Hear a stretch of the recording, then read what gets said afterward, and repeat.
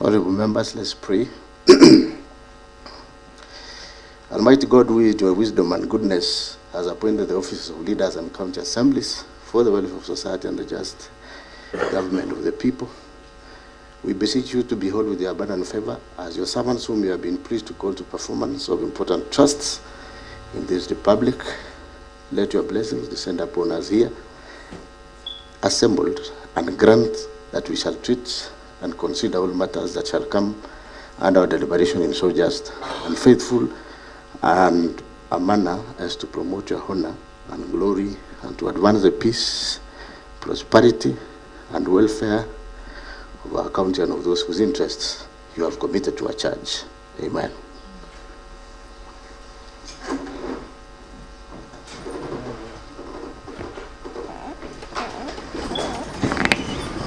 I never heard anyone saying amen. Is it because His Excellency is around?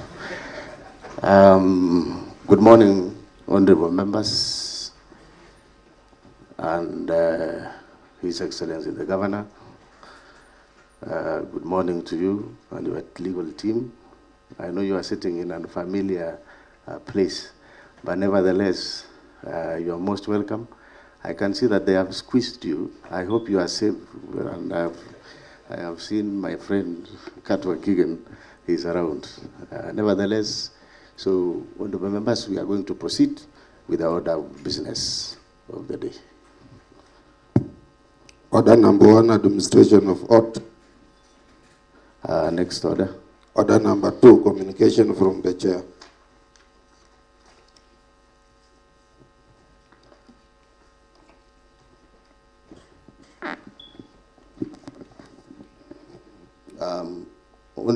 Honorable members, I have 2 communications to make. I have been informed by the clerk of the county assembly that there is an incident that occurred in the assembly today early morning at around 4 a.m. Unidentified persons threw a Molotov cocktail, also known as a petrol bomb, which landed on the assembly roof with an intent of burning down the assembly. Luckily, our security officers were able to put out the fire on time. We have since filed a complaint with the National Police Service and investigations are ongoing. Honorable members, I urge the Directorate of Investigations to speed up investigations so that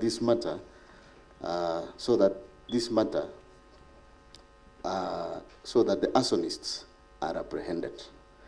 Honorable members, I wish to condemn this act with the strongest terms possible. The County Assembly is an independent institution as per the Constitution, and nobody should interfere with its role. It is important to note that there is need for the leaders to be held accountable for their actions and respect independence of constitutional bodies, including this County Assembly.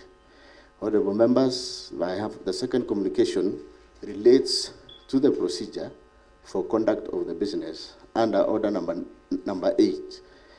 And you have your order papers, and I wish to convey it as follows.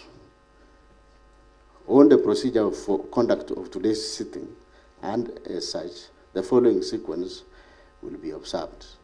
Number 1, upon being satisfied to the compliance by the provisions of Standing Order number 73, the mover of today's motion, Honorable Kiprotich Rogony, will take the floor to move his motion and make the necessary contributions and or debate on his motion. Number 2, thereafter, the mover of the motion will call a seconder to second his motion. The seconder may second and may make his or her contribution to the motion. Number 3, honorable members, I will then propose the question in terms of the motion in line with the provisions of Standing Order number 65-1. But instead of immediately opening the floor of the honorable members to make MUTAI by impeachment. Honorable members, the provision of Standing Order number 75 provides that when the order of the motion is read, the Speaker shall refuse to allow the member to move the motion unless the Speaker is satisfied that 1, the motion shall specify the grounds and particulars upon which the proposed motion is made. 2, the proposed motion is signed by the member, and 3, the member is supported by at least a third of all members of the assembly to move the motion. To this end, honorable members, I have with me the motion as approved by the office of clerk and my office. I can confirm that the same was scheduled by the House Business Committee, and this sitting is properly convened as per Gazette Notice number 11100, dated 7th August 2025. Honorable members, I am therefore persuaded that the attached list is duly prepared and the signatures contained therein exceed the provided 1/3 threshold. Consequently, I therefore direct the mover of the motion, the Honorable Kiprotich Rogoni, to take the floor and move the motion. Please note the Honorable order, Honorable Rogoni.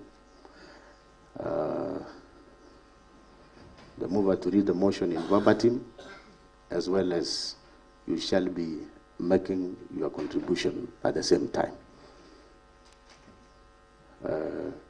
I hope you are okay and well guided. Then you can proceed.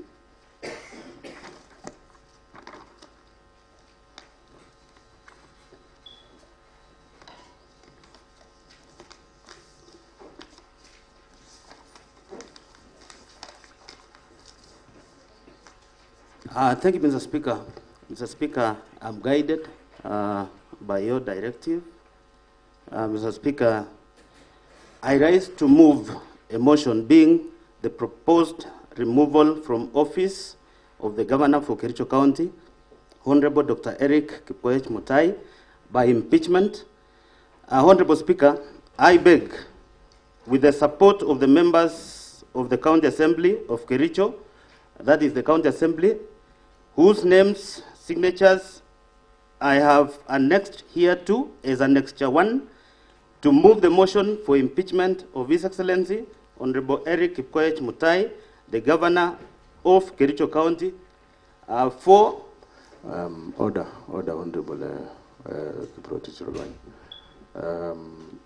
Just as a reminder, because of the magnitude or the weight of this matter, I'm being reminded by the Honorable Leader of Majority that members, if you don't have a hard copy, you can, of course, access the motion via the usual application that we normally use. I'm told it has already been forwarded to honorable members. So please keenly follow from that platform. Sorry, Honorable Rohan, you can now continue. Speaker, thank you, Mr. Speaker, for the communication. Let me begin. Honorable Speaker, sir, I beg, with the support of the members of the County Assembly of Kericho, the County Assembly, whose names and signatures I have annexed hereto as Annexure 1, to move the motion for the impeachment of His Excellency. Yes, sir, Honorable Paul B. Is a point of information or point of order? Order, Honorable Rogan. The chair is on the mic. Order, Honorable Paul B. A point of information or point of order? Seems you are not sure. Continue, proceed, the Honorable point of order. As you, Honorable members, I don't want to, because you know His Excellency the Governor is here, and our legal experts. You know what the standing orders are saying. I don't want to remind you. If it is point of information, unless that member wants to be informed. Secondly, if it's point of order, let me just remind you, because we are starting the debate, is you quote the standing order on. Let us follow those rules. Honorable members, refer to your standing orders kindly, please, as we give to Honorable Kiprotich to proceed. Honorable Kiprotich. Mr. Speaker, and I'll request, so that you protect me from unnecessary interruptions, the member doesn't even know the standing order number under which he is raising the point of order.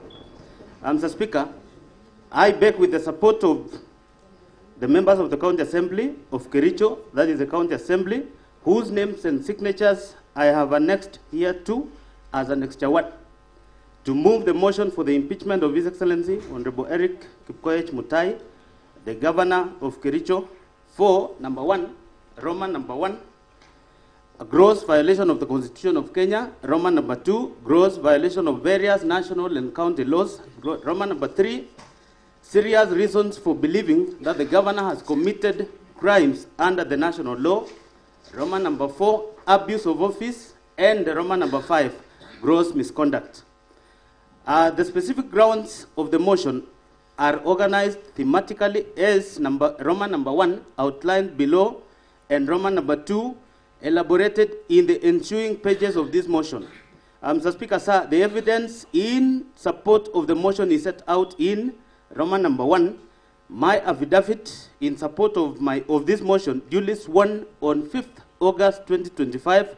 Roman number 2, the exhibits annexed to my affidavit in support of the motion. Roman number 3, the witness statements and affidavits to be presented at the hearing of this motion. Further, the affidavit presented herewith verifies the accuracy and reliability of the exhibits to the motion. Mr. Speaker, sir, whereas number 1, Article 2 of the Constitution of Kenya 2010, herein after the Constitution restates the supremacy of the Constitution as the supreme law of the Republic and binds persons and state organs at both levels of government. And number 2, Article 10 of the Constitution, Section 3 and 16 of the Leadership and Integrity Act 2012, and Sections 9, 10, and 12 of the Public Officer Ethics Act 2003 establish, among others, the rule of law, democracy, human dignity, courtesy, respect, social justice, inclusiveness, equality, human rights, probity, professionalism, non-discrimination, protection of the marginalized, good governance, transparency, and accountability as part of the national values and principles of governance. Number 3, Article 10, 73, and 75 of the Constitution require the state officers at all times, whether in public or private life, to behave in a manner that, inter alia, Roman number 1, brings honor to the nation and dignity of the office that a state officer holds. Roman number 2, portrays selfless service based solely on the public interest, demonstrated by honesty in execution of public duties and declaration of any personal interest that may conflict with the public interest. Roman number 3, ensures decisions made by the state officer are not influenced by nepotism, favorism, and improper motives, demonstrates discipline and commitment in service to the people. And lastly, Roman number 4, avoid demeaning the office that the state officer holds.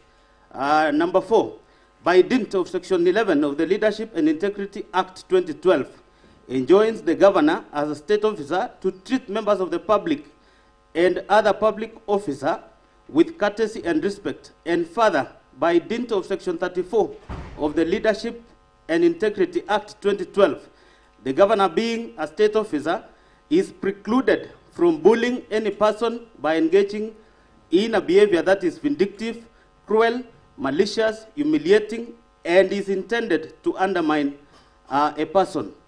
Number 5, Article 73(2) D and E of the Constitution provides for accountability of a state officer to the public for all decisions made in exercise of the powers of the office they hold, and that accountability is a critical principle of leadership and integrity. Number 6, Article 10, 232, 235, and 236 of the Constitution, and Sections 59, 59A, 60, 62, 63, 64, and 65 of the County Governments Act 2012 provides for the values and principles of public service and establish an elaborate framework for the establishment of county public officers and the recruitment, employment, and dismissal of county public officers. Number 7, Article 179(4) of the Constitution reaffirms the governor's position as the chief executive of the county. Hence, the Constitution and the law vests primary responsibility for decision-making and ensuring the well-being of the county on the governor. This is a strong expression of the county governor's commitment and expression to provide effective leadership, strategic vision, and direction to the county in ensuring efficient and prudent use of public resources.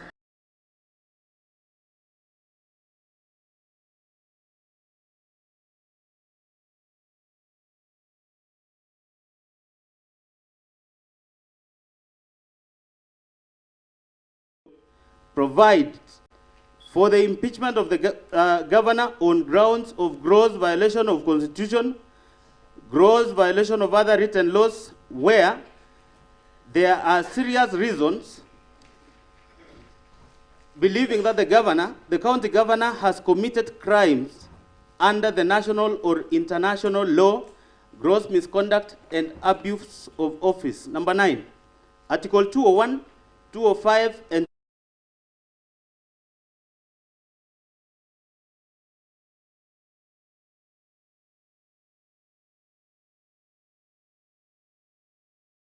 in particular, Article 207 established the County Revenue Fund and clearly stipulates that the money shall not be withdrawn from the Revenue Fund unless the Controller of Budget has approved. Number 10, Section 33 of the County Governments Act obligates the governor to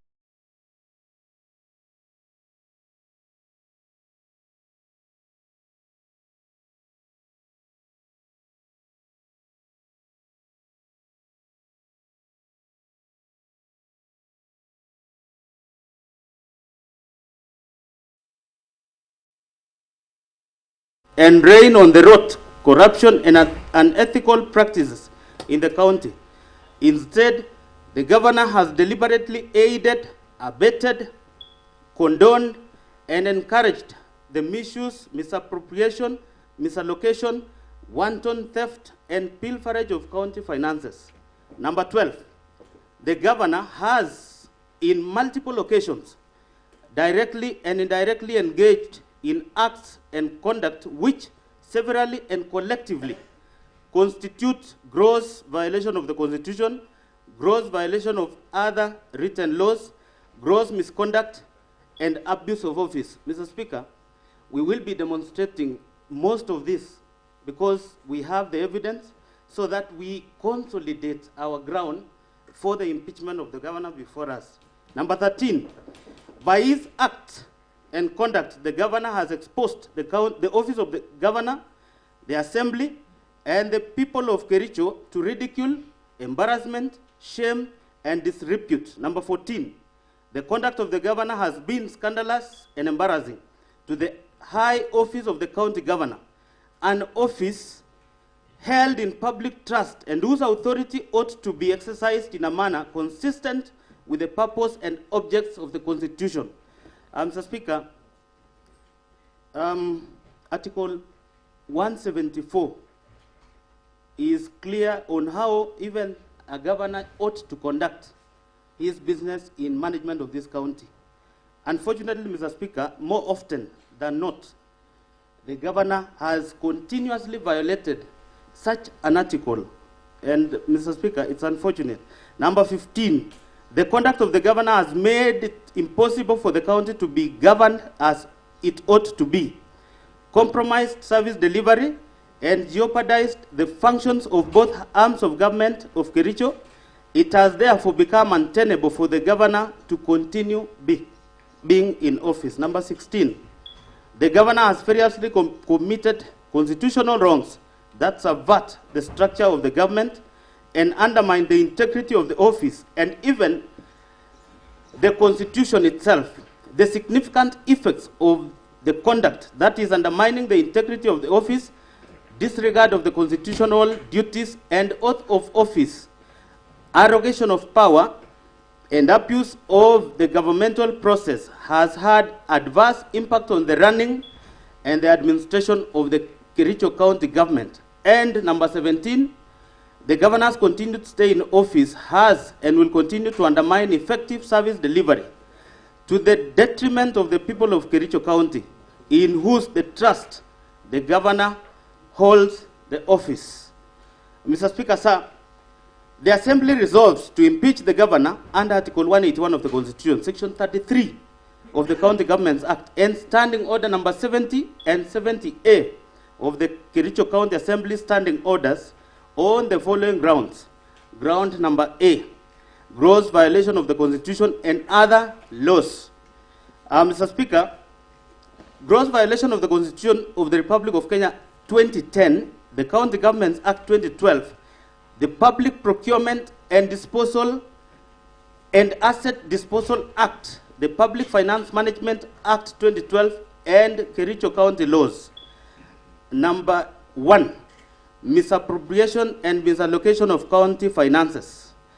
On various occasions, since his election as a governor and subsequent assumption of office, the governor has engaged in various acts of gross violation of Article 10, 183, and 201 of the Constitution, Sections 102 and 109 of the Public Finance Management Act, Cap 412A, and the provisions of the Kericho County Rating Act number 5 of 2019 as follows.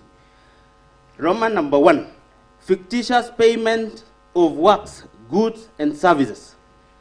Mr. Speaker, between January 2025 and July 2025, the governor engaged in gross violation of Articles 10, 183, 201, 207, and 208 of the Constitution, and Sections 102, 109, and 110 of the Public Finance Management Act 2012, and Section 33F of the County Governments Act 2012.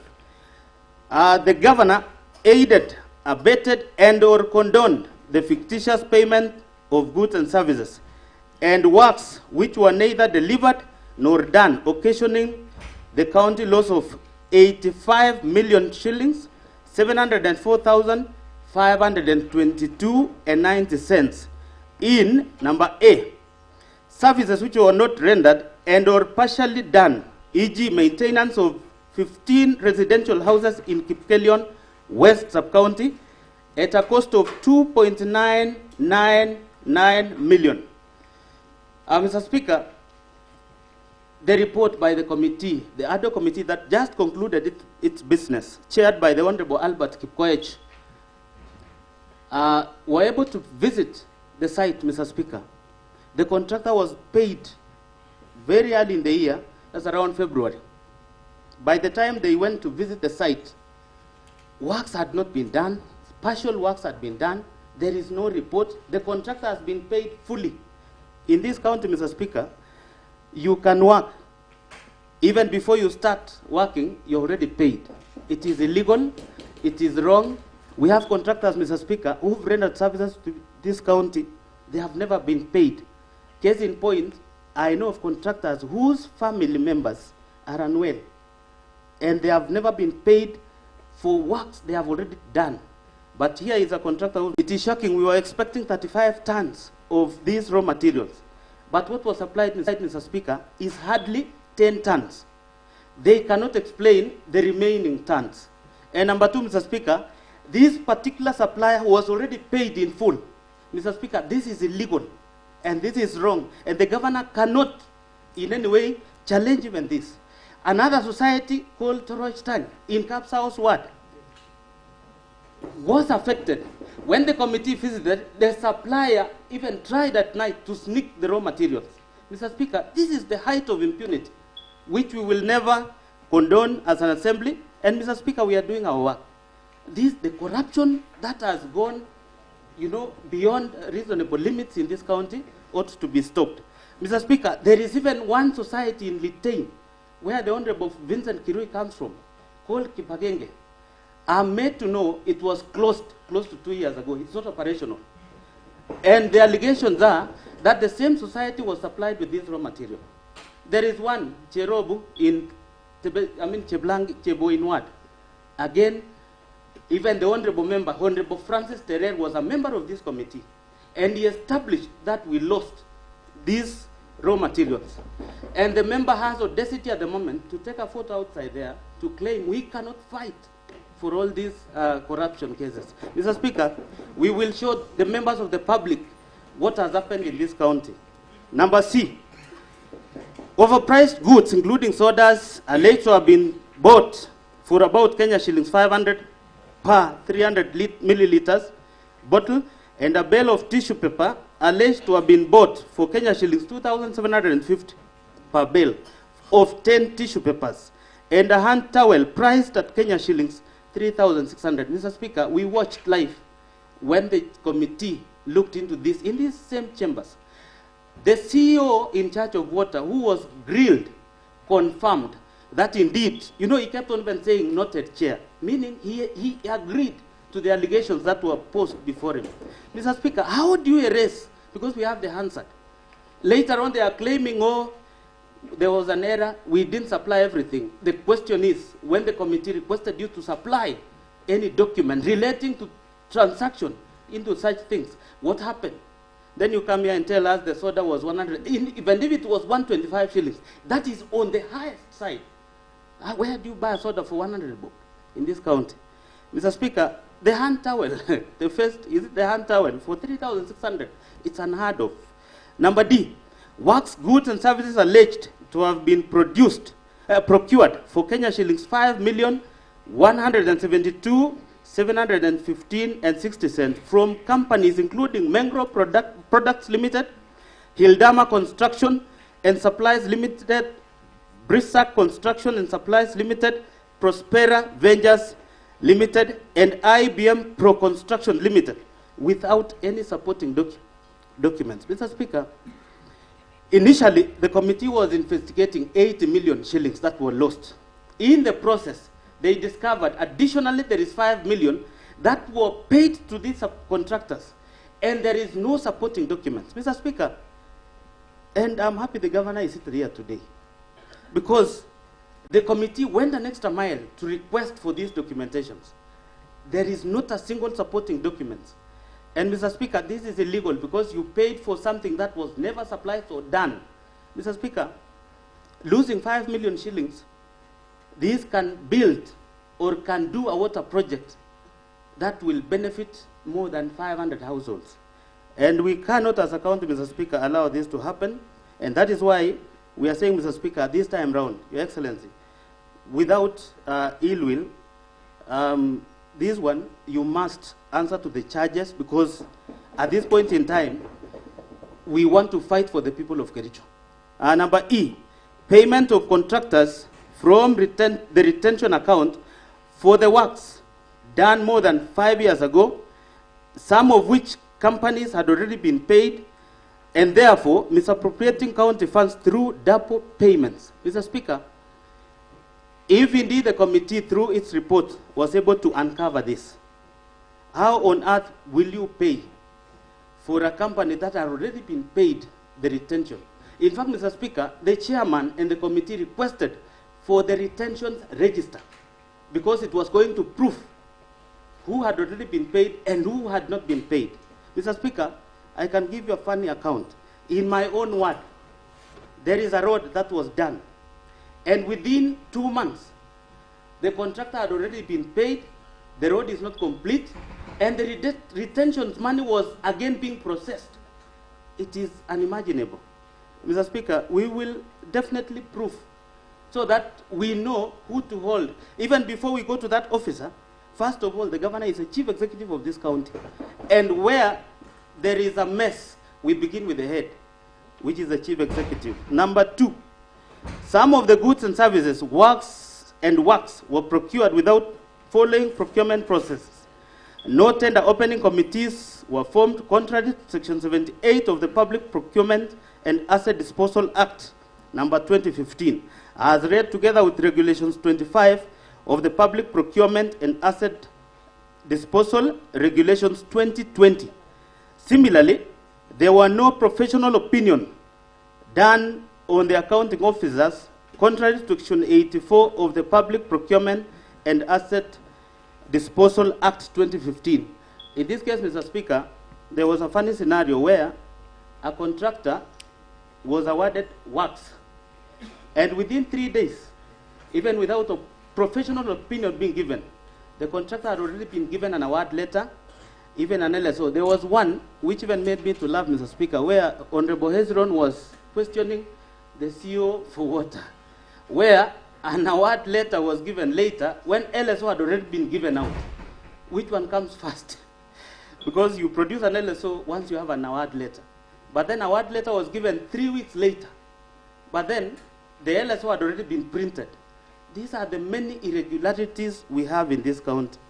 Number 3, there was deliberate circumvention of competitive tendering of some goods, services, and works by splitting contracts to suit the request for quotation method, thus violating Section 54 of the Public Procurement and Asset Disposal Act 2015, as read together with Regulation 43 of the Public Procurement and Asset Disposal Regulations 2020. And this was very clear during the interrogation of the CEOs who appeared before the ad hoc committee on fictitious payments.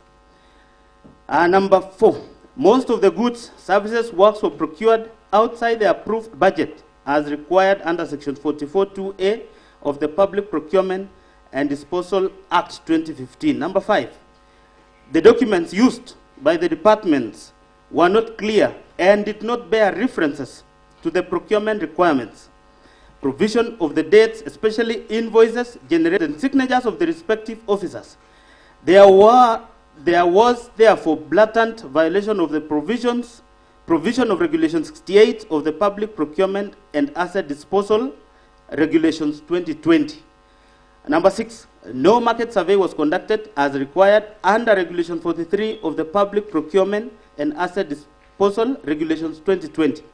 The contractors therefore supplied goods with exorbitant prices contrary to Section 54(2) of the Public Procurement and Asset Disposal Act. Case in point is the case for the sodas and all the tissue papers, because, Mr. Speaker, in a nutshell, they should have conducted the market survey before giving those suppliers the requisite documentation for them to supply to the county government of Kericho.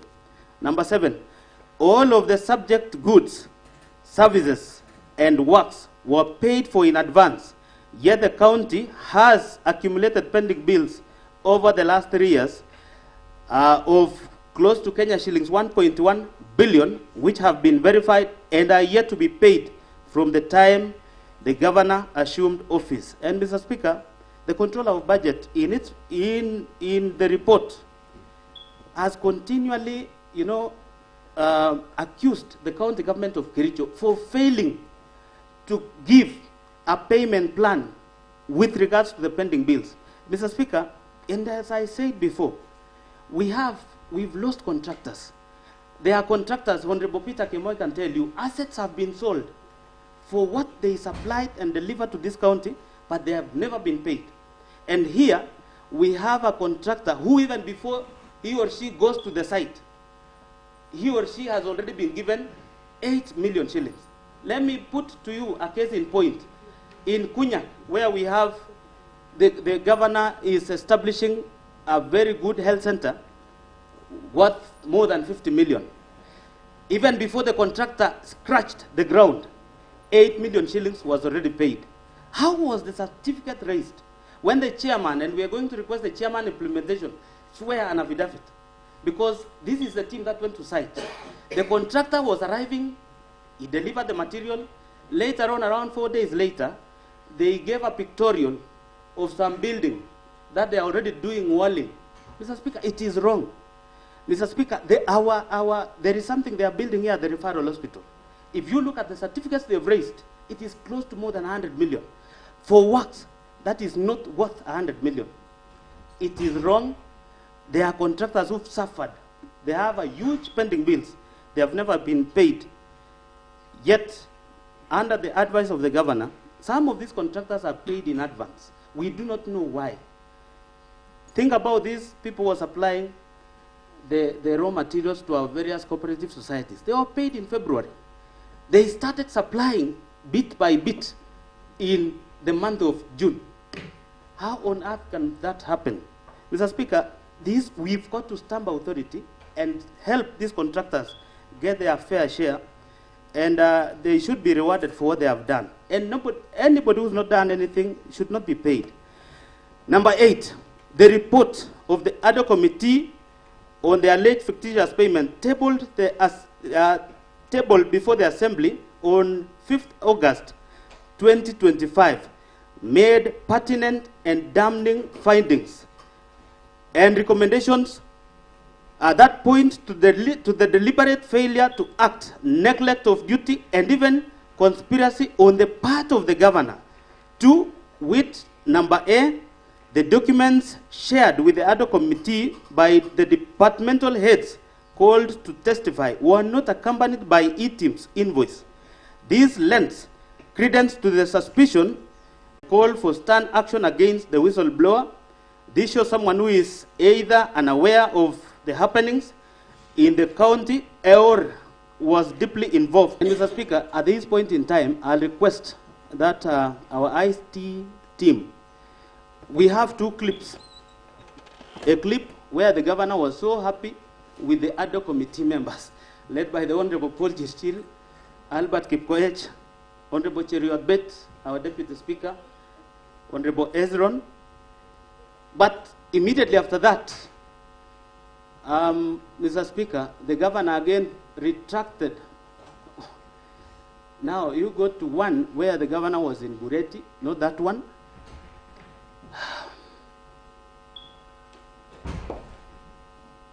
That one, I think. Check if that is the one. Yes, the sound. Order. Yes, you start playing as you okay. Mr. Speaker, that is the clip where the governor was talking in Cheboinwad in a funeral. I'm aware the honorable member from Cheboin was present. The Honorable Paul Chirchir was present. You can play, then we see. The ERICK investigation is a very good committee. Use the regions.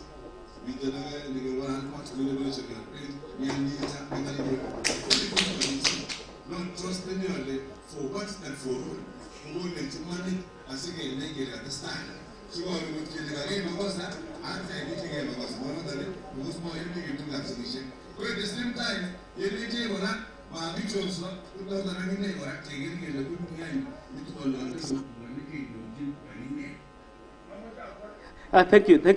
Mr. Speaker, Mr. Speaker, yes, sir. That clip, the governor had a lot of confidence. You remember, in this house, we have, we have guests here who may not have understood your clip, so you probably translate a bit so that we can understand. Personally, when you are truly the chair, may not even be understanding that language too. So please clarify. Thank you, Mr. Speaker, for the guidance. And I also thought, Mr. Speaker, you'll use this opportunity to guide the governor because he is here to defend himself. And when you're in this house, you don't clap.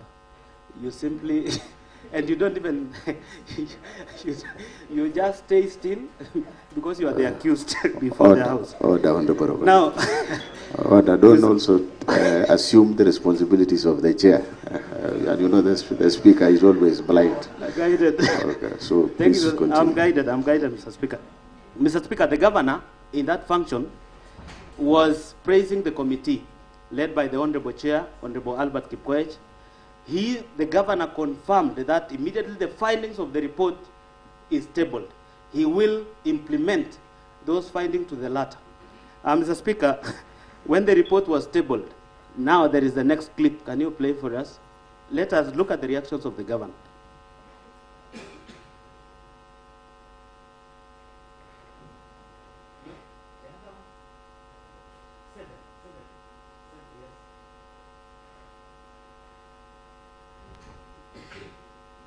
just say again, they are anxious.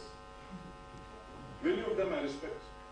But I want also to indicate that a number of those who were seated in the committee looking at the teachers' issue are the biggest contractors of this country.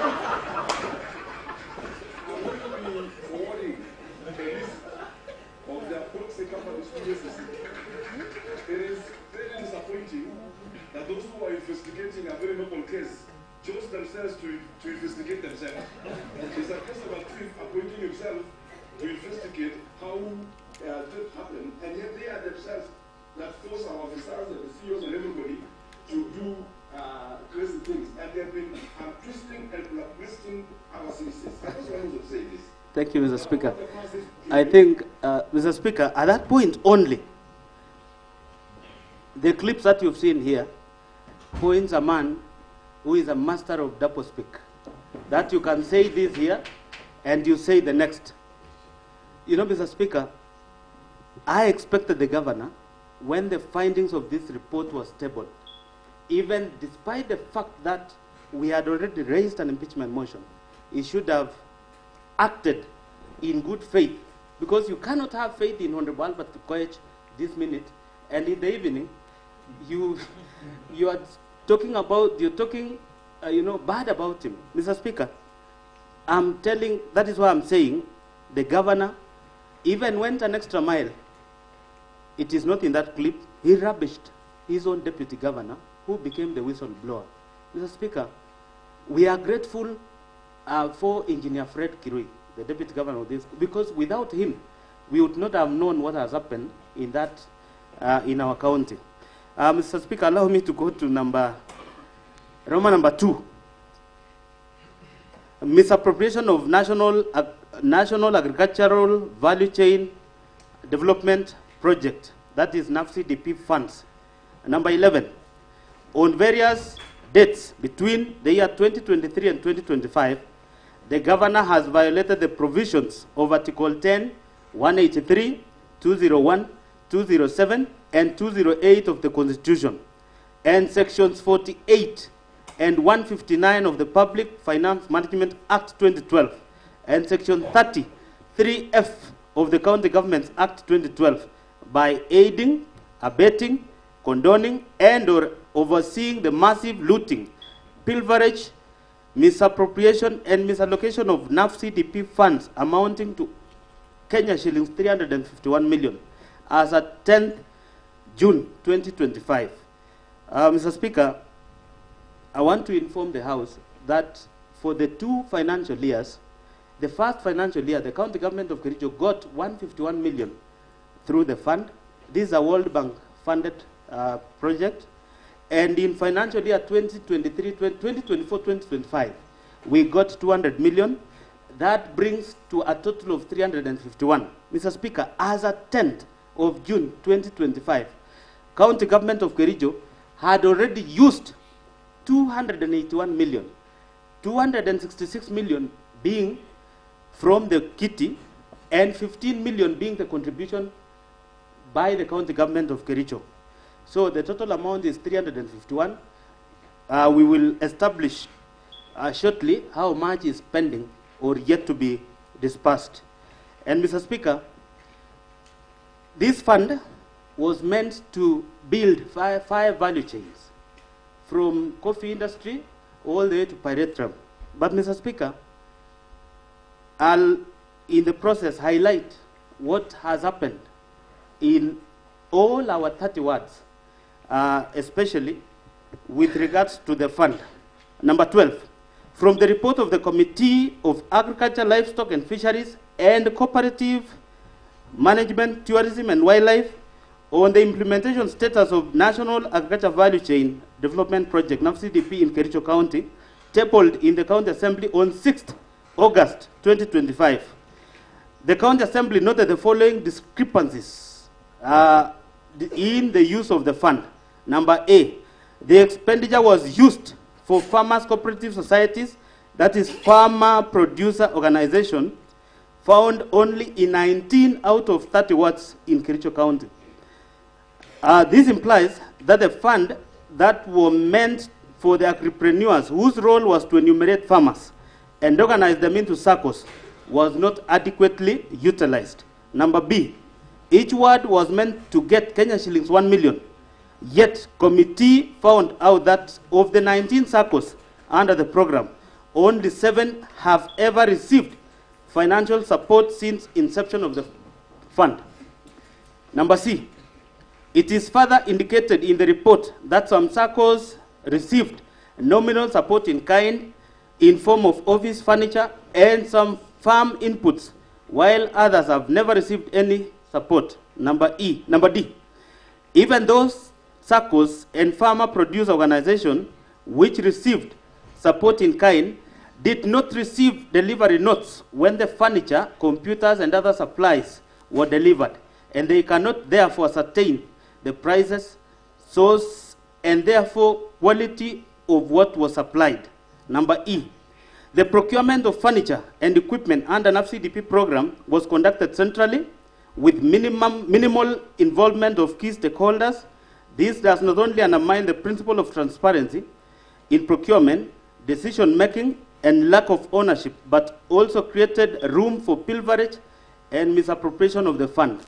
Mr. Speaker, I am not a member of any of the 2 committees that visited the various wards, but I can tell this House, Mr. Speaker, that through the fund, despite the fact that we've expended more than 266 million or 281, some wards do not have offices. Some wards have never been funded. Some of those SACCOs have never received anything. The point is, Mr. Speaker, I want the governor, when he defends himself, he should be able to tell us where the 281 million has gone. And Mr. Speaker, we are also going to use the courts because we were supposed to get a statement from the bank account where this fund is in. Unfortunately, the office of the clerk was not able to be given that, despite the fact that we wrote to the bank. Perhaps, Mr. Speaker, we will be getting this even as we prosecute this matter elsewhere. And lastly, Mr. Speaker, there are a number of wards that do not even have offices, despite the fact that this county is getting huge amount from the World Bank. Mr. Speaker, this financial year alone, we are getting 231 million. That is already captured in the CARA Act. If the county government of Kericho, led by Dr. ERICK MUTAI, cannot explain the 281 million, what will happen to 231 that is coming this financial year? Mr. Speaker, number 13, the office furniture and the equipment supplied under the NAFCDP program are largely substandard. There was, therefore, no value for money and compliance with the Public Procurement and Asset Disposal Act 2015, particularly Section 124, which obligates the procuring entity to select quality and cost-based selection, that is QCBS method, as the preferred method to be used and to evaluate proposals. Mr. Speaker, in some word, like Senator Cheptororiet ward, the Honorable Haron Rotich, our Chief Whip, is representing the cabinet, because through this program, anything that is applied has specifications. In Senator Cheptororiet, we were able to establish even the cabinet itself is broken. Now, the computers supplied to a number of these SACCOs, which have already benefited, that's around, they are not even more than 10. Most of those computers cost 120,000, but they are, refurbished. Mr. Speaker, we will, in due time, even produce some of those laptops, because it is important for us to prove that the county government of Kericho is misusing donor funds, which is not the case. These are the people who've come to help our county. Instead of us appreciating their effort, we are misusing what they have given us.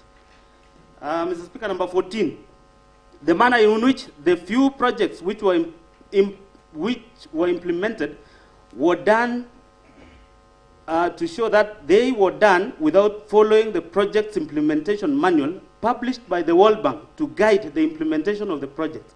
And Mr. Speaker, that was even the guiding principle. You can imagine, we already have a guiding implementation manual, Instead of those enforcing this, following the due process, they went overboard.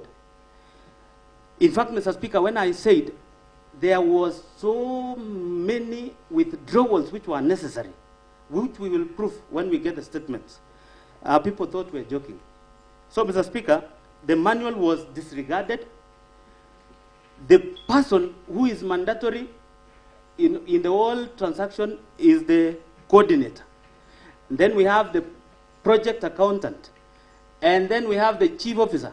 Those are the three signatories who has been ordering the withdrawals of this fund, and for what purpose. Number 15, again, the governor shirked his overall responsibility under F of the County Governments Act 2012 to be accountable for the management and use of county resources. Number 16. Honorable Ragoin, so that you take your seat first.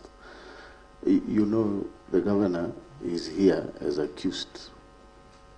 And there is what we normally say, whoever alleges must prove.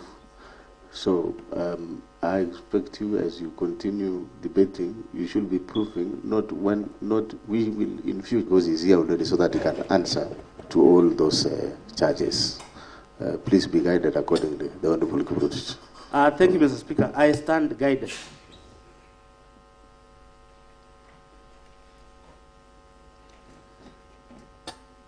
So, number 16.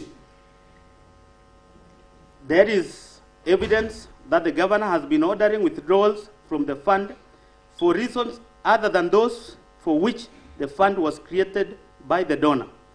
Evidence of this shall be availed at the hearing and consideration of this motion. The mover will as well be asking the Assembly to issue and Section 27, 1C and 2 of the County Assembly's Powers and Privileges Act 2017, compelling the relevant banks where the fund were drawn from to furnish this House with the bank statements showing the withdrawals of the fund from 2023 to date. And that is what we did, Mr. Speaker. Unfortunately, they were not able to supply us with the statements. Mr. Speaker, we will use another opportunity, perhaps through the courts, for us to get the statements, because analyzing the statements will vindicate my assertion with regards to the withdrawal of this fund, Mr. Speaker. Number 3, Roman number 3, misappropriation of funds and unfair distribution of projects under the Financing Locally Led Climate Action FLOCA Fund. Again, Mr. Speaker, this is a donor-funded project by the same institution, the World Bank. Number 17, on various dates between 2023 and 2025, the governor has violated the provisions of Article 10, 179, 183, 201, 207, and 208 of the Constitution, and Sections 102 and 107 of the Public Finance Management Act 2012, and Sections 33F of the County Governments Act 2012, by presiding over unfair, skewed, and nepotic distribution of projects under FLOCA funds, imprudent use, misappropriation, and misallocation of FLOCA funds as follows. Number A, skewed and unfair distribution of projects under the fund with the governor's home ward, namely Chemosot ward, alone getting projects worth 21 million shillings, 701,590. While there are many other wards, not only in other sub-counties, but even in Bureti sub-county, which received not a single project under the fund. This nepotically skewed distribution of projects under the fund violates the national values and principles of governance under Article 10 of the Constitution, and in particular, the values of equity, non-discrimination, equality, good governance, integrity, transparency, and accountability. The principle of public finance under Chapter 12 of the Constitution, as well as the provisions of Sections 102 and 107 of the Public Finance Management Act, which enjoins the governor to ensure fiscal responsibility, adherence to the values and principles of the Constitution in the management of the county funds. Mr. Speaker, this is even very interesting because the guidelines from this particular donor fund, they are supposed to roll out 3 projects in 3 key sectors. 1 is environment, number 2 is agriculture, and number 3 is water. Mr. Speaker, what is so shocking, and it cannot be a coincidence, is award getting all the 3 projects in 1 financial year. While there is a word like Kipchebor. In fact, let me use the Bureti one, Mr. Speaker. We have the member of County Assembly representing Litei with 0 project in Floka. But her neighbor has gotten all the 4, agriculture, environment, and water, amounting to 21 million. The source of this information is the report from the Department of Water. Mr. Speaker, I will play a clip up there to show that the governor, where he or she feels that particular MCA supports the governor, that particular ward is given more projects. You know, Honorable Anita is like my mother. Is like my mother. Mr. Speaker, I'm making my case. You will have an opportunity to prosecute your issue. I respect her. But then, unless she accepts and wait, or she's on a point of order, quoting the standing order, the point of order, which refer to your standing order, and then Mr. Speaker, I don't know.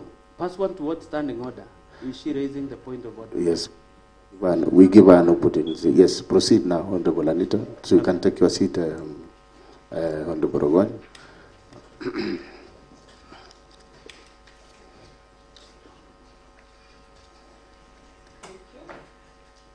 Thank you, Mr. Speaker, sir, for this opportunity to be able to be on point of order. Section 101 that talks about upon a motion, other than a motion by way of amendment to a question proposed by the Speaker, a member may second by rising in his or her place and signify acquittance by bowing the head. A member shall reserve same rights of speech as member would have had other members have seconded submotion. Mr. Speaker, allow me to interject and ask for support or evidence of the 4 or 3 departments that the mover of this motion has talked about having my ward benefited. Because, Mr. Speaker, sir, being a representative of the people of Chemosot and all of us in this house, Mr. Speaker, sir, I know that the Floka project went through a committee, Mr. Speaker, sir, that approved all the projects to be done. Mr. Speaker, sir, for the motion mover to talk about Chemosot being a beneficiary and not look into what other committees from other wards provided for them not to qualify, Mr. Speaker, sir, this is not fair. Thank you. All right, honorable members, I don't want to embarrass you when I say you refer to your standing orders.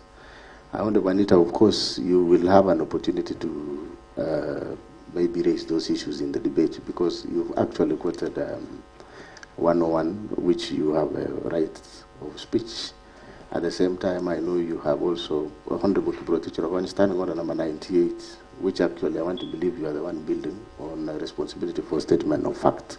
So let us we can let us address the issues when that time comes, so that we also avoid maybe moving back and forth. So let's proceed on the one. Thank you, Mr. Speaker. I was reminded that she quoted the wrong standing order. But then, Mr. Speaker, I want to beg that there is a clip that I wish be played where the honorable member herself is addressing the public. This was in Kusumek, in her ward, during the homecoming ceremony of the area director, one Mr. Langat. The ICT team.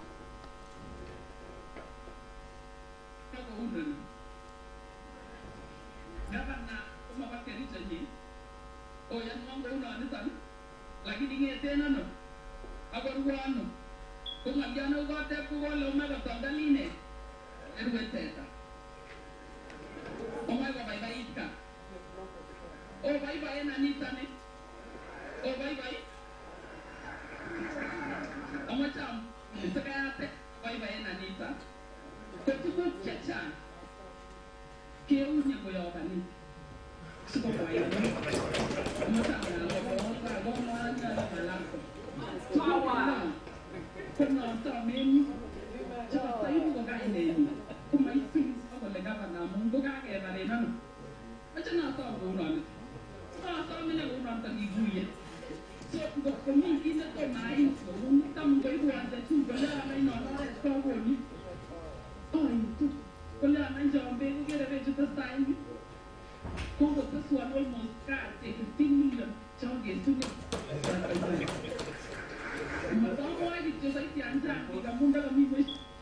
thank you, Mr. Speaker. Mr. Speaker, if we play that clip to the end, the honourable member is already even trying to say that the neighbouring member of County Assembly, that is Honourable Vincent Kirui, is somebody. Honourable, can you just play it to the end, okay, please?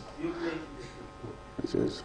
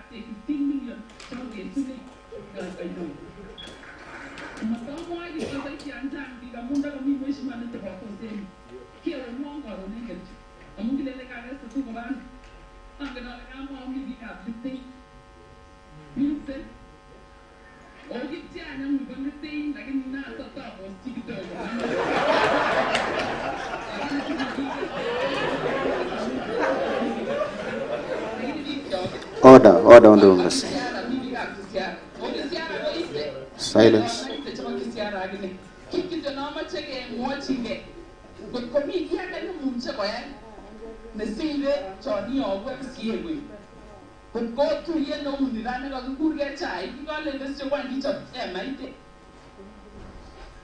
Okay, proceed. Mr. Speaker, Yes. Let me translate for the sake of those who might not.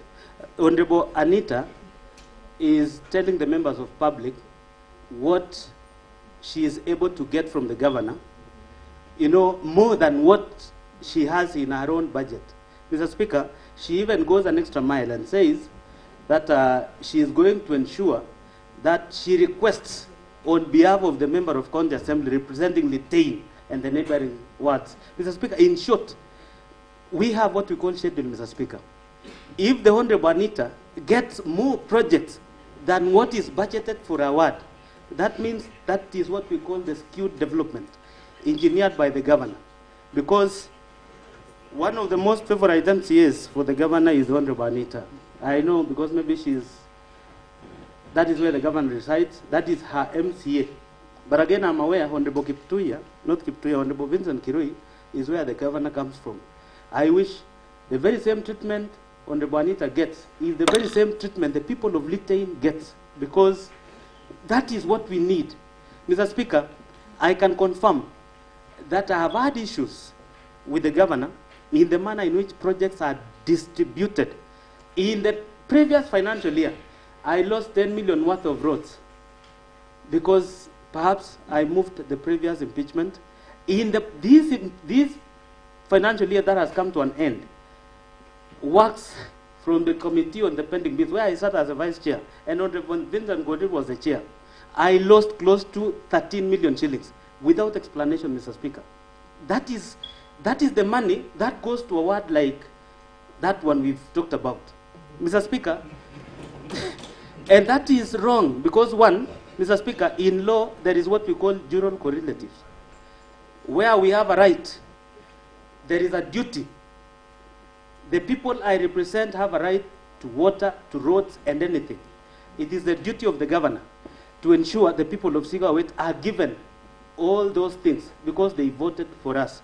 Mr. Speaker, through this fund, I can confirm, and we have the report here, that Honorable Anita alone benefited in all the 4 projects in 1 financial year.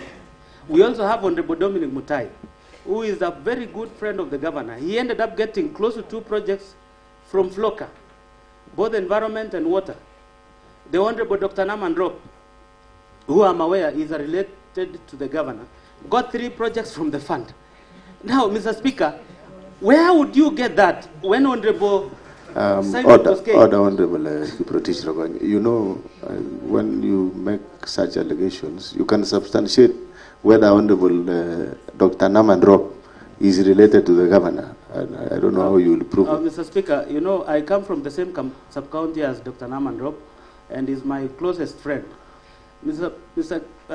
Speaker, the governor and Dr. Naman Rop occasionally calls each other a cousin. I'm made to know the mom of Governor MUTAI. Order. We want honorable members. First one to stand It's important to substantiate such an allegation because the governor is here. And yes, if you can substantiate, can you substantiate? Mr. Speaker, because this is a house of rules and procedures, part 1 to standing order number 98, statement of fact. The Honorable Dr. Naman Rop is seated in this house. He can either confirm or deny. If he denies, I will withdraw and apologize. Okay. If he confirms. Honorable, order, you take your seat, Honorable. Honorable Dr. Naman Rop, there is an allegation here that you need to talk about.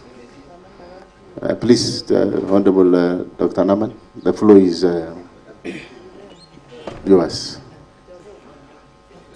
The only professor, Your Excellency, this is the only professor that we have in this house, an associate professor.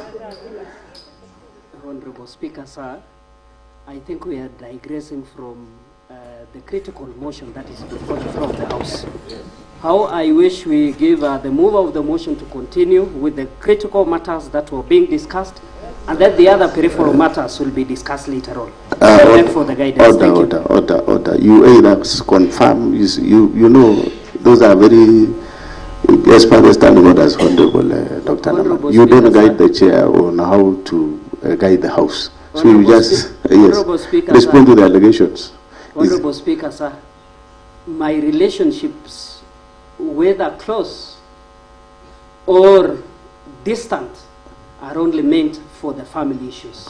Anything that is for the public can be meant for the public. Order, Dr. Naman. It is either yes or no. You don't have to explain. Because remember, the Honorable Kiprotich, if you will not accept it, then he will need to substantiate by the standing orders. So no relationship. No.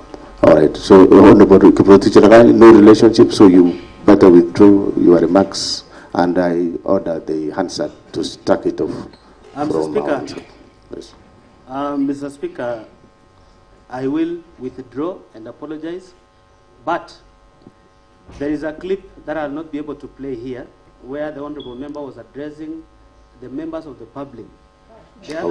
Order now, overtaken by events. Honorable Kiprotich, proceed with thank you, Mr. Speaker. So I was saying, in word, the ward got 3 projects from the fund. Again, that is in violation of the guidelines of the fund. The Honorable Speaker, let me just highlight some words. The Honorable Simon Koske of Kunyak got nothing from the project in the 2 subsequent financial years. We are going to the 3rd one. Mr. Speaker, the Honorable Philip Rono, MCA representing Kamashan, and who is our majority leader, got nothing. The Honorable Hezron Kipngeno, from the fund, the ward did not get anything.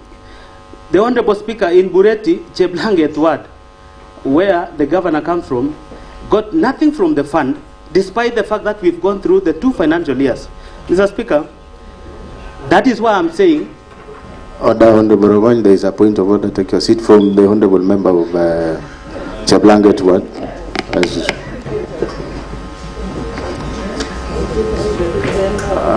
Thank you, Mr. Speaker, sir, for giving me this opportunity to stand on a point of order, number 98, on statement of facts. I'm lucky to have been a member to the Committee on Environment. And the flocker gave my ward a project. They supplied avocados of 2.9 million. So, just like you have said, Mr. Speaker, that you alleges must prove. Let Honorable Ogony prove or visit the flocker projects before he table a statement which is so not normal. I don't think what Honorable Ogony is saying is true. And what he said now proves that everything he's going to say is pure lies. Thank you, Mr. Speaker. All right, Honorable Ogony, you have heard the Honorable Kibet Possible. Thank you, Mr. Speaker. Mr. Speaker, the report is out, and we have the report. I'll be able to share with the member. Is it part of the evidence that is here? Yeah, it is part of the evidence. Already that you have attached here? Yes, in fact, in the report, up to 6 words, except commercial, is not captured. But Cheblanget is one of the words which did not benefit. Now that the member has confirmed the court of avocados, allow me to proceed, Mr. Speaker. Order, honorable members, so that we may not waste a lot of time, I'll direct that Honorable Kiprotich Rovanya, I would like you to stick to the very issues that are in this substantive motion. Yeah. And even as you make your contribution, make reference to it so that we don't have a back and forth. Thank you, Mr. Speaker. Number B, the Joint Committee on Water and Sanitation and Environment, Energy and Forestry and Natural Resources, in the report on the implementation of implementation status of flocker programs, noted that some projects under the fund, namely Chemamul Water Project in Kabianga, Water and Environment Project in Serete Cheptoro Riet Ward, Toroichtany Cooperative Society Milk Cooling Plant in Kapsaos, Soliat Water Tree Nursery Establishment Project in Soliat Ward, Ndonyo Mare Bohol Water Project and Lelaitich Water Project in Soin are marked as 100% complete, yet there are either defects in their works, incomplete and substandard works. Mr. Speaker, in some of these projects, the payment is already 100%, yet some of them are not complete, others have defects. Number 18, as a result of this unfair distribution of projects, wards like, and Mr. Speaker, from the report of the Committee on Water and Sanitation, Environment, Energy and Forestry and Natural Resources. Mr. Speaker, I sit in Environment, and we paid a visit to a number of wards. Wards like Cheblanget, Litein, Chai, Kipchebor, Chilchila, and Kunyak did not get even a single project in all the categories under the fund, namely Environment, Agriculture, and Water. Number 4, misappropriation of county funds under the equalizer Kazim Tahani. And this one, Mr. Speaker, is very interesting because the Honorable Paul B. was the chairperson of this ad hoc committee. I sat as the vice chair. Number 19, on about 14th of February 2023, Mr. Speaker, it's a typo. It's supposed to be 14th of February 2023, not 31st of August. 31st is when we did the report. The governor engaged in gross violation of Article 10, 183, 201, 207, and 208 of the Constitution, and Sections 102, 109, and 110 of the Public Finance Management Act 2012 by launching a program dubbed Equalizer Kazim Tahani Initiative and drawing county funds towards the initiative without a legislation to anchor the initiative, public participation, prior approval of the county assembly and the controller of budget, and prior approval of the budget and appropriation committee approval. Mr. Speaker, under the fund, a total of Kenya shillings 39 million were paid without proper tendering, local service orders, and for the services which were not delivered. The county assembly's report on the ad hoc committee on Kazim Tahani project pointed out various violations of the Constitution and the law in the rolling out and implementation of the initiative. However, the governor deliberately disregarded the report and it has hitherto not been implemented.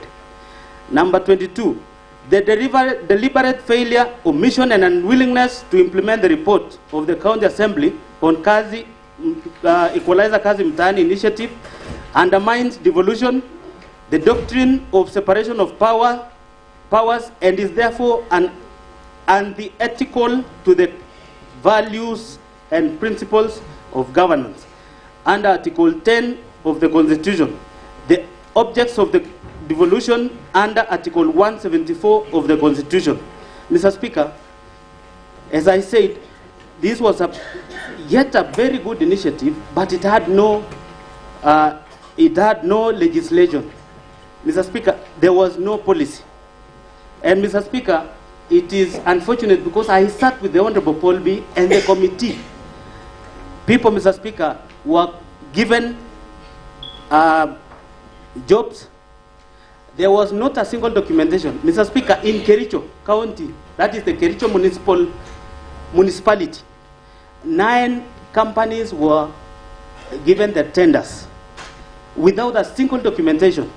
In Litein municipality, it was supposed to cover the 2 municipalities. 6 companies were given the works. Mr. Speaker, for Litein one, from the report, because we have the reports here, the then acting municipal manager, one Isaac Basuben, and the board attempted to do some documentations, but of course, not a single LSO was generated, but all those contractors were paid. In fact, there was a funny case, Mr. Speaker, where a contractor who was given a job to do in Brook was claiming a pending bill of close to 2.7 million shillings. When we inquired from her, because we had to call them to ascertain their works, the lady could not even tell where she was given a place to work. Mr. Speaker, the program was supposed to run for 6 months. The county government of Kericho, led by the governor, through the 2 municipalities, allowed the program to run for close to a year, drawing all the development funds meant for the 2 municipalities in the first financial year and the subsequent financial year. And Mr. Speaker, we will prove when we called on the staff led by the former CEC, who is now an employee in this assembly, one Wakili Brian Langat. They were unable even to tell us who got a document. How will you pay for will you pay a contractor without even an LSO? Mr. Speaker, to date, it has never been resolved. And this one, Your Excellency, will actually pin you down because, one, we did a report, not a single money was recovered from those fictitious payments that were made to the various contractors. Let me give you the last shocking revelation. Mr. Speaker, there was a contractor who appeared, the only contractor who appeared before this committee. He had 2 companies. One was pre-qualified and the other one was not pre-qualified. But then the fellow was paid for both. In Litein, there was a contractor with 2 companies and he was paid for works. And then lastly, the funny scenario, Mr. Speaker, a contractor who was given a job in Kapsaos, Kapsoit, and Kapsuser gave a list of laborers who were working in Kapsaos. The same list was taken to Kapsoit and the same list was taken to Kapsuser. How on earth is that possible? How will you take somebody who works in Kapsaos to go to Kapsoit and then finally to go to... So the list that was generated, Mr. Speaker, was only meant to account for the money is paid to that contractor. Mr. Speaker, we lost 39 million shillings, and I'm happy because the report will vindicate the committee that sat to investigate the entire ordeal. Number 5, Roman number 5, misappropriation of funds under the strategic intervention projects, that is the SIPs. Number 23, in various dates during the financial year 2024-2025, the governor engaged in gross violation of Article 10, 183, 201, 207, and 208 of the Constitution, and Sections 102, 109, and 110 of the Public Finance Management Act 2012 by overseeing misappropriation of various projects under the Strategic Intervention Project Fund. Number 24, for instance, the project of upgrading of Kunyak Dispensary to Health Center, which is retender project for the construction and renovation of various facilities within the health center, by MS Belitra Enterprises Limited for Kenya shillings 44,756,846. A total of Kenya shillings 8,575,186 has been paid for no works done. Indeed, the County Assembly's Committee on Implementation visited the site. They found that the contractor had only supplied material, contrary to the Finance Department's report to the Assembly that the kitchen and staff house was at the walling stage, while the MCH is at the slab level. And this, Mr. Speaker, the chairman can swear an affidavit because this is a committee that went to the site. And the contractor that evening was rushing to the site because he had already been discovered to have been paid without beginning the works. Number 6, Roman number 6, other violations of the Constitution and the law. The present and former Chief Executive Committee members and the Chief Officers are variously reported coercion by the Governor to make financial allocations for Governor's own use from the funds allocated to their respective departments, and which funds they were required to remit through the Governor's personal assistance. Mr. Speaker, the CECs who are fired, and Mr. Speaker, the Governor holds a record in this county, having fired 10 county executive members since he was elected, and 5 chief officers since he was sworn into office in 2022. Mr. Speaker, some of which were even done without the due process. Mr. Speaker, one of the county executive members, Honorable ERICK, and we have the affidavit. We have even including the M-Pesa statements. You will be able to see that in so many occasions, he was able to send money to the Governor himself and to his aides, Rennie and the other gentleman. Mr. Speaker, this confirms that the Governor has, in so many occasions, forced his own employees to remit some of those monies through the PAs and some of his staff. Number 26, violation of Article 201 A, D, and E of the Constitution of Kenya 2010 on principles of public finance management, and Article 226 as read with Article 227 of the Constitution by presiding over glaring irregularities evidenced by number A, irregular award of contracts and evasion of accountability; B, willful interfering in the procurement process and the award of tenders; number C, skewed tender awards to various contractors at inflated rate and in collusion with fraudulent contractors and suppliers; number D, irregular implementation and unfair distribution of various programs in the county;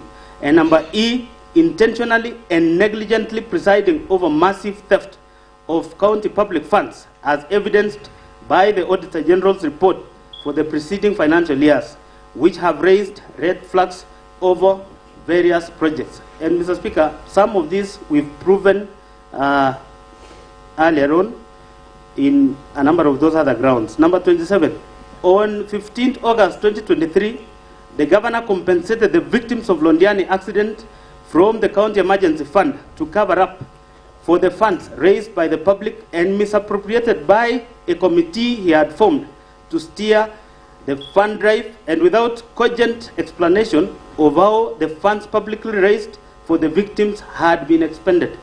Mr. Speaker, the violation is using the county money to pay for the victims of Londiani accident, despite the fact that there was a fundraiser that had been conducted to support the victims and to pay for the hospital bills.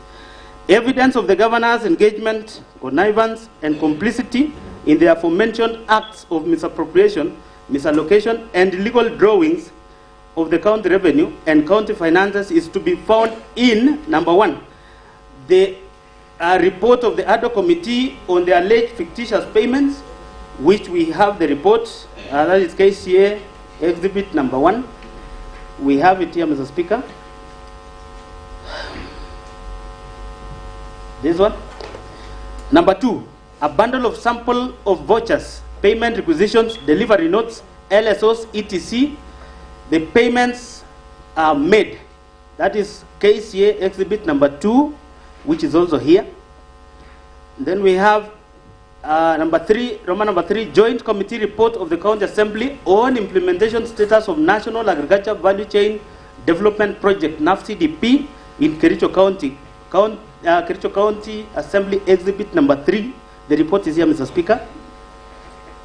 Number 4, World Bank Project Implementation Manual for NAFCDP, KCA exhibit number 4, which is here too.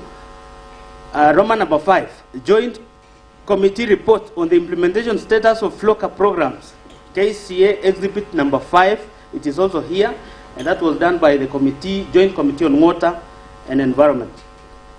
Roman number 6, reports on the ADO Committee on Kazi Mtaani Project, KCA exhibit number 6. It is also here, Mr. Speaker.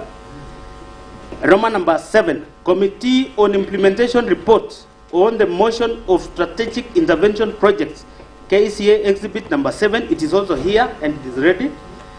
Roman number 8, a bundle of vouchers for the payment of various projects under the strategic intervention projects, KCA exhibit number 8. It is also here. Number 9, Roman number 9, affidavits of Mr. ERICK, KCA exhibit number 9. And number 10, video clips, KV001 and KV002. Mr. Speaker, I would wish we play that video when I handle Roman number 2. That is the misappropriating and or abetting misappropriation of funds publicly raised for the victims of Londiani accident, because that is the clip. Number 1, on various dates between 4th July 2023 and 9th July 2023, the governor grossly violated provisions of Article 10, 73 and 75 of the Constitution and sections 29 and 34 of the Leadership and Integrity Act 2012 by number A, overseeing misappropriation of funds raised for the victims of horrendous Londiani Junction accident tragedy, in which over Kenya shillings 9 million of public raised funds were lost. Number B, redating on his undertaking to implement the report of the County Assembly's ADO Committee formed to probe the misappropriation of funds meant for the victims of the accident. There is evidence that the governor filed a suit and or supported a suit by those implicated in the report of the County Assembly's ADO Committee. So, committee in Kericho, ELCR code petition number E006 of 2023. That is Dr. Wesley Bor and 5 others versus the governor, the county government of Kericho and others. And Kericho ELCR petition number E014 of 2023. That is Victor Tum and others versus the Kericho, the governor, Kericho County government and others. Number C, being personally and directly complicit in the flawed award of direct tenders for the service providers during the fundraiser and requiem mass of the victims of the accident. Number D, the county governor has in this regard committed numerous and various acts in the course of his duties that are contrary to and in violation of the Constitution and laws of Kenya. These include, number 1, the authenticity of various payments made cannot be confirmed. The fact that the exact amount of money expended from the sum collected during the fundraiser points to impropriety and suggests a clear fraud on those whom the funds ought to have benefited. Roman number 2, a total of Kenya shillings 13,682,660 was collected at the fundraiser.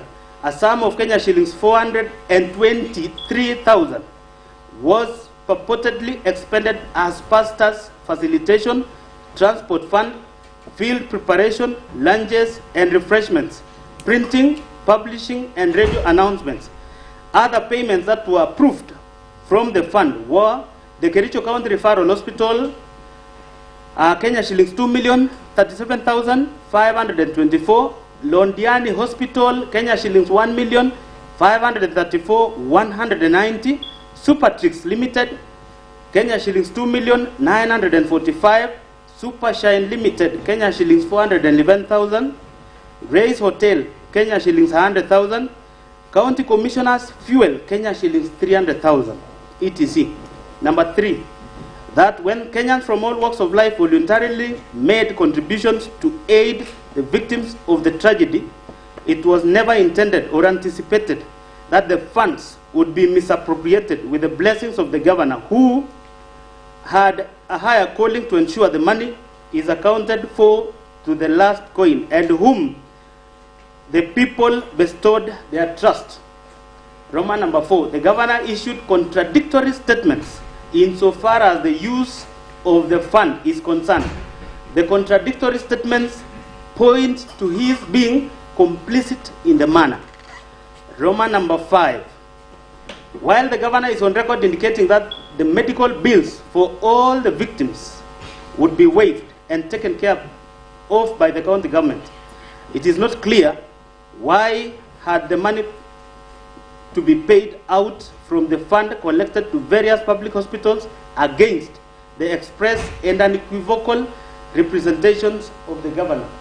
Mr. Speaker, we have the clips, and before even we play those clips, this was the most unfortunate incident that happened in July. Mr. Speaker, I know you come from Kipkelion East, and quite a number of times you pass by Londiani Junction. Mr. Speaker, look at those people who, conduct their businesses there. Those selling maize, those selling some food produces, the border fellows around that center. Mr. Speaker, these are the people who are trying to make the least out of what they sell. Think of those selling maize, choma, Mr. Speaker. The much that particular person can make out of that is 10 shillings per maize cob, or I don't know what we call that, the Maindi choma. But then, Mr. Speaker, when the accident came, these are the people who could not afford even the medical bills. Mr. Speaker, the fundraiser was hurriedly done, and the members of the public gave their monies in kind. First of all, Mr. Speaker, immediately the accident happened, the former deputy president landed in the site. And I think other senior officials in this government, they even gave an amount in advance. Rigathi Gachagua himself gave Kenya shillings 2 million the same day. Mr. Speaker, it is unheard of for the county government, led by the governor, Dr. ERICK MUTAI, to misuse those monies that were meant to benefit the victims of that accident. I want to play the videos, Mr. Speaker, beginning with when the whistleblower came on board. That is when Engineer Fred Kirui raised the issue of misuse of those funds. Mr. Speaker, you formed another committee that was chaired by one Honorable Moses Rotich, the MCA representing, and it came as a result of a statement from the Honorable Vincent Korir. Mr. Speaker, when you formed the other committee, the governor called a press conference right in front of his office. And Mr. Speaker, the governor committed that he was going to act on the report. I want you to play that video shortly.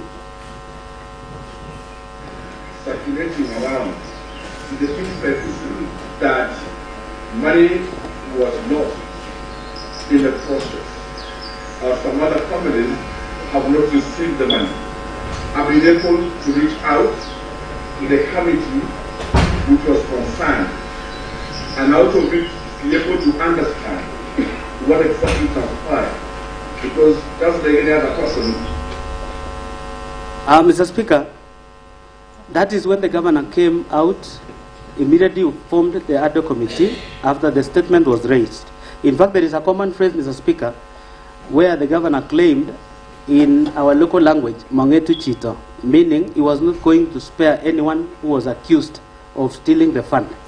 Mr. Speaker, I want you to play the next clip when now the report of the committee that was looking into the fictitious payments from the kitty, and we will have two clips. There is one clip where the governor claims he was going to foot all the bills, the medical bills, the tent, and any other cost by the county government of Kericho. And the money raised from the fundraiser was only meant to be shared among the victims of the Londiani accident. I want you to play that clip where the governor now called a press conference holding the committee led by the Honorable Moses Rotich, a funeral committee.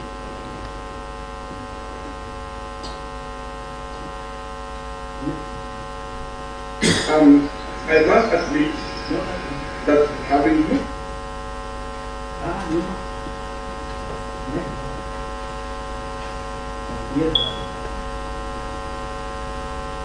the committee, I have directed the committee that as of Wednesday last week, I have directed them to pay all the money.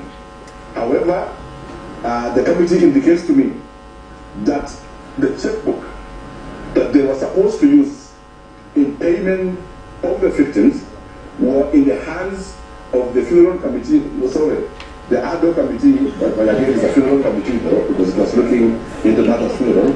So the funeral committee of the assembly had the checkbook, and they were not able to disperse the money. And now that the funeral ad hoc committee has finished their work, I request them to provide the check, because it...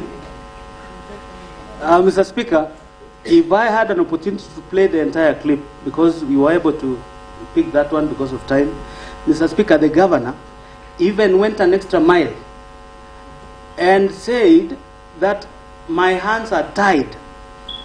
You know, there are officers in this county government who are accused of mishandling that money. And one of the recommendations from the committee was that they be disciplined. Disciplining them means either they was going to be surcharged or made to repay the money that were paid to them. The governor came before the members of the public and said, I have no powers to discipline the chief officers and other officers who are mentioned. Mr. Speaker, I'm talking about the governor who contradicts himself in so many occasions. And number two, this is a governor who demeans a honorable committee that was looking into issues of the victims of Londiani accident. Mr. Speaker, calling the other committee that was looking into Londiani accident compensation a funeral committee is something that, Mr. Speaker, I'm worried. Because one, that act alone amounts to violation of Article 10 of the Constitution. And Mr. Speaker, that is why I still insist before this House, Your Excellency, there is no choice, but when the time comes for us to vote, you need to exit this county, Mr. Speaker. I mean, the governor has to, the governor has to go. And Mr. Speaker, let me read number E. By his acts of omission and commission, the governor has grossly violated Article 75 of the Constitution, which demands that a state officer shall, whether in public or private, behave in a manner that avoids conflicts of interest between personal interest and the public or official interest, or compromises public interest in favor of personal interest. Number F, by overseeing the misappropriation of the funds aimed at assisting victims of the accident, the governor violated Article 73(2), which demands from him selfless service based solely on public interest, demonstrated by honesty in execution of his duties, accountability to the public,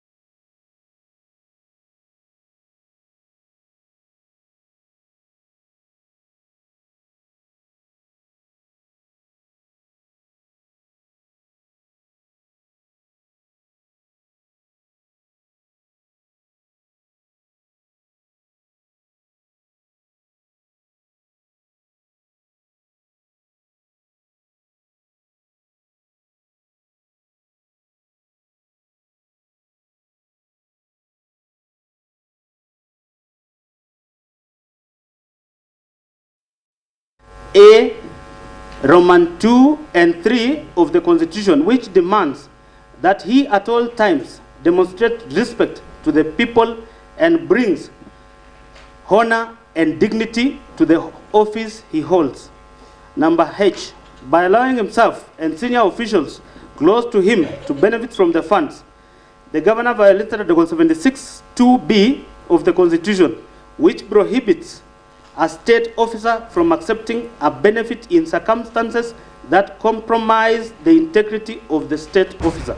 Number I, by failing to ensure that decision-making in the executive office of the county governor are not influenced by corruption, nepotism, and other callous improper motives, the governor has failed to exercise objectivity and impartiality, thus violating Article 73(2)(b) of the Constitution of Kenya 2010. Evidence of the governor's engagement, connivance, and complicity in the acts of misappropriating and or abetting misappropriation of publicly raised funds is to be found in Roman number 1, the report on the investigation of Londiani accident victims fundraising held on 4th July 2024, KCA exhibit number 10, which is, the report is here, Mr. Speaker. Roman number 2, affidavits filed by the governor in Kericho ELCR petition number E014 of 2023, KCA exhibit number 11, and video clips numbered KCA V3, KCA V4, and KCA V5. Mr. Speaker, those are the clips that we played, and we will get to play now the one that, whether the team was able to present it there, but we have them where the governor continues to contradict himself in the whole incident. And Mr. Speaker, lastly, when the committee sat in this house, Mr. Speaker, there was an accountant from the referral hospital who appeared before this committee. The governor had indicated that the county government of Kericho was going to foot all the medical bills. The county government of Nakuru, led by Governor Susan Kihiga, paid for all the victims of the accident. So there was nothing the county government of Kericho was paying.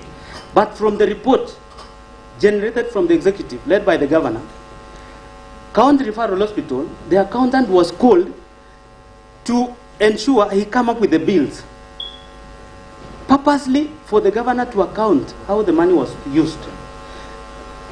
Mr. Speaker, in one of these clips,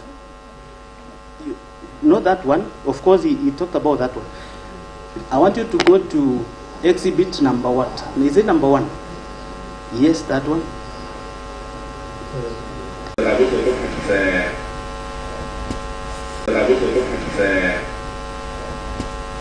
To add additional 4 markets.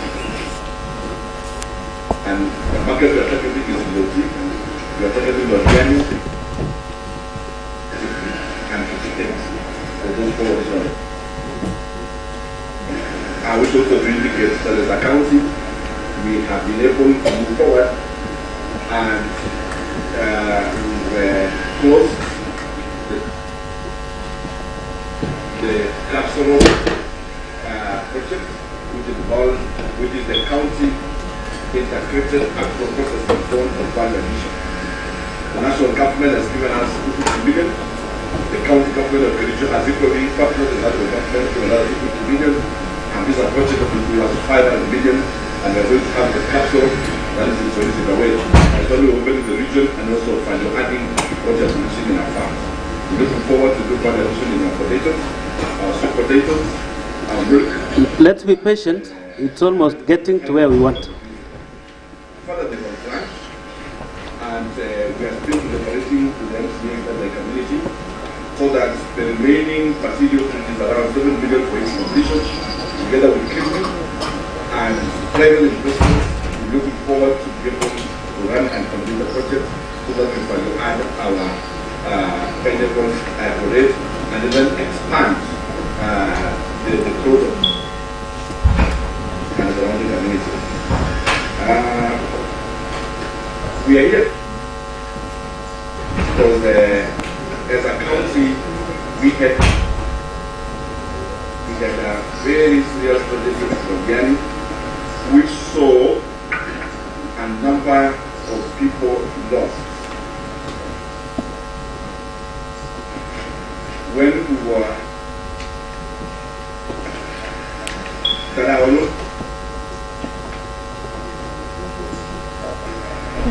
on 52, and then went round the clock, reached out to. Sorry, Mr. Speaker. Do you want us to continue that way? What I want is, or maybe I can explain. On what's there, the governor is making his commitment that the county government of Kericho was going to foot all the medical bills for the victims and the tent and anything that was going to be used throughout the whole exercise. Mr. Speaker, unfortunately, from the report, the county government of Kericho, led by the governor, was able to pay Super Tricks 2.945 million shillings. Mr. Speaker, the county government of Kericho again budgeted for Londiani Sub-County Hospital and our Kericho Referral Hospital, and without blinking an eye, they also budgeted for the Nakuru PGH Hospital and Molo Sub-County Hospital.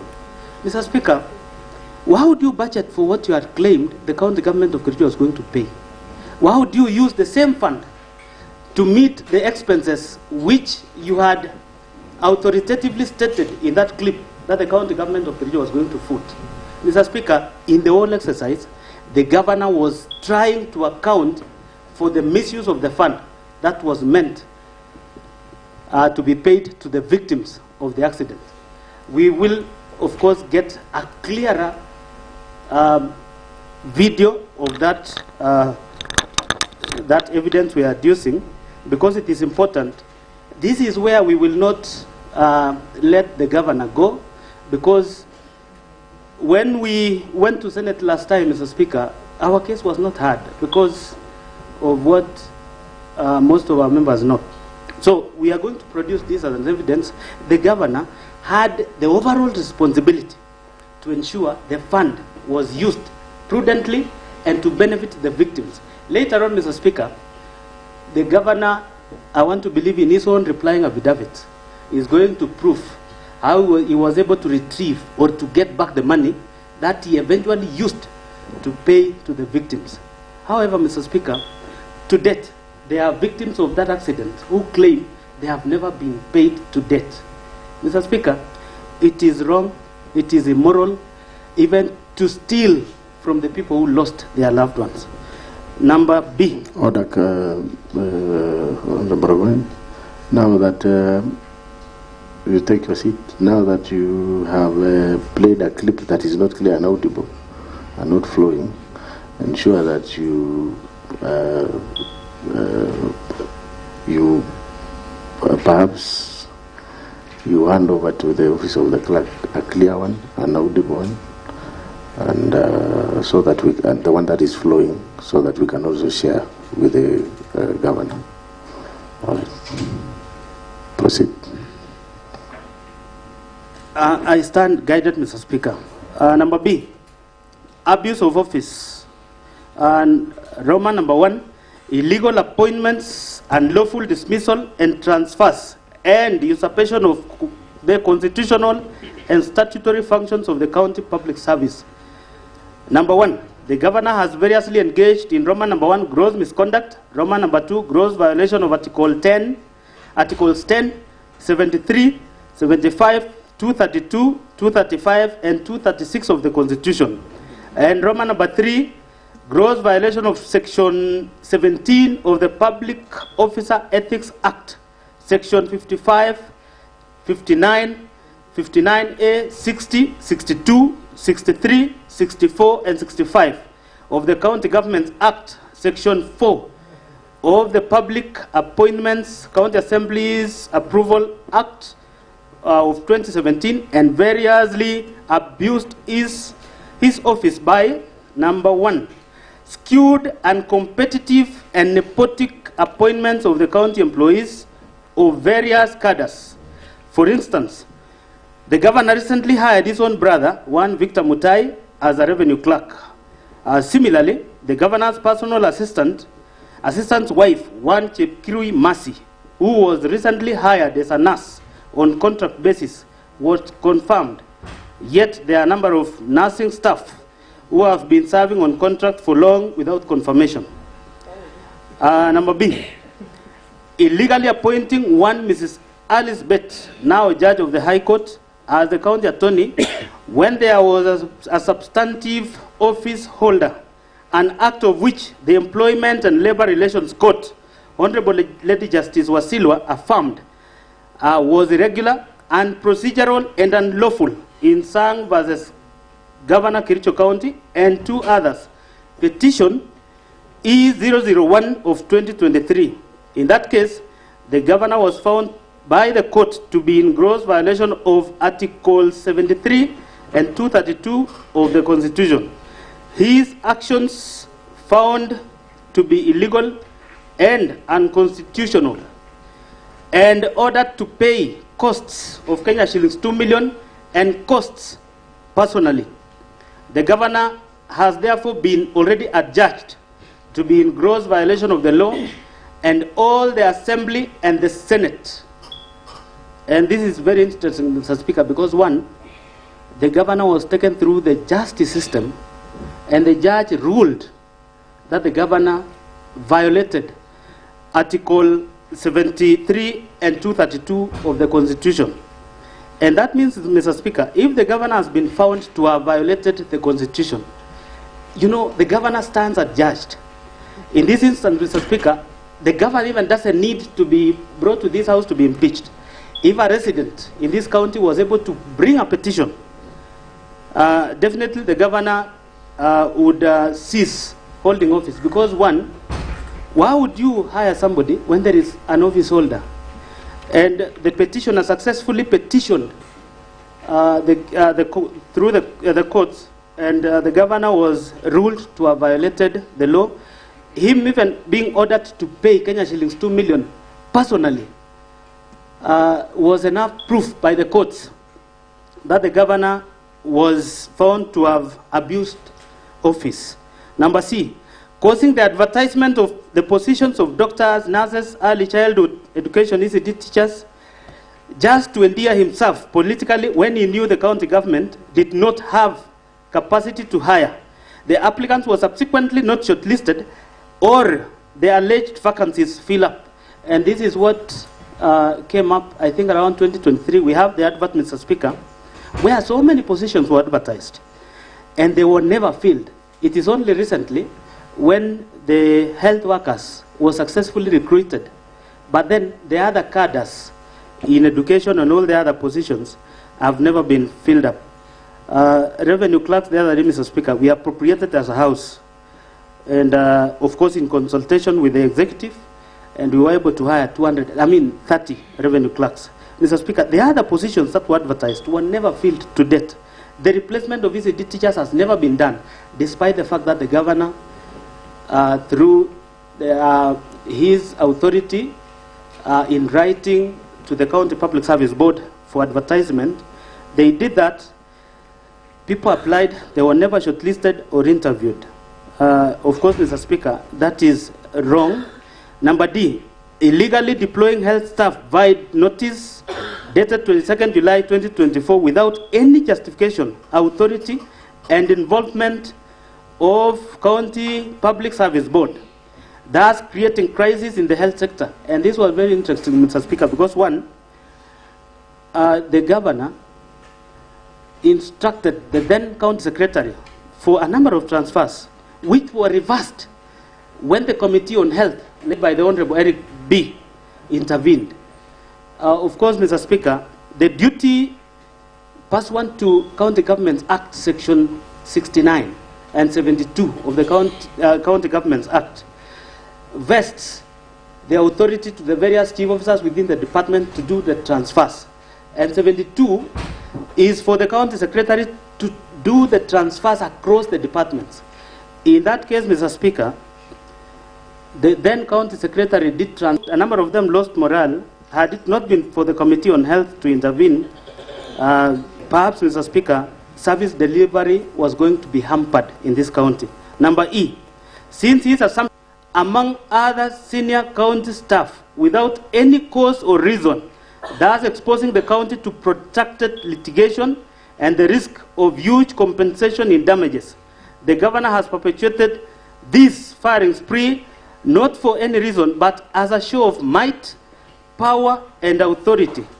And that is where the abuse lies. Mr. Speaker, the worst one was last year in December, where the county executive members, 6 of them, were fired via a Facebook post by the governor. In fact, the governor quoted Section 40 of the County Governments Act, and that particular section has already been repealed by the Senate. Mr. Speaker, using a law that is non-existent to fire county executive members is something that we need to worry about. And you know, Mr. Speaker, we have a number of staff who've lost their jobs without any cause. Mr. Speaker, I know of CECs who are very young as the governor. Some of them are going through problems now. Their families are broken. The governor has never considered even a single thought about such employees. Mr. Speaker, why would the governor just wake up one morning, dismiss the CECs? And when he's asked why, there was an instance, and I'm happy, Your Excellency, you're here, where I was calling him to inform him, don't fire this particular officer. He told me, I'm the appointing authority. That was a phone call conversation. Then, Mr. Speaker, I wonder, why would you hire somebody who had a job, a well-paying job, 4 months down the line, you fire that particular individual? Case in point is Malel Kipruto, who was the TSE director in Turkana. The governor implored on him to come take up the job in the county government. This individual went through 4 departments within 4 months. He was hired. You know, Mr. Speaker, I'm a member of the appointment committee. When the name of one Malel Kipruto came to this house, he was the CEC in charge of public service management. Hardly 1 month later, he was taken to ICT. A month and a half later, he was in charge of lands. How will this particular officer learn the ropes to be able to, you know, offer services to this county? Yes, Mr. Speaker, the governor has continued to abuse office by firing left, right, center officers he himself, you know, proposed through this house for them to be hired. This is the height of impunity, you know, that the governor has continued to show ever since he was elected. Evidence of the governor's engagement, connivance, complicity in the foregoing acts of illegal appointments, unlawful dismissal and transfers, and usurpation of the constitutional and statutory functions of the county organs is to be found in, number 1, the judgment of Employment and Labor Relations Court in Kericho in the case of Collins Sang versus Governor Kericho County, and 2 others, petition E001 of 2023. And it was in 2024, the judgment actually was published from the governor dismissing the CECs, CEOs, and other staff. KCA Exhibit number 13, Roman number 3, copies of bundles of sample court documents filed in various cases. KCA Exhibit number 14. Mr. Speaker, remember all the CECs who've been fired have gone to court. They have active court cases. And, you know, most of these labor-related cases, oftentimes, the employer always loses the case, amounting to millions because of the number of people the governor has fired. Roman number 2, subversion, discrediting, and impeding of the oversight role of the county assembly. Mr. Speaker, number 1, on 3rd of September 2024, the governor engaged in 1 gross misconduct, and Roman number 2 grossly violated the provisions of Article. The office the governor holds. Further, as a result of the illegal actions of the governor, the county was condemned to pay costs. Mr. Speaker, we have the clip, and before we play, this is a case where the governor again lost. The proprietor of the parcel of land went to court. And this was funny, Mr. Speaker, so that you know it is wrong to get it wrong from the word go. This is day 2 after swearing in. The governor led a mob, tore down the fence of that particular proprietor. Even if the governor knew that the land is claimed to belong to the county, there is a due process. You don't repossess illegally, make it a dump site without any approval. And then when the proprietor went to court, he won the court case. The county is in contravention of Chapter 6. I mean, that is, the integrity of the governor is already in question in day 2 when he was elected. Tell me, Mr. Speaker, why this governor should continue holding office, even with the judgment rendered by the courts that he was in violation of the Constitution, that he forcefully entered into somebody's land, made it a dump site without any approval, Mr. Speaker. And that is why I'm here to say, members, giving him an opportunity, I do not know how this county will be run even until 2027. Number B, none of the dismissed CECs, CEOs, chiefs of staff, and other senior county staff were given fair administrative action, due process, hearing, thus violating the provisions of Articles 41, 47, Article 51 of the Constitution. Mr. Speaker, remember, even if you were to fire a CEC or a CEO, then you should be able to have accusations. I've seen CECs in other counties go to court and win the cases. I do not know for Kericho, because case in point, Mr. Speaker, is the December 23rd one, where the governor just updated a Facebook post, and days later he came up with letters of dismissal.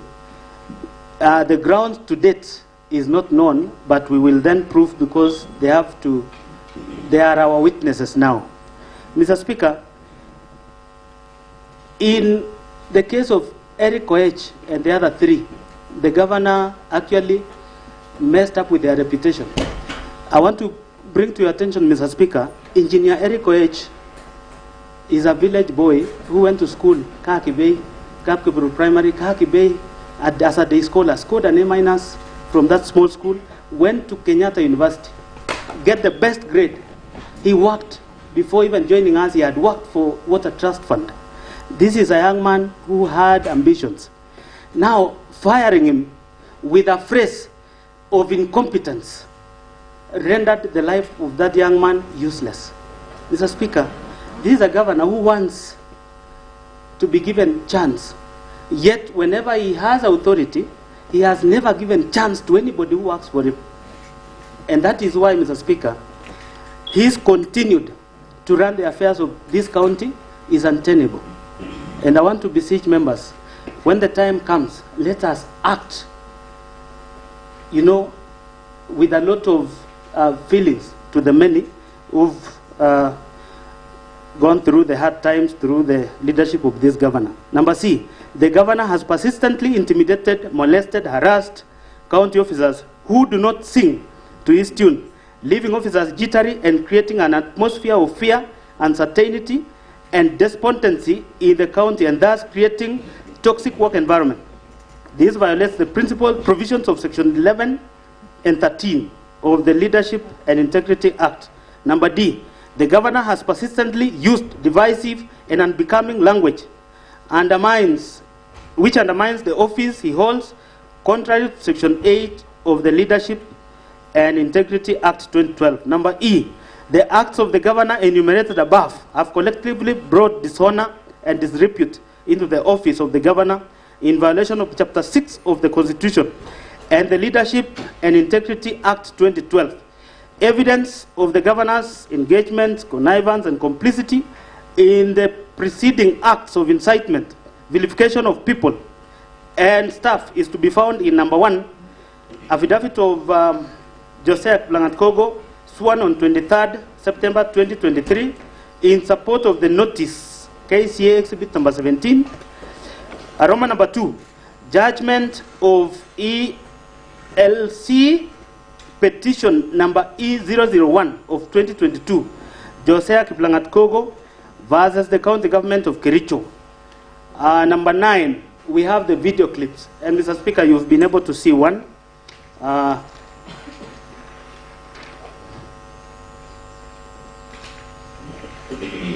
So, Mr. Speaker, to that far, we've come to the end of the motion.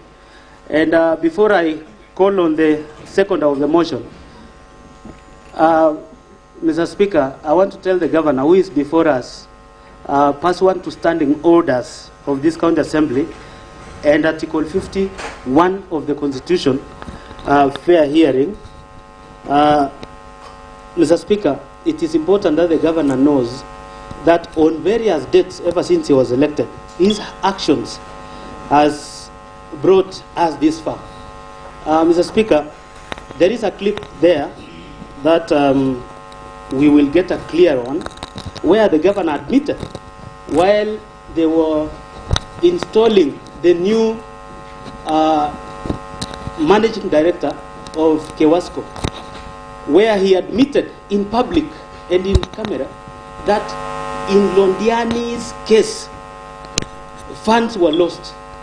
I'm waiting to see his replying affidavit because it's confirmed in series. And you know, he claimed I was still younger.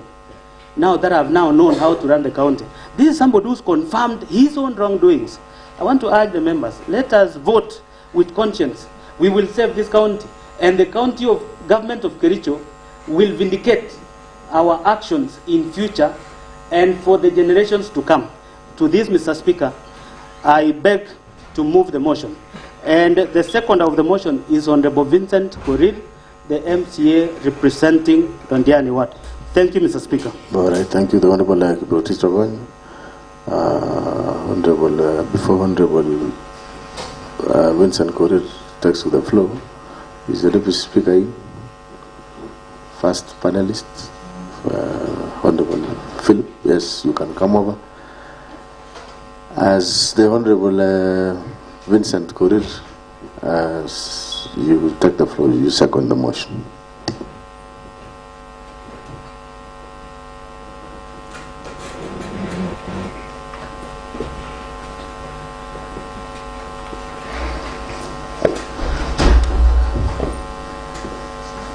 Thank you very much, Mr. Speaker, for giving me this opportunity to second the motion.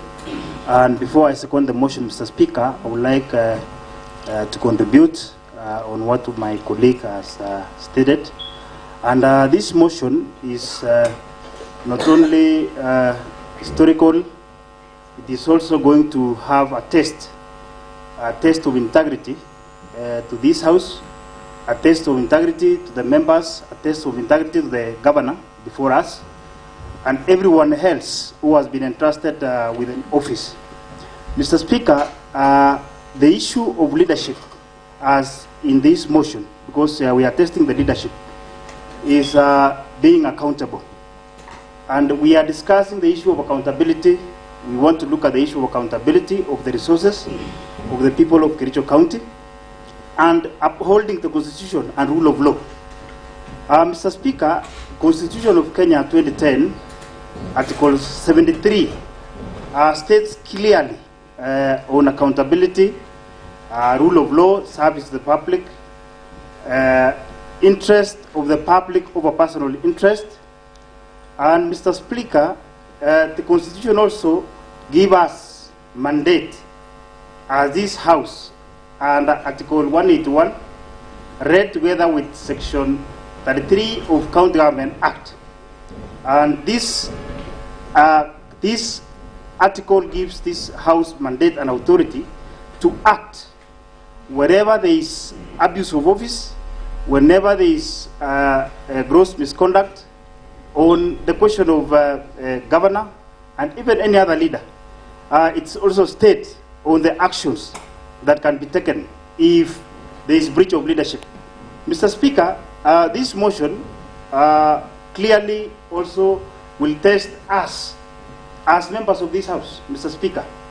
Because when you hear about the issues of fictitious payments, I, representing the people of Londiani, I will not tolerate a farmer who woke up very early in the morning, as I stated before, when this motion was being tabled, that I cannot tolerate the farmer who woke up to queue behind us and to support us to be given under supply of goods and services, yet they are supposed to get fair share of their resources and the revenue and taxes that we are appropriating in this House. Mr. Speaker, I will not tolerate that as a member. Mr. Speaker, there are issues that have been touched on corruption. There are issues of fake tenders. There are issues of inflated projects. There are issues, Mr. Speaker, of impunity. Last time, I don't have a word to call this because fictitious payments will attract even the worst names like thuggery, theft, and robbery, because that's not what we should entertain as a House. Mr. Speaker, consequently, when you break these laws, for instance, the governor, the law says you will be impeached. For a public officer, you will be disqualified. You will still be prosecuted and the assets should be recovered. That is what the law says. Mr. Speaker, on the issue of leadership, it is not just a constitutional requirement. It is a test of a character of a person. And our silence in this House, Mr. Speaker, will not absolve us. The people are watching. History will judge us. And if money was stolen, then it means there is a hospital that is lacking drugs, there is a road that is not being repaired, and there is a Mambomboga now, currently, who is suffering out there because they have not received. There is a farmer who has not received the services that are required. Mr. Speaker, as a House, we have that mandate to interrogate these issues, to look. That is why we have the reports on the pending bills. We have the reports of Auditor General. We have the reports of fictitious payments. We have the reports on Londiani accident victims. We have deliberated as a House because we are doing the oversight, the role that we are mandated to do. And I believe today is a day because for the governor, all these reports, I believe they normally say documents have facts and facts don't lie. And I believe whatever was documented here had facts. And we cannot divert attention to try and blame any other person. Because I saw in the clips played by my colleague here, where the governor was praising the committee and giving them good names. And later when the facts came out, the names of the committees changed to other names, name calling. We want to believe that in this House, we want to see facts. Mr. Speaker, on the fictitious payments, the 85 million, I'm very sad because a contractor was paid way in advance before even the services are delivered. Where on earth can someone do this? When we have genuine contractors who have done excellent job and they have never been paid for a very long period of time, they are still waiting to be paid. And I want to thank the whistleblower because if the whistleblower could not have mentioned all this, then it means whatever was being supplied to Toroch time last week could not have been supplied. Whatever was supposed to be supplied to Ruskebe, that is in our sub-county, could not have been supplied. Then it means whistleblowers are very important. We should thank the whistleblower for giving us this information as a House. And we took the right step of investigating, looking at the documents, and it was done in public. It was all over in our social media. Everybody who has interest will have followed. And even the public told me, some of the members of the public told me before the fictitious payments were being done, already the public had a report on their own, and they could be able to analyze the report. So it means, Mr. Speaker, these issues of gross misconduct, gross violation of the Constitution, is a test of our leadership, and today, Governor, before us. You see, I was elected by the people of Londiani, and I know my mandate is to do the oversight and representation. That doesn't affect the friendship, maybe between the governor and the MCA. But we have to put you in check and balance. And it is our role. It is not anything to do with politics. It is not anything to do with personal differences. But I'm doing my mandate as the area member of County Assembly from Londiani. And I'm representing that Mambomboga, or that person who queued before to elect us. Honorable members, it is not that we are the best in leadership. There are others who are supposed to be elected, but people trusted us. They've given us trust to elect us to represent them, and that is the mandate that I'm going to discharge. Honorable Governor, Your Excellency, the issues mentioned, I'll leave alone the issue of all those stories. Let's pick one point of the housing in Kericho, where a contractor, when there was a whistleblower was done, a contractor rushed at night. If it was not for the members of the public, then the contractor could have rushed there to do some job, so that it can appear that work was going on. Yet there was nothing going on. Money already was paid long way ago. Honorable members, it is our duty, and we are being watched. Not only in our county, we are being watched across the country. And it is our duty, if we fail today to send Excellency Governor MUTAI home, then we are giving a leeway to the governors to assume that if they have some political support or small support, then it is their way to continue with corruption. We will never allow that. Mr. Speaker, when you talk of the issue of dismissed 10 CECs, 6 CEOs, 2 chiefs of staff, then my question is it coincidence? It cannot be coincidence, Mr. Speaker, sir. This alone. And I want to actually speak to the governor that when there are rats in your store, and the rats are raiding your maize that you have harvested for your children, you don't call people to come and burn the store, plus the maize and the rats. You kill the rat, and you remain with the store and the maize. Mr. Speaker, you see, there are doctrines. There is a doctrine of leadership, where a leader, if you are the head of, or in authority, you are held liable for whatever your staff are doing. That is doctrine of leadership. If I'm a manager and there is a supervisor who has done repeatedly some issues, for example, stealing, then it means I'm the problem. And it's me who's supposed to step down or resign or be sacked. So to you, Your Excellency Governor, on the issue of Londiani accident, this is so touching to me because this is in the area where I come from. I managed to witness whatever happened during that day, that time. And actually, I don't want to describe the events that took place, but the saddest of all is when the fundraising was done, I was part and parcel, we contributed, and eventually the money was lost. To me, that money was supposed to be helping those victims who had already died, some were injured. And to my surprise, there was also a whistleblower during that time.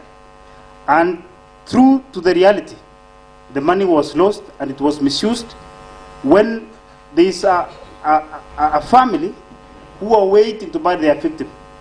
And you see the members of the public could not raise do a fundraising since they knew that already there was a fundraising held nationally. And it took time for that family. I remember I was in the ad hoc committee. We went through the committee, we looked at the details, and shocking enough, the promises that were made by the governor to waive the bills was never realized.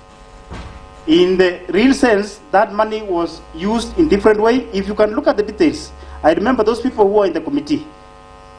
If you can go into the details, then it is shocking, because some of the final details could not even match. Some of the expenditures could not tally. The officers who were called here to come and answer the questions, some could even cry, and even they wanted to be seen in camera because there were issues that were being done behind the camera. Mr. Speaker, in this House, as the Assembly, we must act, and the action is today. And any member who is here should be convinced beyond doubt, because this report has facts. Mr. Speaker, the issue of Kazi MUTAI, I remember in May 2024, there were some 5 companies that were mentioned adversely in Kazi MUTAI program. I'm a member of Lands Committee. As a committee member, we looked at the reports, and truly, you could find that there are so many irregularities that happened in this program, the Kazi MUTAI programs. Some of the people who were recruited were never even paid. Some of the companies were not pre-qualified. And currently, there is a report, a preliminary report from the ESCC, which show that truly funds was used in an irregular manner, and the companies, 7 companies were actually involved in misappropriation of the funds. This is a loss of funds. Mr. Speaker, sir, we are called to serve the people. We are serving the Constitution and God. Mr. Speaker, as I submit, as I second, Mr. Speaker, I would like to urge this House that today, having convened today to debate on this motion, I would like to urge honorable members that with your conviction, with the facts before us, that we do the necessary and vote to remove the governor of Kericho County from office, so that we can continue to uphold leadership and integrity as required. Mr. Speaker, I don't want to continue much, but I would like to say that I am standing with the people, and I'm standing for justice. I second, Mr. Speaker. Thank you very much. All right, thank you, the Honorable Vincent Korir. Honorable members, now the motion have been moved and seconded. I now propose a question pursuant to the provisions of Standing Order number 65-1, which is, you will bear with me, I'll have to read the motion verbatim, but I'll be very fast.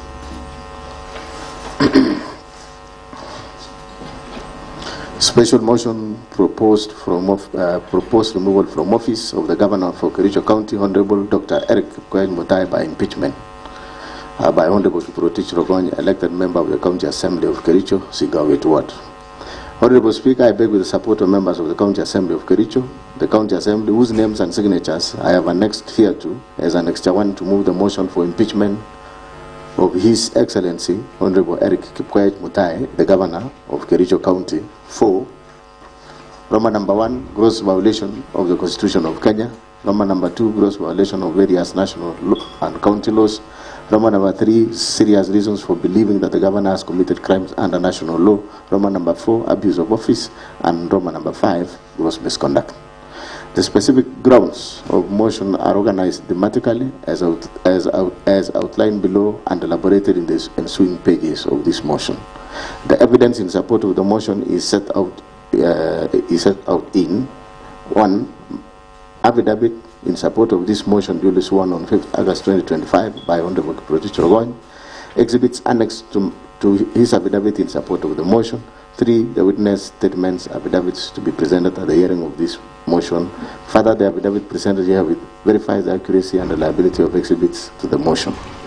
Whereas Article 2 of the Constitution of Kenya 2010, hereinafter the Constitution, restates the supremacy of the Constitution as the supreme law of the Republic and binds all persons and state organs at both levels of government.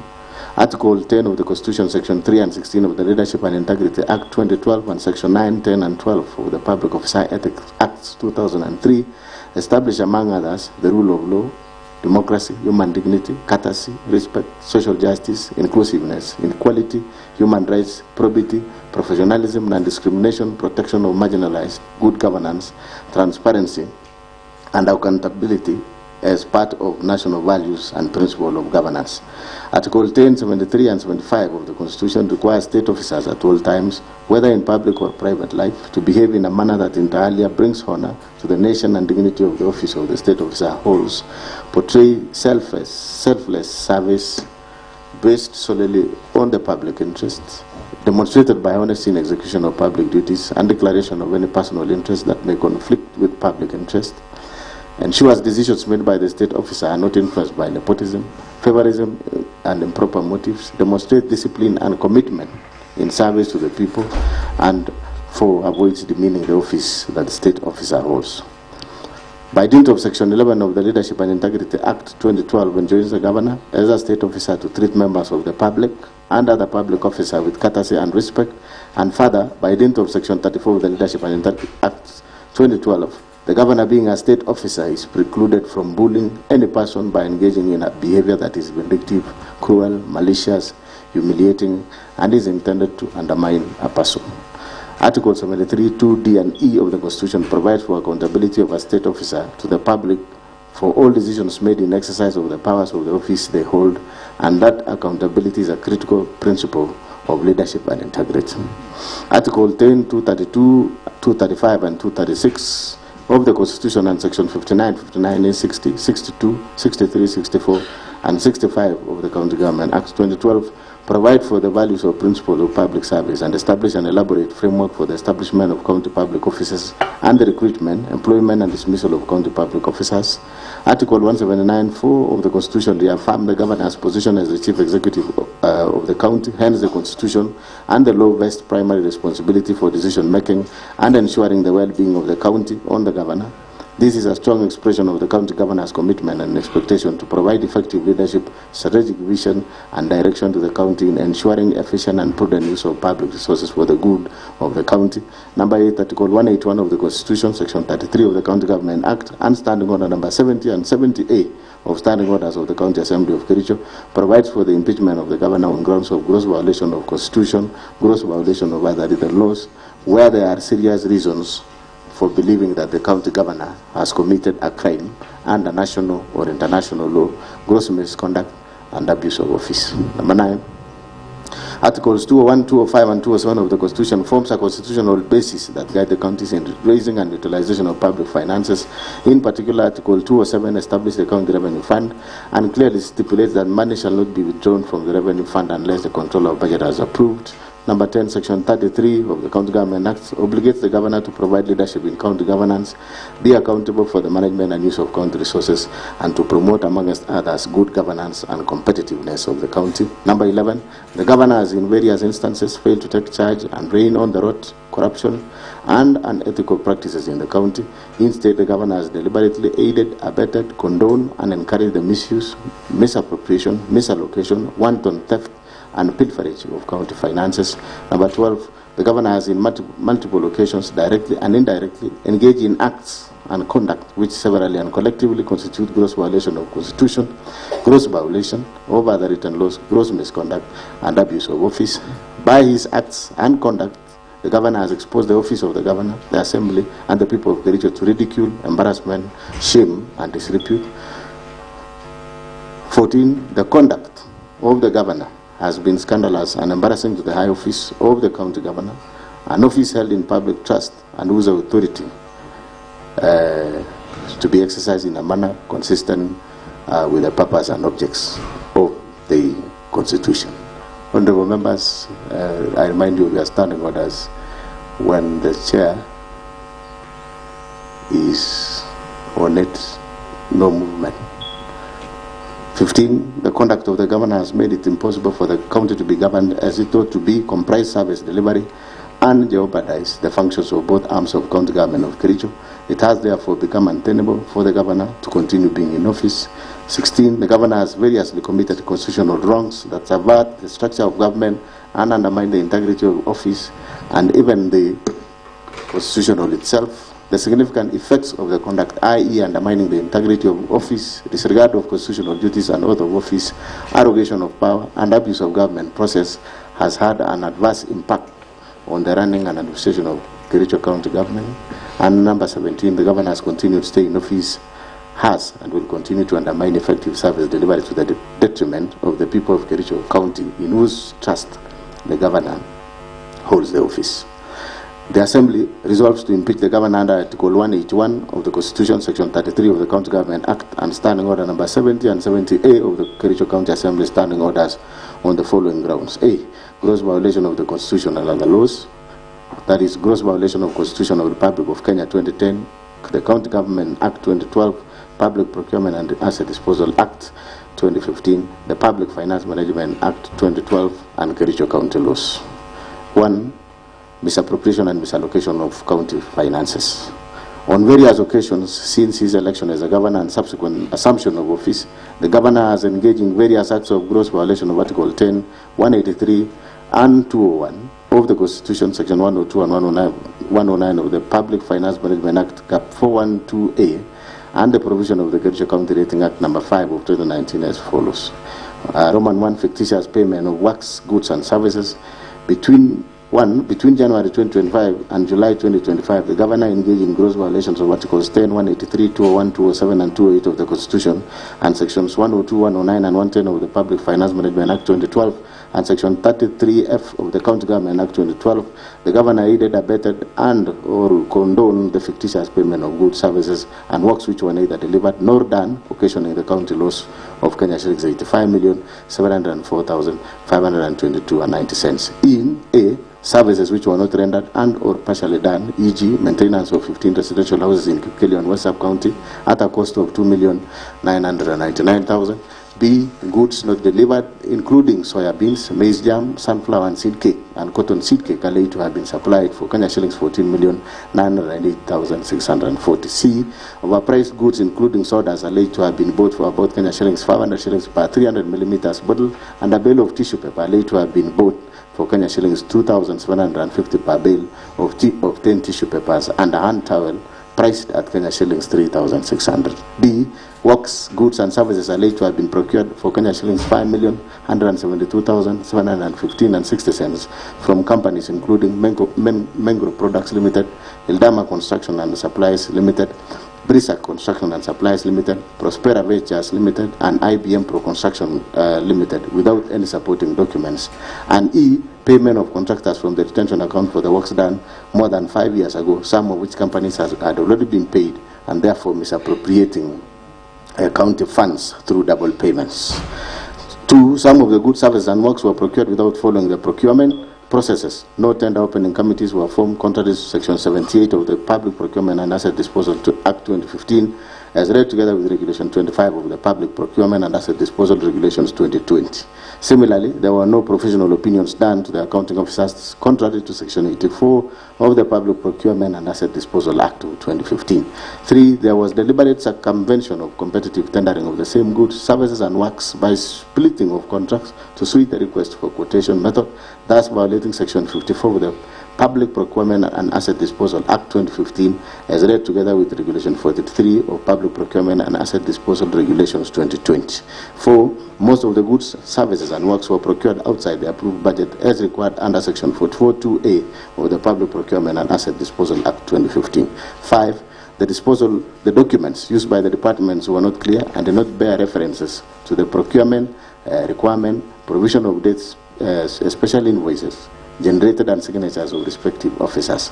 There was therefore blatant violation of the provision of Regulation 68 of the Public Procurement and Asset Disposal Regulation 2020.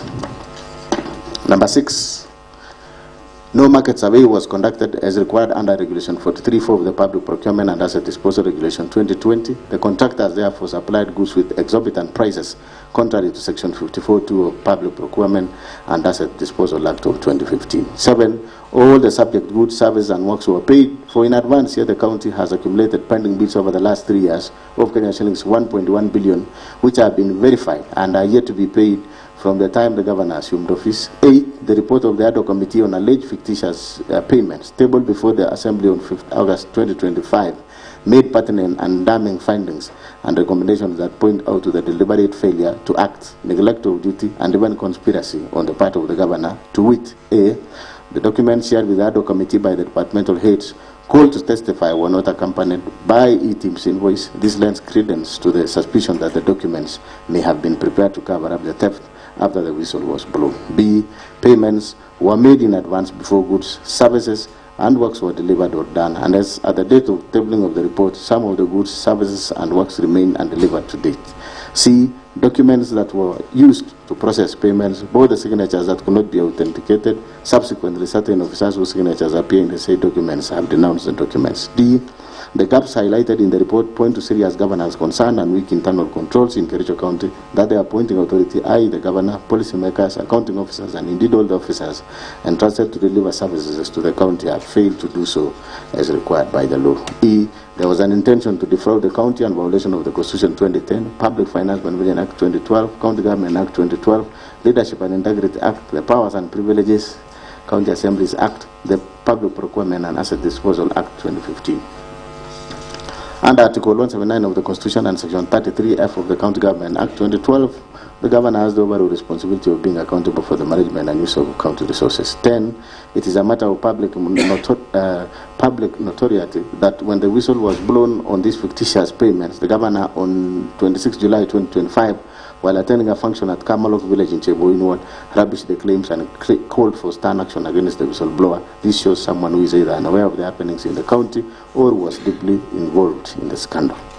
Roman number 2, misappropriation of National Agricultural Value Chain Development Project, NAV-CDP funds. 11, on various dates between year 2023 and 2025, the governor has violated the provisions of Article 10, 183, 201, 207, and 208 of the Constitution, and Section 48 and 159 of the Public Finance Management Act 2012, and Section 33F of the County Government Act 2012 by aiding, abetting, condoning, and or overseeing the massive looting, pilferage, misappropriation, and misallocation of NAV-CDP funds amounting to over Kenya shillings 351 million as at 10th June 2025. 12. From the report of the Committee of Agriculture, Livestock and Fisheries, Cooperative Management, Tourism and Wildlife on the implementation status of the National Agriculture Value Chain Development Project, NAV-CDP, in Kericho County, tabled in the County Assembly on 6 August 2025, the County Assembly noted the following discrepancies in the use of Fund A. The expenditure was used for farmers' cooperative societies, farmer producer organizations, found only in 19 out of 30 wards in Kericho County. This implies that the funds were meant for agripreneurs, whose role was to enumerate farmers and organize them into circles, was not adequately utilized. B. Each ward circle was meant to get Kenya shillings 1 million, yet the committee found out that of the 19 circles under the program, only 7 have ever received financial support since the inception of the fund. C. It is further indicated in the report that some circles received nominal support in kind or form of office furniture and some farm inputs, while others have never received any support. D. Even those circles and farmer producer organizations which received support in kind did not receive delivery notes when the furniture, computers, and other supplies were delivered, and they cannot therefore ascertain the prices, source, and therefore quality of what was supplied. E. Procurement of furniture and equipment under NAV-CDP program was conducted centrally with minimal involvement of key stakeholders. This does not only undermine the principle of transparency in procurement, decision-making, and lack of ownership, but also created room for pilferage and misappropriation of the funds. 13. The office furniture and equipment supplied under the NAV-CDP program are largely of substandard quality. There was therefore no value for money and compliance with Public Procurement and Asset Disposal Act 2015, particularly Section 124, which obligates the procuring entity to select quality and cost-based selection QCBS method as the preferred method to be used to evaluate proposals. 14. The manner in which the few projects which were implemented were done show that they were done without following the project implementation manual published by the World Bank to guide the implementation of the projects. 15, again, the governor shirked all his overall responsibility under Article 179(4) of the Constitution and Section 33F of the County Government Act 2012 to bear accountable for the management and use of county resources. 16, there is evidence that the governor has been ordering withdrawals from the fund for reasons other those for which the fund was created by the donor. Evidence of this shall be availed at the hearing and consideration of the motion. Mover will be asked the Assembly to issue an order, Article 195(2)(b) of the Constitution and Section 27(1)(c) and 2 of the County Assemblies and Powers Privileges Act 2027, compelling the relevant banks where the funds were drawn to furnish this House with a bank statement showing the withdrawals of the funds from 2023 to date. Number 3, misappropriation of funds and an unfair distribution of projects funds under financing locally led climate action FLOCA fund. 17, on various dates between the year 2023 and 2025, Governor has violated the provisions of Article 10, 179, 183, 201, 207, and 208 of the Constitution and Section 102 and 107 of the Public Finance Management Act 2012 and Section 33F of the County Government Act 2012 by presiding over unfair, skewed, and nepotic distribution of projects under FLOCA funds, imprudent use, misappropriation, and misallocation of FLOCA fund as follows. A, skewed and unfair distribution of projects under the fund with the governor's home ward, namely Chilmau South ward, alone getting projects worth Kenya shillings 21,701,590 shillings, while there are many other wards, not only in other sub-counties, but even in Bureti sub-county, which have received not a single project under the fund. This nepotically skewed distribution of projects under the fund violates the national values and principle of governance and under Article 10 of the Constitution, and in particular the values of equity, non-discrimination, equality, good governance, integrity, transparency, and accountability, the principle of public finance under Chapter 12 of the Constitution, as well as the provisions of Section 102 and 107 of the Public Finance Management Act, which enjoins the governor to ensure fiscal responsibility and adherence to the values and principles of the Constitution in the management of county funds. B, Joint Committee on Water and Sanitation, Environment, Energy, Forestry and Natural Resources, in the report on the implementation status of FLOCA programs, noted that some projects under the fund, namely Chemamul Water Project in Kabianga, Water and Environment Projects in Seretete Tororiet Ward, Thorough Tight Cooperative Society, Milk Cooling Plan in Kapsaos Ward, Soliat Water Tree Nursery Establishment Project in Soliat Ward, and Donyomare Borehole Water Project and the Laitich Water Project in Soliat Ward are marked as 100% complete, yet there are either defects in the works, incomplete and substandard works. 18. As a result of this unfair distribution of projects, words like Cheblanget, Litein, Chai, Kipchebor, Chilchila, and Konyak did not get even a single project in all the categories under the fund, namely environment, agriculture, and water. Number 4, misappropriation of county funds under Equalizer Kazi Mtaani Initiative. Number 19, on or about 14 February 2023, Governor engaged in gross violation of Articles 10, 183, 201, 207, and 208 of the Constitution, and Section 102, 109, and 110 of the Public Finance Management Act 2012 by launching a program dubbed Equalizer Kazi Mtaani Initiative and drawing county funds towards the initiative without a legislation to anchor the initiative, public participation, prior approval of the County Assembly and the Controller of Budget, and prior approval of the Budget and Appropriation Committee approval. 20. Under the fund, a total of Kenya shillings 39 million were paid without proper tendering, local service orders, and for the services which were not delivered. 21. County Assembly's report on the ad hoc committee on Kazi Mtaani pointed out various violations of the Constitution and the law in the rolling out of the implementation of the initiative. However, the governor deliberately disregarded the report and it has hitherto not been implemented. 22. The deliberate failure, omission, and unwillingness to implement the report of the County Assembly on Equalizer Kazi Mtaani Initiative undermines devolution, the doctrine of separation of powers, and is therefore antithetical to the values or principles of governance under Article 10 of the Constitution, the objects of devolution, and Article 74 of the Constitution. Number 5, misappropriation of funds under the Strategic Intervention Projects, SIPs. 23, in various dates during the financial year 2024-2025, Governor engaged in gross violation of Article 10, 183, 201, 207, and 28 of the Constitution, and Sections 102, 109, and 110 of the Public Finance Management Act 2012 by overseeing misappropriation of various projects under the Strategic Intervention Projects Fund. For instance, that's number 24, the project for upgrading of Konyak Dispensary to Health Center, which is a tender project for the construction and renovation of various facilities within the health center, by MS Belitra Enterprises Limited for Kenya shillings 44,756,846. A total of Kenya shillings 8,575,186 has been paid for no works done. Indeed, when the County Assembly's Committee on Implementation visited the site, they found the contractor had only supplied materials, contrary to the Finance Department report to the Assembly that the kitchen and staff house was at walling stage while the MCH is at slab level. Number 6, other violations of the Constitution and the law.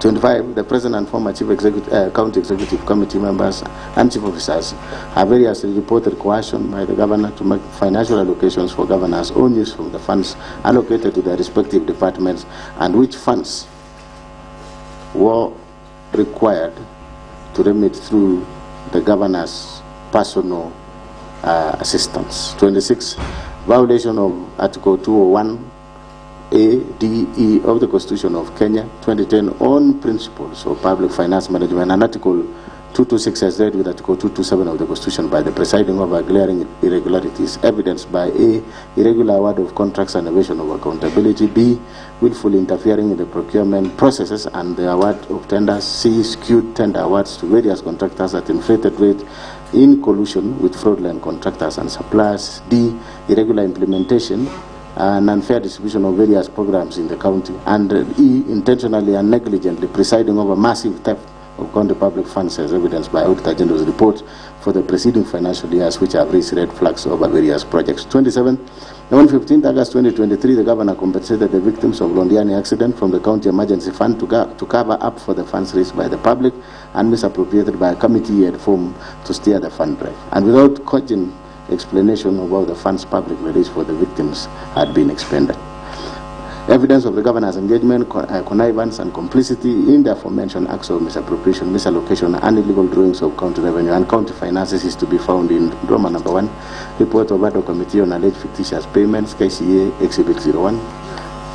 Roma number 2, a bundle of sample vouchers, payment requisitions, delivery notes, LSOCTC on the payments, KCA Exhibit number 2. And Roma number 3, Joint Committee reports of County Assembly on implementation status of National Agricultural Value Chain Development Project, NAP-CDP in Kericho, County, KCA Exhibit 03. Roma number 4, World Bank Project Implementation Manual for NAP-CDP, KCA Exhibit number 4. 5, Joint Committee report on the implementation status of FLOCA programs, KCA Exhibit number 5. 6, report on the Ad hoc Committee on Kazi Mutani, KCA Exhibit 06. Roma number 7, Committee on Implementation report on the motion of strategic intervention projects, KCA Exhibit 07. A bundle of vouchers for the payment of various projects under strategic intervention projects, KCA Exhibit 08.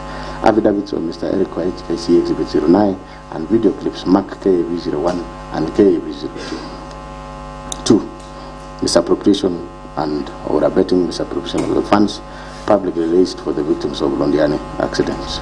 1, on various days between 4 July 2023 and 9 July 2023, the Governor grossly violated the provisions of Article 10, 73 and 75 of the Constitution and Section 29 and 34 of the Leadership and Integrity Act 2012. A, by A, overseeing misappropriation of funds raised for the victims of horrendous Londiani Junction accident tragedy, in which over Kenya shillings 9 million of public raised funds were lost.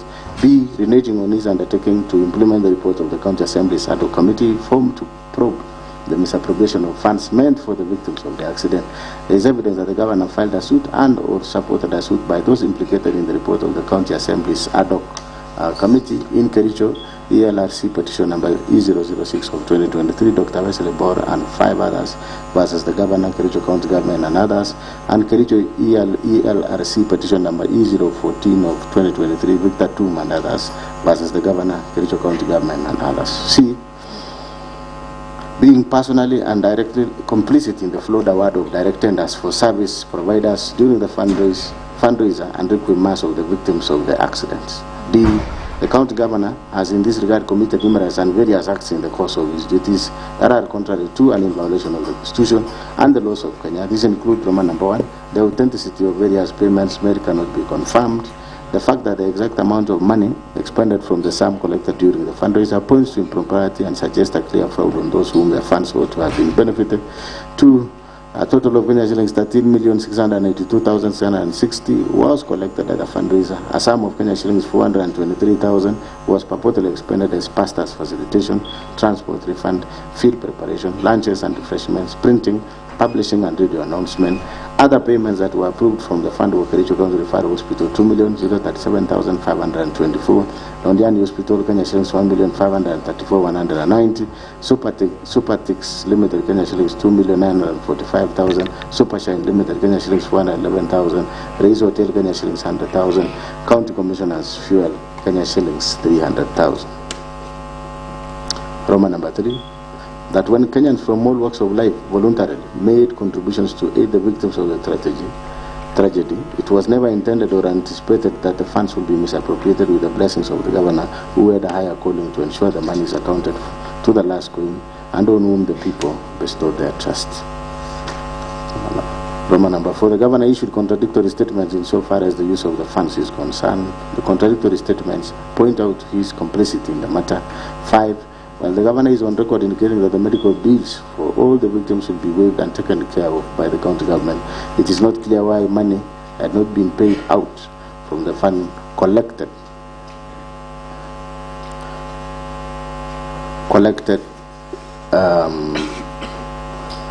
while the governor is on record indicating that the medical bills for all the victims will be waived and taken care of by county government, it is not clear why money had to be paid out from the fund collected to various public hospitals against the express and equivocal representations of the governor. Order, honorable members, that request, clerk, is in order. It is granted. You can proceed. Number E. By his acts of omission and commission, the governor has grossly violated the provision of Article 75 of the Constitution, which demands that a state officer shall, whether in private or in public, behave in a manner that avoids conflict of interest between personal interest and public or official interest, or compromises public interest in favor of personal interest. F. By overseeing the misappropriation of funds aimed at assisting the victims of the accident, the governor violated Article 73, which demand from him selfless service based solely on public interest, demonstrated by honesty in execution of his duties, accountability to the public for decisions and actions, and discipline and commitment in service. G. By allowing himself to be a master of double-speak in such a grave matter that shook the conscience of the nation, the governor violated Article 73, 1A, Roman 2, 3 of the Constitution, which demand that he at all times demonstrate respect to the people and brings honor and dignity to the office he holds. H. By allowing himself and senior officials to close to him to benefit from the funds, the governor violated Article 76, 2B of the Constitution, which prohibits a state officer from accepting a benefit in circumstances that compromise the integrity of the state officer. I. By failing to ensure the decision-making in executive office of the county governor are not influenced by corruption, nepotism, and other callous and improper motives, the governor has failed to exercise objectivity and impartiality, thus violating Article 73, 2B of the Constitution 2010. Evidence of the governor's engagement, connivance, and complicity in the acts of misappropriating and or abetting the misappropriation of publicly raised funds is to be found in Roman number 1, report on investigation of Londiani victims, fundraising held on 4 July 2024, KCA exhibit number 10, Roman number 2, affidavit filed by governor in Kericho ELC petition 014 of 2023, KCA exhibit number 11, and video clips numbered KCA V3, KCA V4, and KCA V5. B. Abuse of office. Roman number 1, illegal appointments and lawful dismissals and transfers and usurpation of the constitutional and statutory functions of the county public service. 1. The governor has variously engaged in gross misconduct and gross violation of Article 10, 73, 75, 232, 235, and 236 of the Constitution. Gross violation of Section 17 of the Public Officer Ethics, Section 55, 59, 59A, 60, 62, 63, 64, and 65 of the County Government Act, Section 4 of the Public Procurement Appointments, County Assembly's Approval Act 2017, and variously abuses of his by A, skewed and competitive and nepotic appointments of the county employees of various cadres. For instance, Governor recently hired his own brother, one Victor MUTAI, as the revenue clerk. Similarly, the governor's personal assistant's wife, one Chief Mercy, who was recently hired as a nurse on contract basis, was confirmed, yet there are a number of nursing staff who have been serving on contract for long without confirmation. B. Illegally appointing one Mrs. Alice Bate, now judge of the High Court, as a county attorney when there was a substantive office holder, an act which the Employment and Labor Relations Court, Honorable Lady Justice Wasilwa, affirmed was irregular and procedural and unlawful in Sang versus Governor, Kericho County, and 2 others, petition E001 of 2023. In that case, the governor was found by the court to be in gross violation of Article 73 and 232 of the Constitution. His actions found to be illegal, unconstitutional, and ordered to pay cost of Kenya shillings 2 million and cost personally. The governor has therefore been already adjudged to be in gross violation of the law and all the Assembly and the Senate. C, causing the advertisement of the position of doctors, nurses, early childhood education, ECD teachers to endear himself politically when he knew the county government did not have capacity to hire. The applicants were subsequently not shortlisted, nor the alleged vacancies filled up. D, illegally deploying health staff by the notice dated 22nd July 2024 without any justification, authority, and involvement of County Service Board, thus creating a crisis in the health sector. E, since his assumption of office, the governor has dismissed a total of 10 county executive committee members, 6 chief officers, 2 chiefs of staff, among other senior county staff, without any cause or reason, thus exposing the county to protracted litigation and the risk of huge compensation in damages. The governor has perpetuated this firing spree not for any reason but as a show of might, power, and authority, and that is where the abuse lies. Evidence of the governor's engagement in connivance and complicity in the foregoing acts of illegal appointments, unlawful dismissals and transfers, and usurpation of constitutional and statutory functions of county organs is to be found in Roman number 1, Judgment of Employment and Labor Relations Court in Kericho, case of Colin Sang versus Governor, Kericho County, and 2 others, petition E001 of 2023-2024, KEELRC, KCEA, Exhibit 12, number 12, Roman number 2, a bundle of notices from Governor dismissing CCs, CEOs, and other staff, KCA, Exhibit number 13, Roman number 3, copies of bundles of sample of court documents filed in various cases, KCA, Exhibit 14. And number 2, subversion, discrediting, and impeding of oversight role of the County Assembly.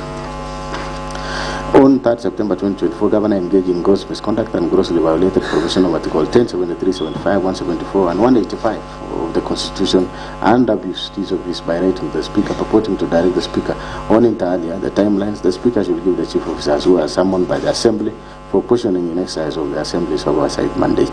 Evidence of the Governor's engagement, connivance, and complicity in the foregoing acts of subversion, discrediting, and impeding of the oversight role of the County Assembly is to be found in Roman number 1, a letter by the Governor dated 20th August addressed to the Speaker, to the County Assembly of Kericho, KCA, Exhibit number 15, and a letter from the Speaker to the Governor dated 3rd September 2024, KCA, Exhibit number 16.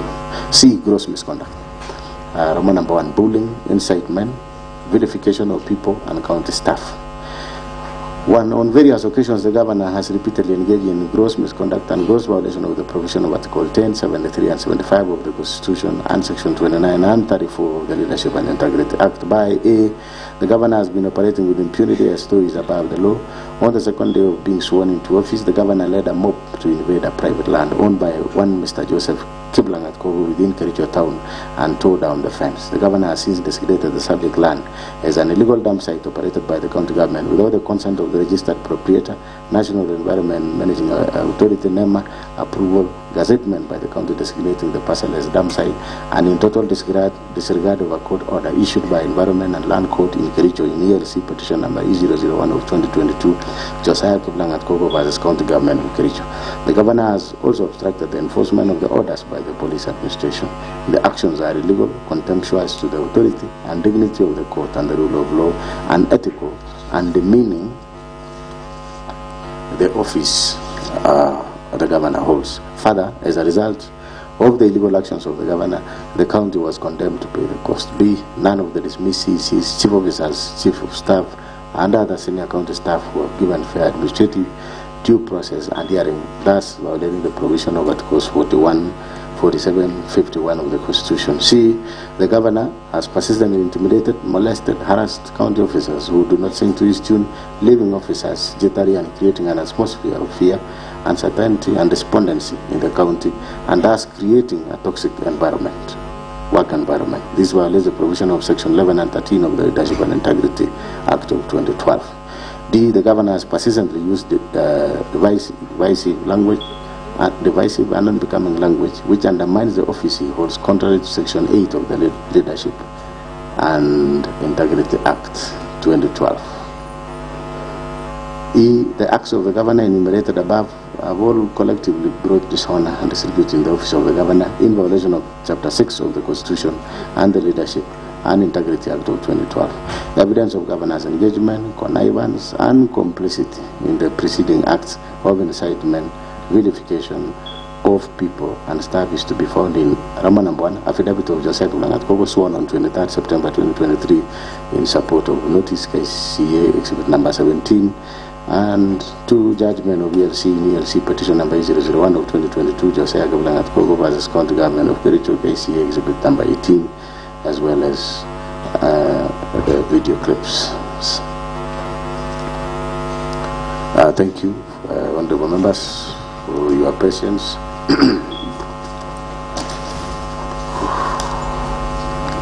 Honorable members, before we begin to debate, honorable members, before we begin to the debate on the motion that is now before this House, it is a fundamental principle in law that an accused person has the right to be heard and to face the accuser on the allegations before them. Indeed, this is the essence of Article 47 and 50 of our Constitution. To this end, I will now invite His Excellency the Governor of Kericho County, whether by himself or by council, to take the floor and make his submissions to the grounds and particulars of the motion before this Honorable Assembly for a period not exceeding 2 hours. We have 2 hours, but this is how we are going to use our 2 hours, Your Excellency and your team. 1.5 hours and now, and then I will open the floor for honorable members to contribute, and then I will give you 30 minutes to probably to respond to the issues that have been raised by the honorable members of this assembly. So, Honorable Governor, please note that, so that as we can see, I don't know what is our time now. What is the time now?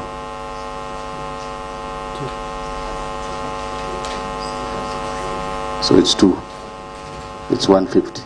So we have 1.5 hours for your submissions. Should you use 1.5 hours, that is okay. Should you use less minutes, that will be better for some of us, because I'm even told the governor and myself had requested that we take a cup of tea because we have really sat here from morning. But nevertheless, we will give you 1.5 hours and then 30 minutes at the end to make it 2 hours as per our standing orders. So you will take to the floor and make his submissions to the grounds and particulars of the motion before this Honorable Assembly for a period not exceeding 2 hours. The 2 hours shall be split into two. First shall be 1.5 hours after I've proposed, and the last 30 minutes before the move of the motion is called upon to reply. Honorable members, please note that His Excellency the Governor submitted his response yesterday, the 14th August 2025 at 8:50 a.m. The said response was delivered by David Kirui, the Acting Principal Administration Officer. Upon perusal of the response, the Office of the Clerk noted some pages were unclear, missing, and communicated the same to the said officer. The missing and clear pages 29, 30, 31, 32, 52, 56, 57, 71, 72, 80, 81, 83, 128, 143, 166, 167, 168, 172, 173, 206, 211, 212, 213, 216, 235, 236, 260, 265, and 311. Only page 29 and 30 was submitted through the office email address. The Office of the Clerk has made several requests to have clear copies of the pages to no avail. I don't know what is the current position. Clerk, are the pages, do you have all these pages now? Not yet. His Excellency the Governor, you have there is a challenge there for the missing and unclear pages, and I think your team had been notified. I want to note that Katwa, maybe you will speak about it when you will be presenting. And now, honorable members, this is the high time we will allow the Governor to make his submissions for a period not exceeding 1.5 hours. This time includes time allocated to his counsels on record If more than one council on record, the councils will share this time. I hope that is in order. So we need to administer the oath, starting with His Excellency the Governor. And then I don't know the lead council, whether every council will be speaking.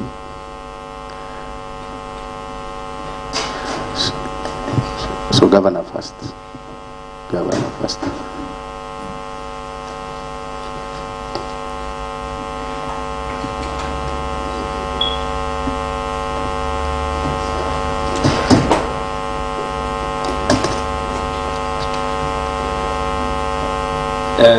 Good afternoon, Mr. Speaker,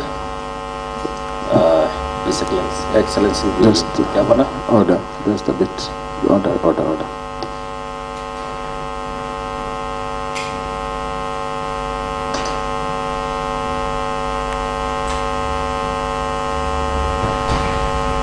So it's okay. You can proceed with your submissions, and you will probably introduce your team so that for the purpose of the record. Continue. Thank you, Mr. Speaker, sir. My name is Joash MUTAI Kiri, an advocate of the High Court. Mine is just to introduce our team. We have His Excellency the Governor, Kericho County. We have Senior Counsel Katwa Kigen. We have Advocate Evanson Kiri and Advocate Joy Kawagen. With that, I would wish to welcome Senior Counsel Katwa.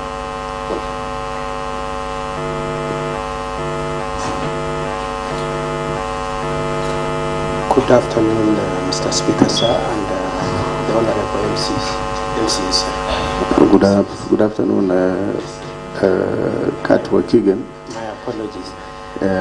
Sorry, I don't have a copy here with me. I guess it's because of the challenges that we had. So can I get a copy? Because I'll be following it keenly. Copy of your responses. There was submission that you had submitted that you had received.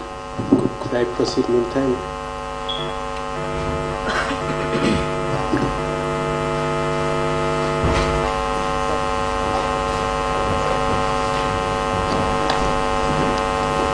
If you can be kind enough, I have a copy if you have more than two, so that as we wait for the others, copies to be provided. The one actually, yes, the one with the written submission from the Governor. Yes, if I can have just a copy, and then I'll use it and then I'll give it back. Yeah, sure.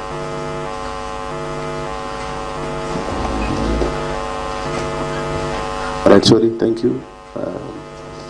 We can proceed, Kato. Thank you, Mr. Speaker, sir, and I trust you will give me a discount of the minutes you spent doing that. Yeah, sure. Mr. Speaker, sir, I have three preliminary issues I wanted to raise with you and seek your direction, subsequent to which we will go into the body of our case. Mr. Speaker, sir, the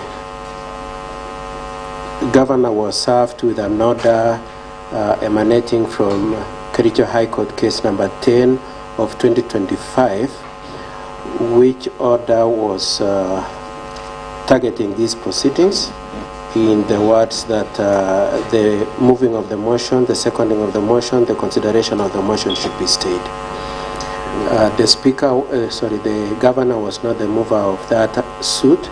He is an interested party and the order has just been served on him. We would like to know what your directions are, whether notwithstanding the issuance of those orders, we are to proceed. We are prepared to proceed, Mr. Speaker, sir, if we must.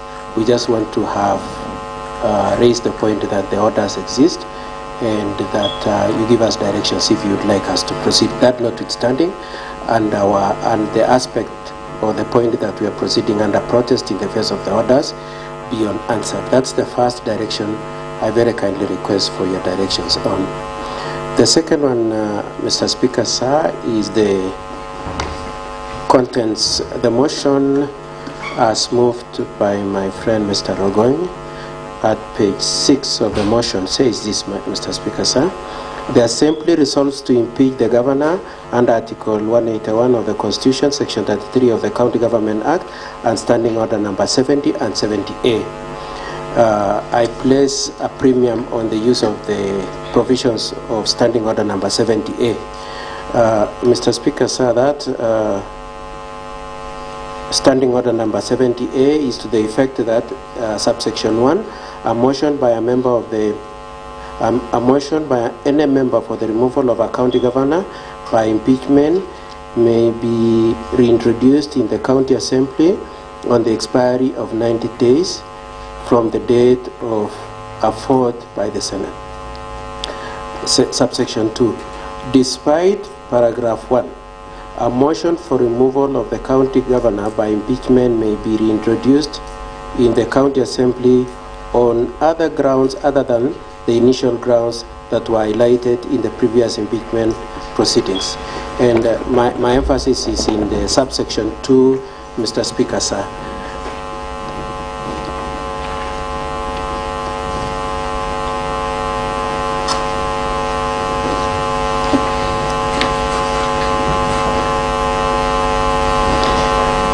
So, Mr. Speaker, sir, I was making reference to Standing Order 70A, subsection 2, which says that none of the things, and I just want to put emphasis on the words used by your standing orders, that were highlighted. It's not a question of whether they were determined, whether they were considered. It's just grounds that were highlighted in the previous impeachment. Mr. Speaker, sir, half or slightly more than half of the issues moved by Honorable Rogoin, in terms of both the subject matter and the annexures in support, were issues that were dealt with by this assembly in the impeachment proceedings of September 2024. They are namely Kasim Tani initiative, exactly the same contentions, exactly the same annexures. The other one is the issue of Londiani accident, the same issues, the same annexures. The other issue is the issue of the staff, the alleged unlawful dismissals, transfers, and related issues. And the same affidavit is being used in these proceedings in support of that. And lastly is the issue of the alleged subversion of the county assembly. Those 5 issues, Mr. Speaker, sir, were directly in issue in the previous impeachment proceedings, were directly grounds that were highlighted in previous impeachment proceedings. And Mr. Speaker, sir, I would like your directions on whether you are calling on us, notwithstanding the provisions of that standing order, to have to respond to that, or we should assume that being faithful to the standing orders, you do not require of us to have to respond to that.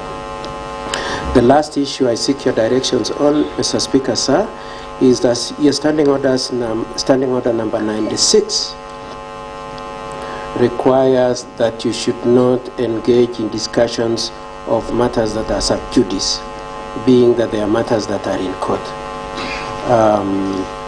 Particularly standing order number 96(1)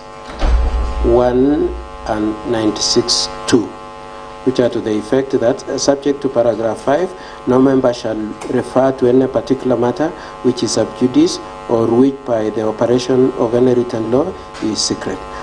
So we are not talking about it being secret, we are limited to the issue of being sub judice. Then paragraph 2, a matter shall be considered to be sub judice when it refers to an active criminal or civil proceedings in court. Mr. Speaker, sir, when Mr. Ogonyo was moving the motion, at a certain point he very explicitly said, yeah, these cases are in court. And I have particular reference to the contents of the motion, page 16, page 19, page 20, page 21, and page 22, which not only includes the cases but also refers to court documents. And so, Mr.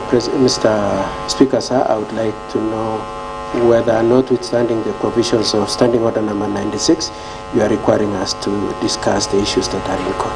With that, Mr. Speaker, sir, just so that it's clear, I will request the Honorable Governor say something, then I will go into our defense. All right. Thank you, Mr. Speaker, sir. Thank you so much, Katwa. The Honorable Governor, you say something before I... Mr. Speaker, sir, we were requesting for your directions before Mr. Governor. Yes. Okay. Order. Kindly. All right. Yes, thank you. Thank you, Katwa. The leader majority, yes, point of order. Yes.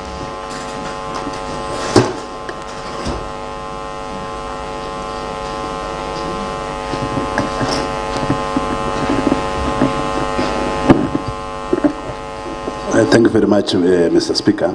I'm rising on the same Standing Order number 96, Mr. Speaker. Since the Senior Council decided to refer to the previous matter or to the previous impeachment that was conducted in this House, Mr. Speaker, and subsequently it landed in the Senate, Mr. Speaker. Number one, Mr. Speaker, I remember the Senior Counsel, Honorable Katwa Keegan, that time, Mr. Speaker, filed a preliminary objection, and through the ruling of the Speaker, Honorable Kingi, Speaker of the Senate of Kenya, Mr. Speaker, on the issues of court injunctions, Mr. Speaker, I'm aware that indeed we were sent back to this House, Mr. Speaker, or the motion was unable to be discussed in the floor of the House, Mr. Speaker, because of, one, the preliminary objections that Mr. Katwa Gigen, the Senior Counsel, had filed with the Senate, Mr. Speaker. And during the ruling of the Senate Speaker, number one, Mr. Speaker, he ruled, and based on the Supreme Court rulings, Mr. Speaker, that a process of a county assembly, of a national assembly, and that of Senate, Mr. Speaker, are not being injected. And by that, Mr. Speaker, I didn't see Senior Counsel Keegan challenging the findings and the ruling of the Supreme Court at that time.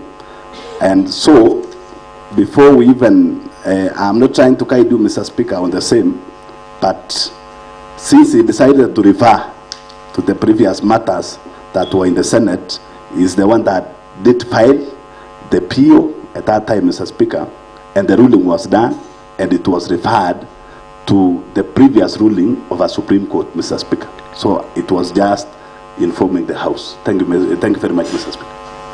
Okay, thank you. Leader of Majority. Okay. So, thank you so much, Katwa, Lead Counsel Katwa Keegan, on the issues that you have raised.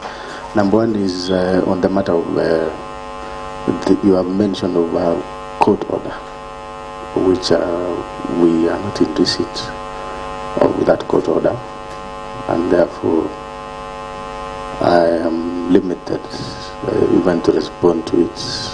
And maybe just to guide you a bit is that we have our County Assembly Service Powers and Privileges Act, that is CAP 265C, on service of civil process, and to that effect, none has been served before us. Maybe you can just refer to that. I don't need to read to it. So on that matter, we shall just proceed, because we can't admit, for instance, maybe you have it here, we can't admit any strange documents at the moment in this House, because already the motion, we are already discussing and debating the motion. I don't even want to talk about what the Leader of Majority has spoken about on the matter of the ruling made in the Senate on the issue of injuncting parliamentary process. I don't want to speak about that because I think as a lead counsel, and of course you know as a senior counsel in this republic, you know the ruling, the Supreme Court's ruling on that matter, because we are in the midst of a process that is ongoing. Secondly is on the issue of the motion mover, standing order number 70A. Of course, carefully as you can see, under number 8, the motion mover relied heavily on Article 181, Section 33, as well as the standing order number 70 and 70A. So there are two. Katwa, you've chosen only to rely on 70A by opposing it, but you have not considered 70. Nevertheless, we also appreciate the fact that you were with us last time until the Senate. And as you know clearly, is that what the leader of majority has raised is true. The Senate didn't even get a chance to prosecute the matters that had been raised in that impeachment. They took a vote because you raised a preliminary objection on matters and numbers, which actually the case was not even, the file was not even open for discussion. Nevertheless, the standing orders also, as you can see, uses the word may. You may underline that, may, not shall. I think those are the things that small things that we need to look at. And then on the matter of sub judice now, because already we have addressed the issue of court order, then I think that one I will not now, that is overtaken by the event now, because we have not received any court order. So we would have even loved to address it in a different manner, but as at now we cannot talk of something that has not been received officially, or not officially. I've not even been received. I've not even heard about it personally. In fact, I've just heard about it now, when you just took to the floor, Katwa. Let it be on record.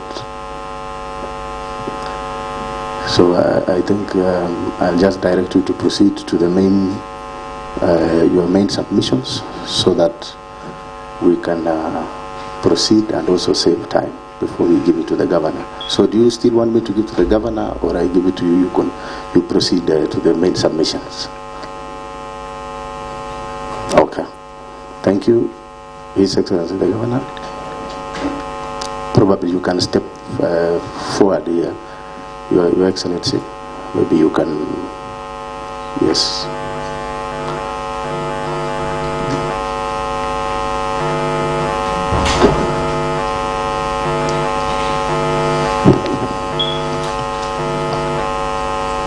Thank you so much. Mr. Speaker, sir, and the honorable members of the Assembly. Sorry, Your Excellency, order. We'll be informed that you need to take an oath. So please, sorry for that. Well, yes, Speaker. I was waiting for that. Sorry. Okay. Clerk, can you administer the oath?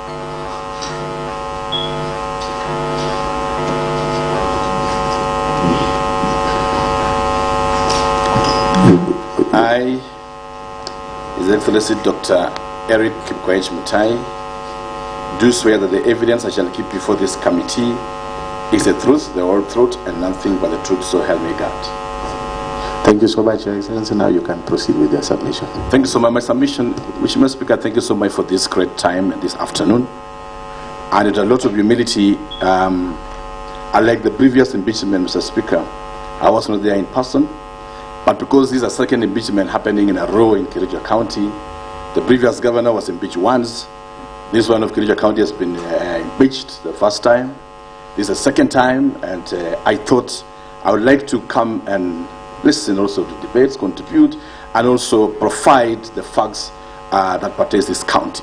Because the matters beforehand, Mr. Speaker, are grave issues that are of importance to the great people of Kericho County that they elected us to be able to serve them.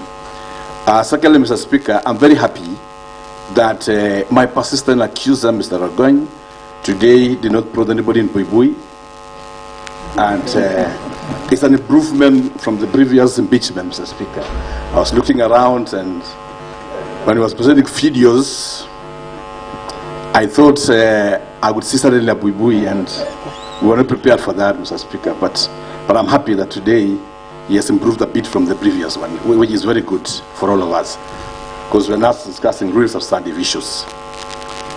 Number 3, Mr. Speaker, is to really appreciate your kind gesture since we came to this House. You've received us very well. The debates has proceeded very well.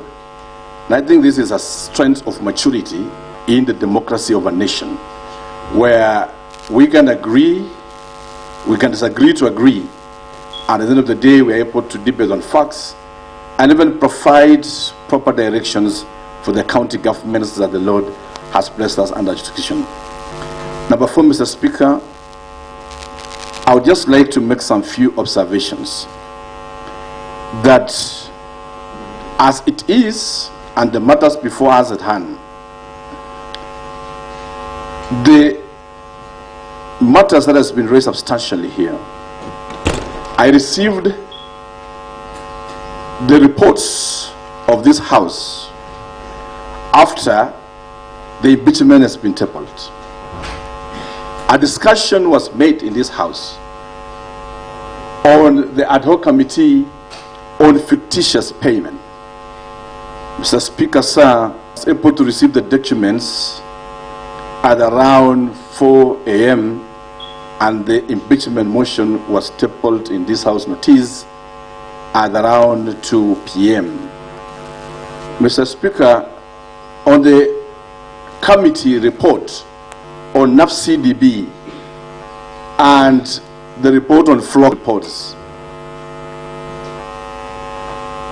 these were debated long after the impeachment notice has been given, Mr. Speaker, and the reports were then submitted to me way after the notice of impeachment has been done, Mr. Speaker.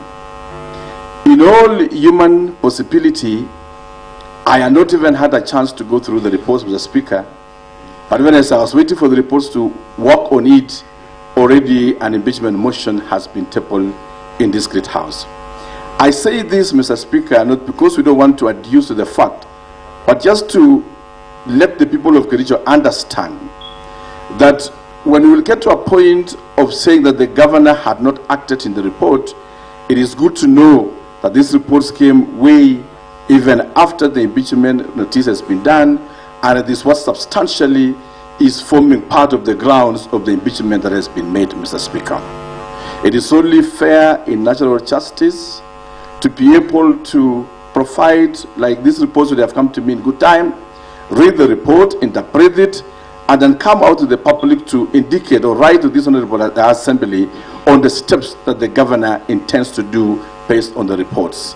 I've looked in the reports. It has given me days of around 28 days to be able to implement, Mr. Speaker, but the impeachment came even before the half day began, Mr. Speaker.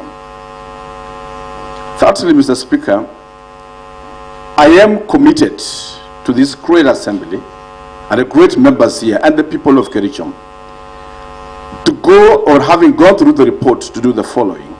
Number 1, to be able to act on the same report in totality within the stipulated framework that was given by this House. That is and still remains my commitment towards the given report. Mr. Speaker,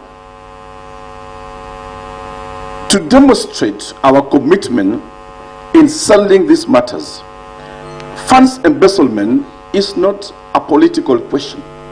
It is criminal questions in nature. I have indicated times and above that corruption is what has taken Africa back and is what has destroyed nations. My commitment is demonstrated by the fact that EACC, DCI has taken say of the matter. As a county government, we have already submitted the documents to EACC and the DCI, who have been sent to come and prosecute this matter within also the relevant structures which portrays what this great assembly has done. Our commitment is to fully implement, cooperate with the agencies to ensure that the same is done and justice is served by the people, is served and given to the people of Kericho. Mr. Speaker, matters have been raised on the inconsistencies of the governor on this matter. One such matter is my speech at Cheborigei, whom it says I glorify the committee which I held at very high esteem, and also seems to be providing the same direction. It is then in my view that if we listen to the entire of that clip, I did indicate it, that those who are found culpable must face the law. And it is a commitment that I have. I don't have the instruments of investigation. Probably this House has, the EACC has, and the DCIE. But a governor does not have the instruments. And this relies on the report that has been given to me. Mr. Speaker, I also rose because my lead counsel will use the smallest time we have, and we promise, Speaker, we may not even take 1.5 minutes, Mr. Speaker, because I really need the tea. It's been 1 week of agony and pressure, and we will really take the tea, Mr. Speaker. And I know when you are debate and my good friends will take the floor here, some of the things they will say here may force pressure to go up a bit, Mr. Speaker, and I would like to safely hide me in your office, Mr. Speaker. Secondly, Mr. Speaker, Mr. Speaker, questions have arose on the imbalanced distributions of works in this county. My chief accuser, who is also my good friend, Honorable Rogoin, didn't report to this House as a few weeks ago he was doing a road in his ward, Mr. Speaker. I thought he was going to tell his people that he has just done a road, and so many others. I was also anticipating my chief accuser to indicate to the seconder of the motion, my good friend and my age-mate, Vincent Korir, that at this home, Londiani, Chagorod Water Project, which is going approximately 80 million, funded by Flocker, is almost 90% completion or almost done, and we are planning even for His Excellency President to come and commission, because he's one of the best in this area. My good friend, Honorable Ragoy, my chief accuser equally, says that my friend Norman, and he claims he's my relative, and I don't want to discuss the substance because we are not here to discuss relatives and cousins and brothers and sisters, but he did also mention that SAWA's water project, which is in the ward of Honorable Kavlela, that Mheshimiwa Maji, Kapsa Sur Water Project, and bordering his own constituency, his own ward, is actually funded by the Flocker project, Mr. Speaker. And he didn't mention that he's my relative or Maji is my relative, Mheshimiwa Maji, Mr. Speaker, sir. But he was very quick to say that Norman is my relative and therefore water project is being done in his ward. But the same Kapsa Sur Water Project which is being done in his own ward was not very kind enough to say that this water project is going to share is done. Those are the few things I want to raise. Mr. Speaker, the honorable member, and they say that Mheshimiwa Dominic of Kabianga is my friend. Mr. Speaker, my chief accuser, in the same breath, didn't realize that at a place called Kibrenkwe, somewhere in Kedawa, Kimugul, Mr. Speaker, a key Flocker water project is being done in that area at a cost of 17 million, and it is in the ward of my good friend, which we just inspected the project today, Mheshimiwa Sigilai, Honorable Speaker. That is not your Mossad word. And I'm happy that the chief accuser didn't say that the member is my friend. So because he's my enemy, if using his own terms, it means that the project is again being done in his ward, and it's a very good thing, Mheshimiwa Speaker Sam. Mr. Speaker, the question that the governor is unbalanced in distribution of work is far-fetched. Today, we are building a facility at Soshat, upgrading Soshat Hospital to be level 4 hospital. And we are doing a project worth 158 million. I'm very happy again that my chief accuser didn't mention, Mr. Speaker, order. I will, because of the matter, I want us to allow His Excellency the Governor to make his submissions. Thank you for. And then at some point in time when Katwa will be and his team, I will allow the point. So the Honorable Rogoñ, Mr. Speaker, the Honorable Rogoñ, the motion mover, and which Mheshimiwa Paul Chichiri is assisting us. Honorable members, perhaps you know the governor is the first time he's standing. Thank you for your grace, Mr. Speaker. So I think they want you to refer to Honorable Rogoñ as the motion mover. Thank you for your grace, Mr. Speaker. I refrain from that and apologize. Okay. And Mr. Speaker, Honorable Rogoñ didn't indicate, the motion mover didn't indicate that in Honorable Shelley's place we are building a facility. But he did also indicate that he's my friend, but we are doing a facility there today, Mr. Speaker, sir. What I'm trying to build on, in fact, the Mheshimiwa Honorable Tiriot Beth of Ainamoi, the other day, the roof flogger project, we were giving out daily course with him. And Ainamoi is not Chemasad word. And the motion mover correctly did indicate that we are doing something. So the accusation of the governor that he has not balanced the word, I want to believe in the history of devolution, this is the time that we are speaking live to many of the wards across this county. Mr. Speaker, because I don't want to dwell with much, because I know that and you'll forgive me because I don't know the practices of this house, and lucky for me, I've not been an MC or a member of parliament, just been in the executive. I would also just like to mention a few things, and this is for the clarity of the county. When we mention that the governor has sacked CECs and CEOs, we need to have facts. The governor has no powers to even sack a single CEO in the first place. The process of sacking a CEO is either through resigning or through disciplinary process in the Public Service Board. Those powers, and you have been in the executive yourself, Mr. Speaker, thank God, rest with the institutional bodies that are independent.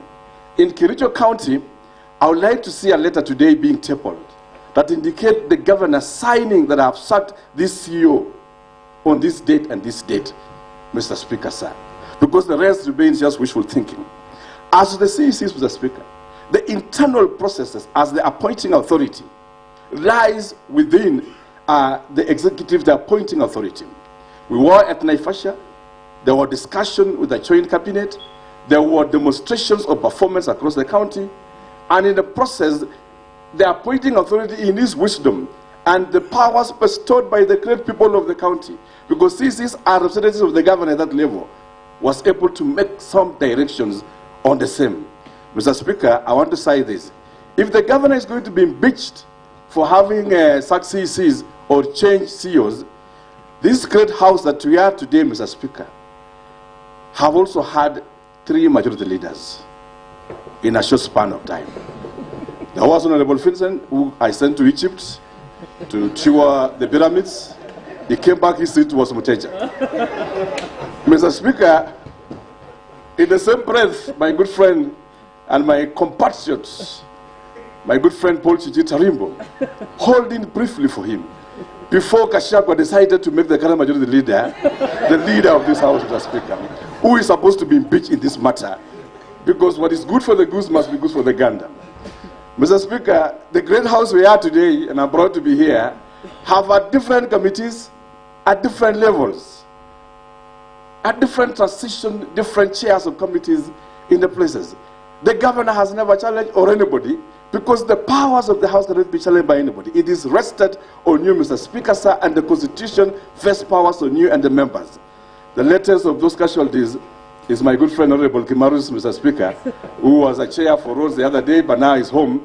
But who is going to be impeached now on all these things? So what I'm trying to say is that... It's okay, for the purpose of record, because we are unanswered, I guess you must have been referring to Honorable Gilbert Ngetich. All right, Mr. Speaker. Just like I said, Mr. Speaker, you be graceful to me because I'm in this house today. So what I'm just saying is that institutions have their strengths, institutions have their powers that cannot be challenged by anybody.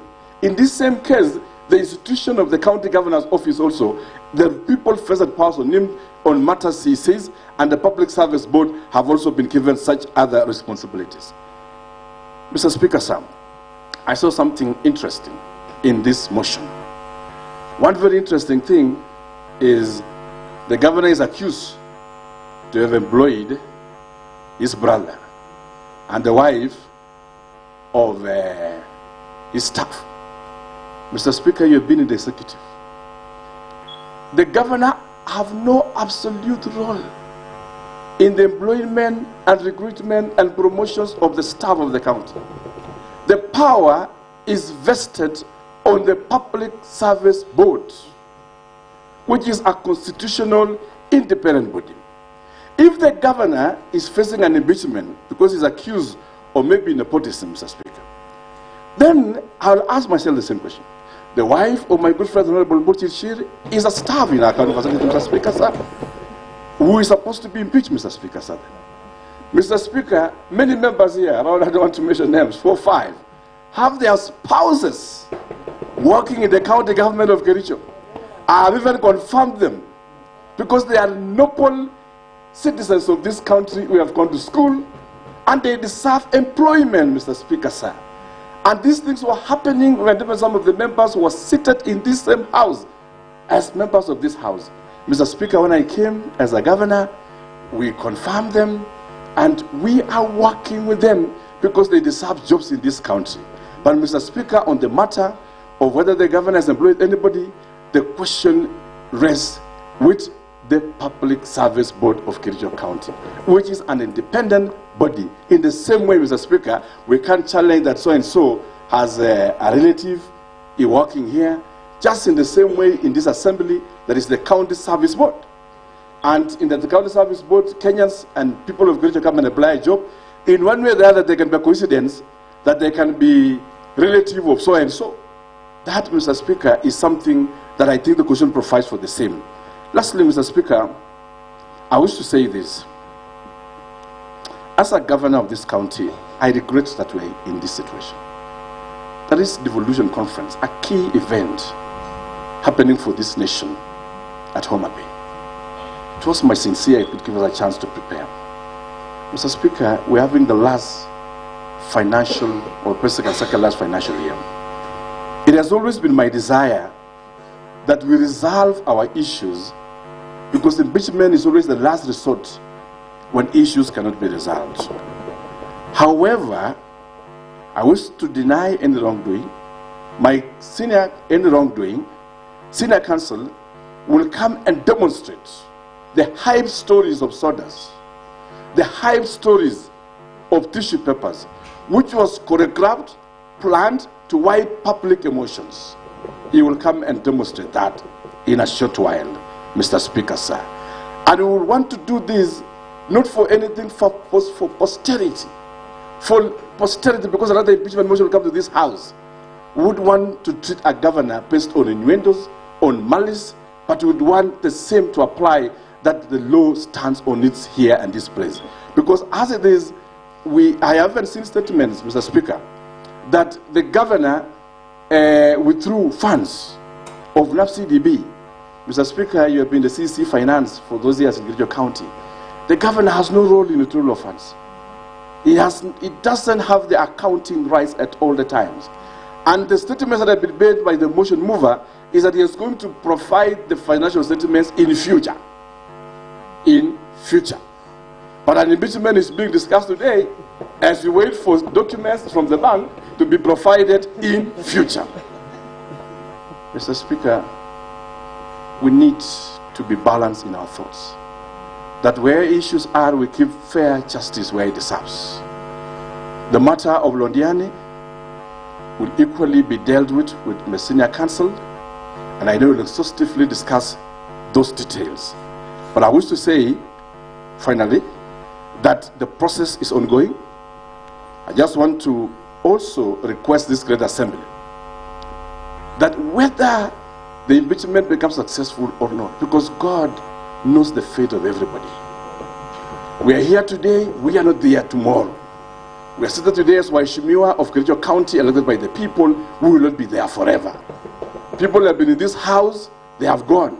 And I quote Senior Counsel James Orengo, that when my time comes to go, I'll always go with my head high, knowing that I've done great for the people of Kericho County, even within a short time. And I've done it with my heart and passionately with my heart. And I'm not guilty. And I'm not afraid. I have summoned my soul for the last 1 week and asked myself what is happening. And I know that I am not a perfect person, I'm not an angel. I make mistakes just like any other person. But out of all this, Mr. Speaker, let's do some few things for Kericho County. The Public Service Board is not in place. The names are in this great assembly. These are institutions that need to operate and run. When we make recommendations that the CEO should face the Public Service Board, or recommendations that take the CEO to the Public Service Board, the work of the governor is just to write to the Public Service Board. In the absence of a functional Public Service Board, Mr. Speaker, the same will not be realized. Allow it to happen so that it forms another ground for an impeachment. And looking into the energy of motion mover, having moved this time, I don't know if you'll survive this. Maybe you have another energy for a third one. But it's my prayer that the Lord will lead us to green pastures. Lastly, Mr. Speaker, as we do this, I still invite the honorable members of the great County Assembly of Kericho. But all is not lost. We have a county that has been given by us by the people of Kericho. We have just a year or two to finish on what our people ask us to do. It's an assignment that cannot happen in the place of rancors and disagreements. I invite the great County Assembly of Kericho that there comes a time again when we can look into ourselves, hold our hands, look ourselves into our face, forgive one another, and move forward to a prosperous county. I'm ready to work with every member of the County Assembly. Whether this motion will be defeated here, whether it will go to Senate and we will come back, whether it will be defeated in the Senate or it will move and we go to courts and come back, because the whole process, all these things, I still want to say I harbor no grudge to anybody, including the motion mover. I extend my hand that we are ready to work together, build this county together for the grace that the little time that God has given us. With those remarks, Mr. Speaker, I would wish to end by inviting Lawyer Katwa Kiken and also request you, Mr. Speaker, for that cup of tea you had proposed, because the energy levels are going down on me. Thank you so much. And lastly, before, yes, Mr. Speaker, just lastly, I beseech of you, Mr. Speaker, with your grace, we are going to progress with this motion and finally vote. So many issues have been raised, that there is an e-system, e-procurement, and it's good to say this in public, that there is an e-system. The standing orders provide that we can vote electronically, we can vote through acclamation, we can vote through roll call. Mr. Speaker, all I beseech your good office, if there is one string lying between me and death, is fairness. Just fairness. But when it comes to voting, let it be transparent. If we will feel at your discussion and request you, Speaker, that we do a roll call voting and people will stand up and say that my name is so and so, honorable so and so, I want the governor to go home, I will smile, Mr. Speaker. If this one say this and this, I'll equally smile. And at the end of the day, if I may go, let me go with dignity and with fairness, because a democratic right of every individual. Thank you, Mr. Speaker, and looking forward for the cup of tea under your grace. Thank you so much. All right, thank you so much, His Excellency the Governor, for your submissions and responses. Before you proceed, I think I want to, of course, from the submissions by the Governor, because of the time that we had, I hope, Katwa, I know you are keen. I have realized that the Governor has handled a number of the allegations that have been raised by the motion mover. He has addressed them. Probably, of course, if you have something to add on it, that is in order. But if you feel that the others that he has answered sufficiently, then that is also okay. So thank you for that, Governor, and you may proceed to have your cup of tea as your council continue with the submissions, and then you will also join us. And then before I open the floor for the members to contribute, I think that is in order. So proceed. Thank you very much, Mr. Speaker, sir. The Governor will sit in for just a few minutes, then we can go to the much sought for tea. I would like to start by saying that we will supply, it looks like this process might take the whole day, we will supply by 2 p.m. the pages that have been referred to. We'll make sure that by 2 p.m. on Monday they have been supplied. We request for that accommodation, and we appreciate your indulgence on that. That is okay. Thank you very much. We take on board the point that you make that you are not aware of the orders. As I indicated, we were also interested parties. We were also sued. It's not so much that we filed the suit, and so whoever filed the suit will probably take up the issue. So I would like to leave that issue there. You invited my attention to the Powers and Privileges Act. I have looked at it. I am aware of its provisions. On the issue of whether or not we can proceed to display, probably just one more, let me just retrace 1 minute. On the issue of the court orders, we just want to be on record on the Hansard that we are proceeding under protest in the face of the fact that we have no choice, and we cannot deny ourselves the opportunity and directions. We will proceed. Now, discussing the issue of the previous motion may be brought after 90 days. However, notwithstanding that, a motion for removal of a governor by impeachment may be reintroduced. So the mainness, the latitude, the discretion is in whether or not it will be brought. There is no discretion as to whether or not you can rely on the grounds. That one you are wrong, Mr. Speaker. So with the greatest respect. I was referring to subsection 2. Yes. On the matter on May. Yes. It says, motion for the removal of a governor by impeachment may be reintroduced, and that is the only place where the word "may" is used in that standing order. May be reintroduced in the county assembly on other grounds other than. So it is absolute, other than. It is exclusive. It doesn't allow for any room to bring back Londiani, bring back Kasimitani, bring back the affidavit of Kogo and the other staff member. It doesn't allow for that, Mr. Speaker, sir. And the other important words that are used in that is that grounds that were highlighted in the previous impeachment. Now, I appreciate the point made by Honorable Okony, that this issue was not discussed on merit. And Mr. Speaker, sir, also in giving your directions, you seem to be going back to the same point, saying that the preliminary objection had the effect of having not allowed the issue to proceed. But as pointed out to me by my colleague, Mr. Evans, highlighting is what is done in this floor, in this house.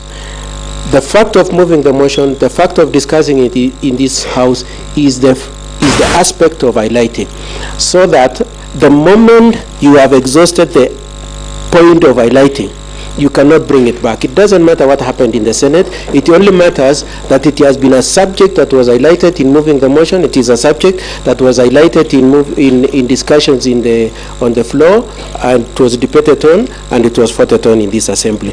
For those reasons, Mr. Speaker, sir, I would like to say that with the greatest respect, the assembly would be mistaken to allow and entertain issues relating to the previous impeachment. Order, Katwa. I had already actually made a ruling that we proceed, yes. Despite I only allowed you to protest a bit, but you wanted to proceed. Yes, I just wanted to have said that, yes, so that yes, it is on record. And just in case you change your mind, Mr. Speaker, sir. Okay, proceed. Okay, thank you, Mr. Speaker, sir. Now, Mr. Speaker, sir, there is an issue that my client has very particularly said I should mention before he goes for this extremely important cup of tea of his. It is the issue of the voting, Mr. Speaker, sir. Mr. Speaker, sir, my client comes from a very uncomfortable position that the information we have is that a voting system was installed last night, specifically targeted at the handling of this process. Both the timing, the hurry, makes us very uncomfortable. We also have information, Mr. Speaker, sir, that some votes belonging to some people supporting him, that is Amos Birir, Martin, Edna, and Dominic, have already been manipulated. Yes. We just want to be on record as protesting right from the one. Cut one. Okay, fine. I will still refer you back to our standing order number 98, the responsibility for statement of facts. Of course, you have mentioned that already on the matter of voting, which I don't even know how you now, unless you have been guided, because we're still prosecuting the matter, debating. When that time comes, I will be giving a ruling on how voting is done. But of course, our standing orders are very clear. On the aspect of speculation, let us not speculate, because you see, when we say the Honorable Dominic have been already, there is a vote casted, as mentioned by Honorable Katwa, then I don't know now what will happen. Should that not be the case when voting will be done? Of course, and remember that this is a house of facts, and so that I know Katwa is not a member of. I don't know whether he has been a member of Parliament before or a member of County Assembly. Probably he will understand that whatever he mentions, he needs to substantiate. Even the issues of procuring the system and all those things. Those are in-house issues that only perhaps the administration can be able to confirm, and I don't think it's in the right place. It's not the right forum to debate on how the system was procured. When was the system procured? Who knows even whether there is the system? I don't know. Those are some of the things, Katwa, that makes me not to allow you to continue discussing on the matter of voting, because we'll get there, because we are guided by our standing order. What is the point of order, Honorable Matthew? The point of order. What is your point of order? And do we have other mics so that you don't keep on moving? Thank you, Mr. Speaker. I rise on the point of order number 98, responsibility for the statement of fact. Mr. Speaker, the moment His Excellency was given an opportunity, he pleaded to you, Mr. Speaker, and the whole House that he wants fairness. Is it possible also for the Honorable Kato Kigen to give us the facts that the members have voted already, Mr. Speaker? This is a matter that members of the public need to know, Mr. Speaker. Mr. Speaker, if you can just allow me, Mr. Speaker, to cross over so that I can face Kato Kigen, Mr. Speaker. Okay. Mr. Speaker, this is a matter that we are discussing. The resources belong to Kericho residents, Mr. Speaker. We are discussing the issue of 85 million that was paid before anything was done to those to the people of this county, Mr. Speaker. We want, and I request, Mr. Speaker, using standing order number 1, you give Kato Kigen to give us out the votes who were done and by whom, Mr. Speaker. Yes, okay. We are discussing here an issue that someone was paid 2.9 million, Mr. Speaker, so that to supply soil. Kato Kigen, I know you might be practicing in a different field where you need to be paid so that you can do the work. But in this country, in this world, where on earth that can contractor be lended money by the government so that he can do the work? So, Mr. Speaker, we want also Kato Kigen, I know that you have gone all the way to ICC, but this is a different setup that we want to know. Where is 85 million? All right, honorable members, honorable legislative, there was a hand. Point of order.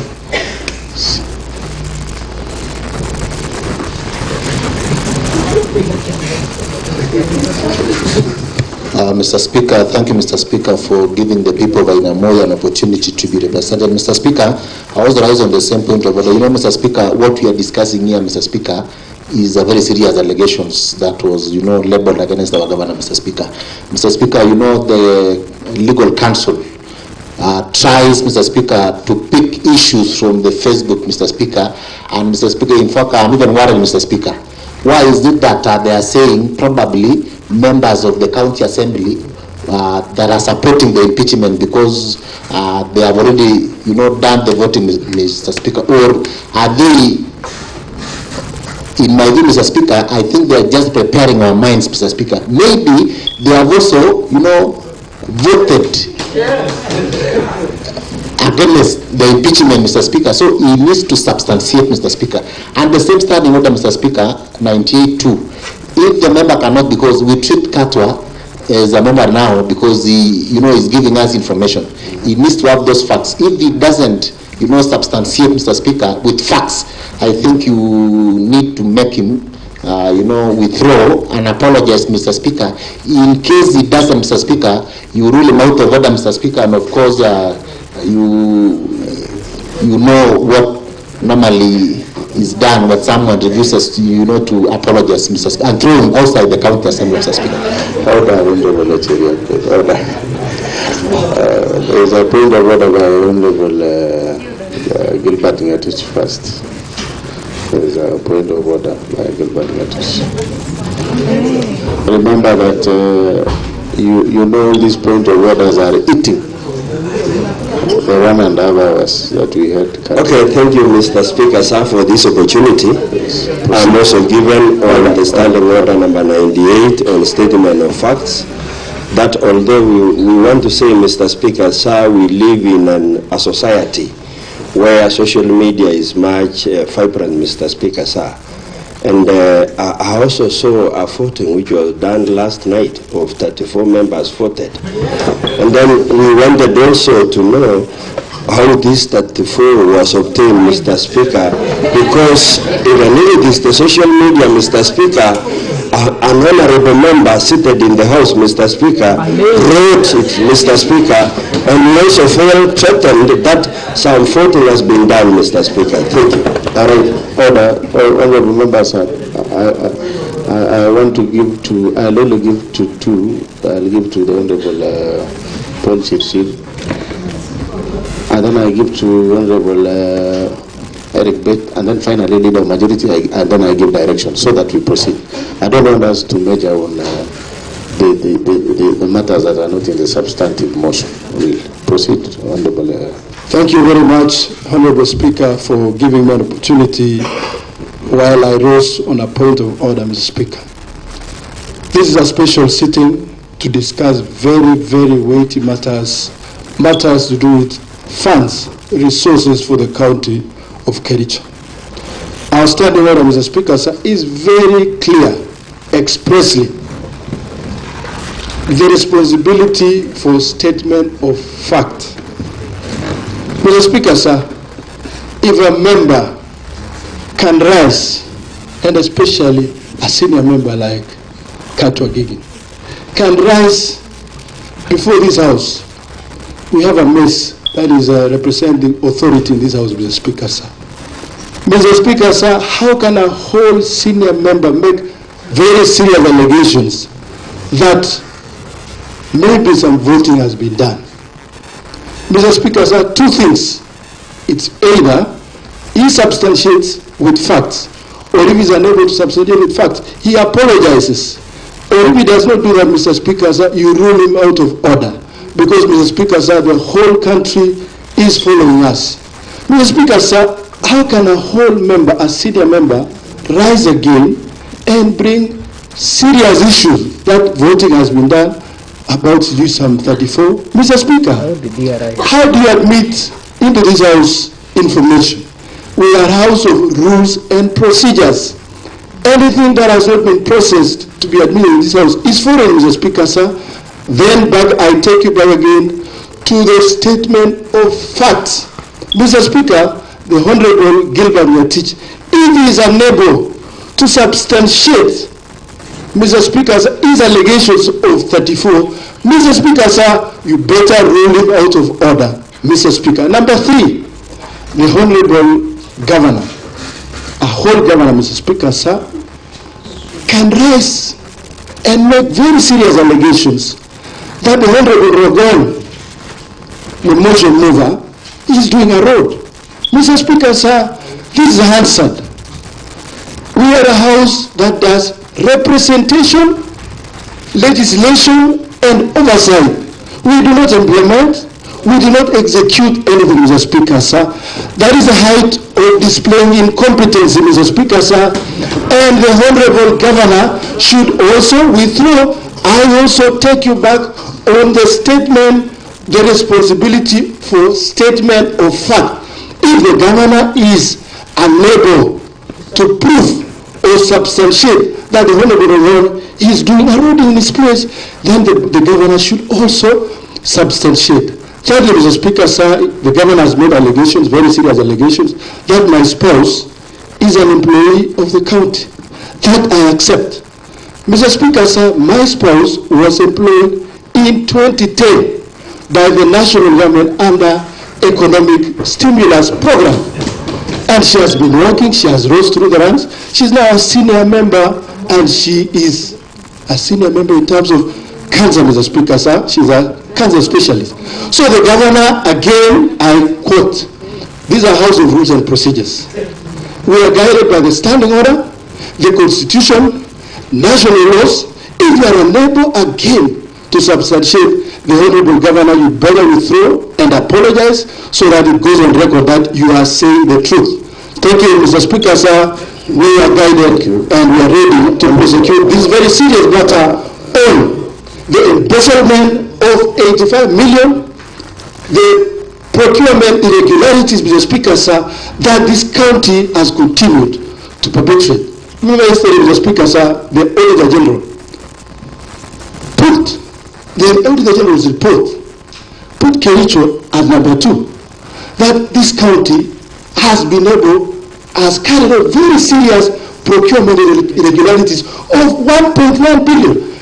Auditor General is an independent institution mandated to carry out audit and give audit reports regularly.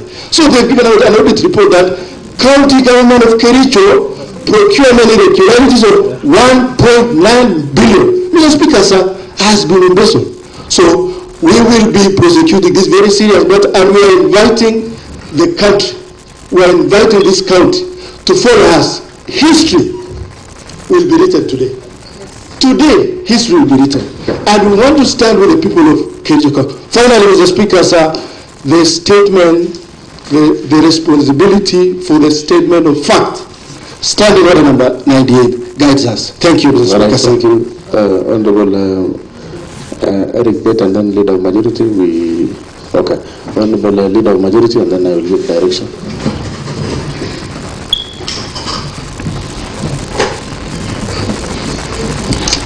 Thank you very much, Mr. Speaker. Mr. Speaker, I think it's high time we guide the discussion and the debate of the House, Mr. Speaker. One, if we will sit here, Mr. Speaker, discussing what was in the social media, Mr. Speaker. Whatever we've seen in the social media are so many, Mr. Speaker, to a level.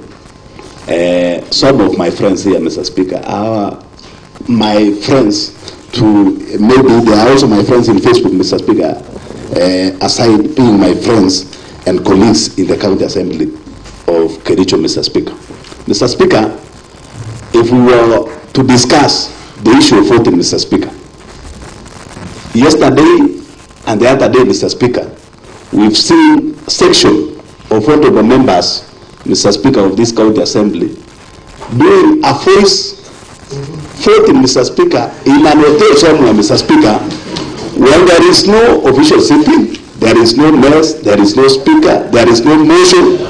So, Mr. Speaker, if we will go in that direction, Mr. Speaker, of saying, I saw this in the social media, you saw this in the social media. Mr. Speaker, social media is widely used by so many people, Mr. Speaker, and therefore, it is good to know that this House is guided by, one, the Constitution, number two, the standing orders, and the County Government Acts, Mr. Speaker. That, if we can confine ourselves to those things, Mr. Speaker. Mr. Speaker, let me remind each and everybody here, Mr. Speaker, that if you are sick, when you attend the hospital, Mr. Speaker, you will not ask or you will not prescribe medicines for yourself, Mr. Speaker. You will wait for the doctor to see you, Mr. Speaker, then prescribe the medicine that you are supposed to take, Mr. Speaker. Number two, Mr. Speaker, when you are in the field, Mr. Speaker, I'm a football player. Number 9. Mr. Speaker, when you are in the field, Mr. Speaker, we have a referee, we have members or players of both teams, Mr. Speaker. And in this case, even looking and hearing the presentation here, Mr. Speaker, you will know that for a fact there are teams.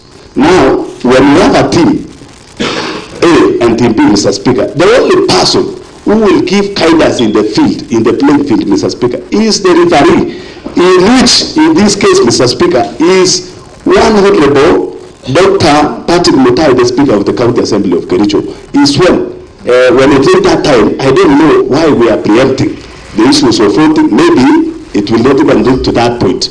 The last one, Mr. Speaker, on electronic voting, I don't know why when the County Assembly, you see, the President, who is also the party leader of the United Democratic Party, Mr. Speaker, has pronounced himself on people or Kenyans moving from the analog, Mr. Speaker, going digital. I don't know what is the problem when the County Assembly of Kericho decides to go digital, Mr. Speaker.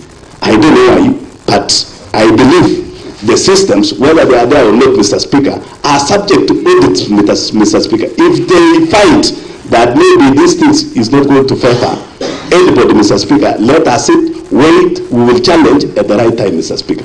The issues of voting, I know, after being maybe this house for a very longer time now, Mr. Speaker, it will take that time, and that time, I believe, the Speaker, according to the traditions of the House, will guide the House at that time. Thank you very much, Mr. Speaker. Okay, thank you, the Leader of Majority. I want us to have a way forward so that we don't waste time on non-issues. Really, because we are in the midst of a debate. The only thing that I request both parties, the representatives of His Excellency the Governor, as well as the honorable members, is that I think that standing order of responsibility of facts is very important. So let us just avoid making statements that will require you to substantiate. That means you'll be eating on the time that we have allotted to the Governor. So let me direct this way. Another thing is that there is no way we can anticipate, because the end process of this debate. However, the Governor had made his submission very clear that he wanted a fair process. So, of course, as you all know, in this House only we operate using standing orders. And anything that is outside these standing orders will be unfair. That is, we need to note that. And then secondly, of course, when it comes to that matter of which you are raising, it shall be addressed at that point in time. I want us to avoid the dangerous path that we are taking, and I kindly request the Katwa lead counsel, because you mentioned that you have information that the Honorable Dominic has been voted yes, or vote, I don't know, you said a vote already has been done. Of course, that is, unless you will prove it, that is, you are out of whatever, I'll be very kind not to initiate those procedures that the honorable members have suggested. Perhaps he was just raising this concern, and therefore we will give it to Katwa to continue. But perhaps first, to substantiate or withdraw on the voting, because already we are not yet there. I want to believe that there are issues that you can raise after.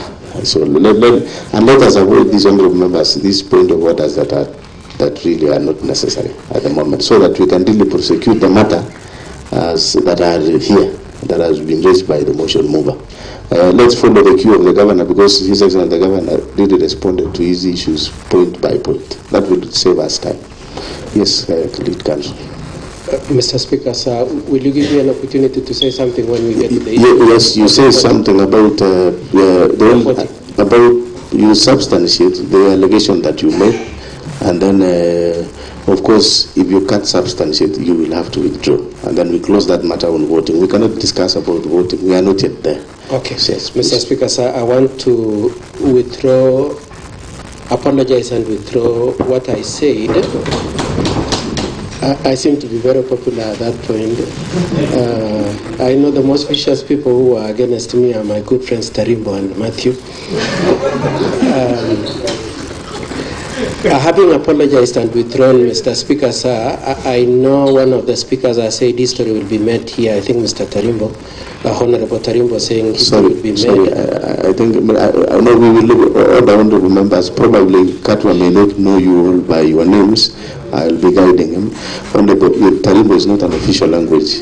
His name is Honorable Paul Chirchir. Yes. So he said history will be made in this sitting today. I think that history might be in the sense of impeachment, and we want to say that history can only be made if the 18/4 of people who have said they are not supporting this impeachment is manipulated. Yes.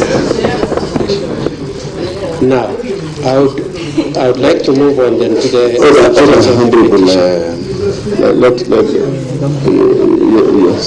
yes, the honorable Paul Chirchir, what is it?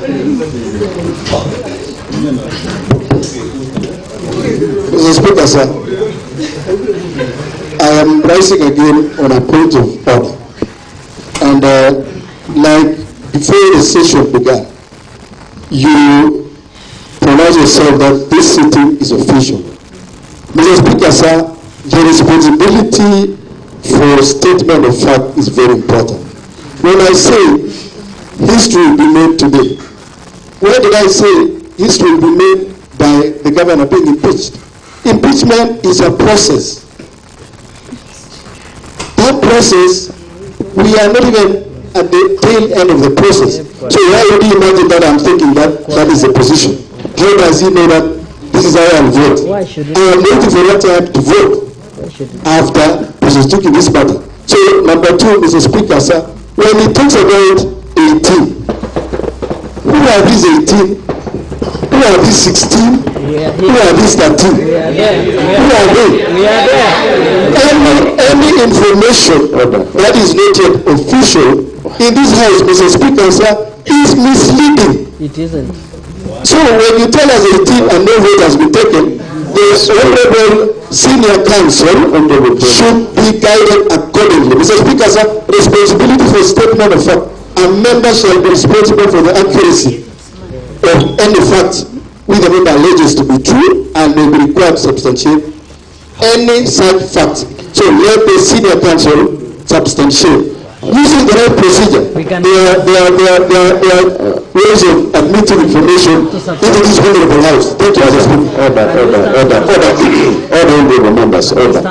We will, if we continue that way, we will lose the direction.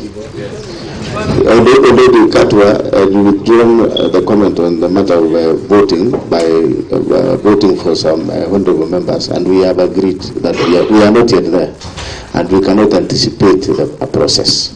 So now, going forward, so that we move forward, there should be no discussion on the matter of voting until when the chair will give direction at that tail ends. So that we proceed, so that we finish, we continue. So Katwa, you can now continue making your submissions. There is a submission by the governor. I hope it is not on the matter of voting anymore. Yes. Yes, let's give time to the governor. It is not on the matter of voting, because, Mr. Speaker, I recognize I already made my submission that all I submit to you and new chair is a fair process, and I did make that. I actually know the weight of this matter, Mr. Speaker, and that is why we need to ventilate very objectively on the same, Mr. Speaker. And equally, where Mheshimiwa Tarimbo had asked me to try and apologize, I do try and apologize. And at the same time, there are some questions of semantics, Mr. Speaker. When we're saying we're doing a road, you know, the English language is arbitrary in scope and space. So when we say we're doing, there is the act of doing There is the implications and the implied meaning, Mr. Speaker, according to Naomi Chomsky, 1856, Mr. Speaker. But nonetheless, Mr. Speaker, there's something I forgot in my submission, Mr. Speaker. Let's go. Mr. Speaker, because I know you have limited time, there is an accusation, Mr. Speaker, that had been made, and I thought I forgot to respond, and it's a very important allocation that touches directly of the office of the governor.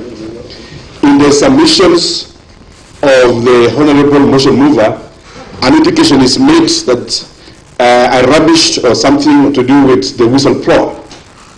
And I thought, because it directly touches on my office, Mr. Speaker, it's important to mention before we go for the cup of tea. And I know you are my age, but it will be okay if we do that cup of tea together. Mr. Speaker, the office of the governor, as constituted, has the governor and the deputy governor conjoined by the hips. The deputy governor cannot be a whistleblower because he earns a salary to assist the governor in performing its functions. Part of the functions is not whistleblowing, because the deputy governor, is important for the people of you to know this, the deputy governor has the responsibility of chairing sub-cabinet committees. These are very critical committees because you have been a CC, Mr. Speaker, which involves processing of materials and guiding the county on even matters discipline. And when I say this, Mr. Speaker, I have noted two concerns: that in the Montgomery report, the whistleblower was still the deputy governor. In this other report, I don't know if you are going for me. Thank you. In this other report, Mr. Speaker, in this other fictitious payment, the whistleblower is still the deputy governor. It is good for this House to make a determination in a fair way that the governor and the deputy governor are elected on the same pair of tickets. Salaries are drawn by the deputy governor. My view, Mr. Speaker, as you appreciate even whistleblowing, is that there must be a boundary between malice, political aspirations, and discharge of duties given by the Constitution. The whistleblower in this matter is an interested party because one is elected to serve the people of Kericho. In this service, it's about providing governance, directions, and administrative work to the CCs, the CEOs, and the staff of Kericho County government. So when we say that the governor found it irresponsible for his principal assistant to have uttered such remarks, it is a constitutional matter that must be looked beyond even this assembly. Because if today there's a president here, we have the deputy president. If the deputy president will come and say, I'm calling for a press conference to make the nation be aware that money has been stolen in State House, Mr. Speaker, he's paid money to support the president, advise the president, and guide the president. It's also the same principle within devolved structures. And that is why, even as we mention all these debates and concerns, I would wish to mention that as we celebrate the whistleblower, this assembly must at some point, whether the governor will be there or not, and I trust God he will guide us on this, be able also to ask the whistleblower where was he when the money was getting lost. In fact, he could have been here with me because we are controlled by the hip. So we don't want to appear here to say this. But however, Mr. Speaker, I'll give you a scenario. You equally have, you also have a deputy speaker in this house. The formation of the county assembly is that the speaker and the county speaker. It is going to be very across a portion of justice.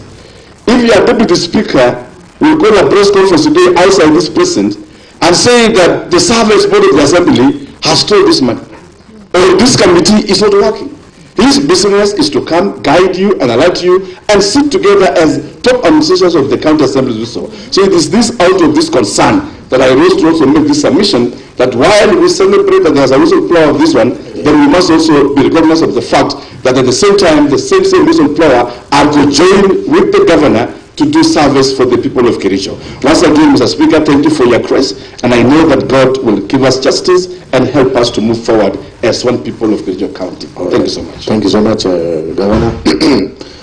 I think you have made your point very clear on the matter of whistleblower. Now, you proceed in the manner that I directed so that we save on time. We started at 14:00. I can see it's 15:20. Mr. Speaker, sir, let me address the allegations. I've forgotten the name, but I know him as Honorable Tarimbo has asked me to substantiate the 18. I can either do it now, sorry, it's to substantiate the point of history. I can either do it now or the end of my presentation on the issues. May I start on the issues, Mr. Speaker, sir, the less contentious ones. The first allegation that was made against His Excellency, I want to say that our overarching contention, our position generally on the whole of these allegations are three. The first one, Mr. Speaker, sir, is that it cannot be right, as Honorable Rogoin said, that the moment an accident occurs somewhere, or a death occurs in an hospital, or somebody steals 1 shilling, you rush to the governor to take responsibility for it. It is our view that it is only when the issue is brought to the attention of the governor and he fails to act that his responsibility is triggered. It is not in place or in lieu of the responsibility of the individuals. And that is why this assembly is given powers to call in the CCs and to recommend their removal, and your recommendations can result in their actually having to retire from office. And that is why also there is criminal responsibility for anybody who is culpable for any wrongdoing. There is civil liability for any wrongdoing. There are proceedings also for asset recovery. All those point to the point that the first point of stop is to identify the person who is liable for the wrongdoing and to take him to task on the allegation. It is not correct to say, as Honorable Rogon said, that you start by knocking out the governor and then you de-escalate the issue to the person responsible. Now, the other issue we want to say is that the entirety of the allegations, all the allegations that have been brought here, about 12 of them, in none of them is it said that the governor either was participating in the tender evaluation or tender award, or that he signed the checks for the payments to any of those contractors or any of those individuals, or that he procured any of the services or any of the goods or any of the works, or that he went to the bank to withdraw money. None of the allegations point to him in person. And so we just want to put emphasis on the fact that much as this motion has been coined in a way to suggest that the governor is personally liable, the truth of it is that the totality of the documents do not point to him in person. And with that then said, I just want to run through the allegations that have been made, and I was dealing with the one, so our defense is mainly based on the material that were given to us by the staff, or rather, the material that were given to the governor by the staff, attendant to the issues raised in the motion and in the reports. The governor, as he said, would have really cherished an opportunity to be able to act on those reports, Mr. Speaker, sir. And given an opportunity, he commits to act. And whether that act will entail suspension of anybody, dismissal of anybody, referring somebody to the Public Service Board for disciplinary measures, reporting anybody to the DCI or to EACC, the Honorable Governor is committed to taking action in case any impropriety is found. And for purposes of that, he is committed to studying the report from this assembly and doing his own investigations, attendant to which he will take action. He wants the assembly to be aware that he is committed to doing that. Now, on the issue of the maintenance of 15 houses, the cost of 2.9 million. The response of the governor, as per the records given to him by the staff, is that indeed some work has been done. It's not yet completed, and some works are ongoing. The accuracy of this is an issue that with time he should be able to determine and address. He also wishes to emphasize that in respect to that issue of the housing, he supplied the document showing what had been supplied, both what had been done on the ground and the materials that were on that had been delivered to the location and the ongoing works. And documents were supplied. I would like to move on to the next allegation, being the alleged goods that were not delivered, and that is soya beans, maize, jam, sunflower, cottonseed, at the cost of 14 million. And the documents we have and which we are told the assembly was supplied with is because the whole case rests on the dichotomy of whether payment was made before delivery or delivery was made ahead of payment. And the position of the county staff, the executive, is that indeed delivery was preceded payment. The payment was made after the delivery of these items, that is the soya, the maize, the sunflower, the cotton, and so on and so forth. Now, it is said when the motion was being moved that a certain tonnage, I remember something like 10,000 tons were found on the ground instead of 30,000 tons. The explanation we have is that these are consumable. It's not like they rest there through.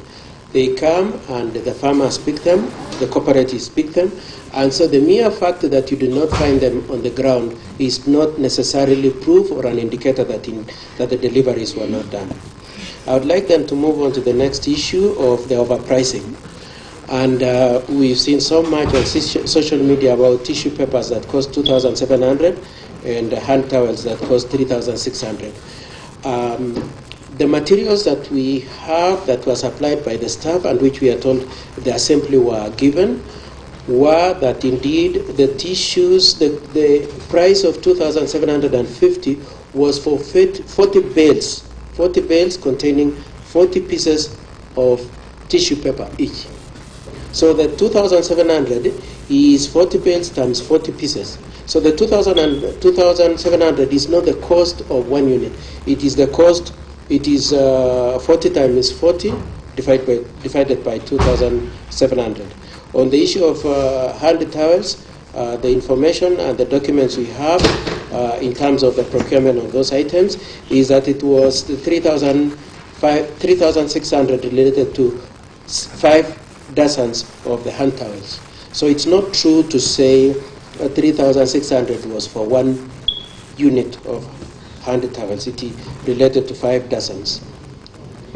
And the documentations on all these issues were supplied, and we've supplied the same to this assembly. And as Mr. Speaker, you already observed at the outset, you indicated that indeed we supplied our statement. The first statement, there are 2 statements, both dated 13th of August. And then the explanation is at volume 2, page 1 to 26, and all the supporting documents, including the documentation relating to these tissue papers, hand towels, are at page 28 to 326. On the issue of works, goods, and services that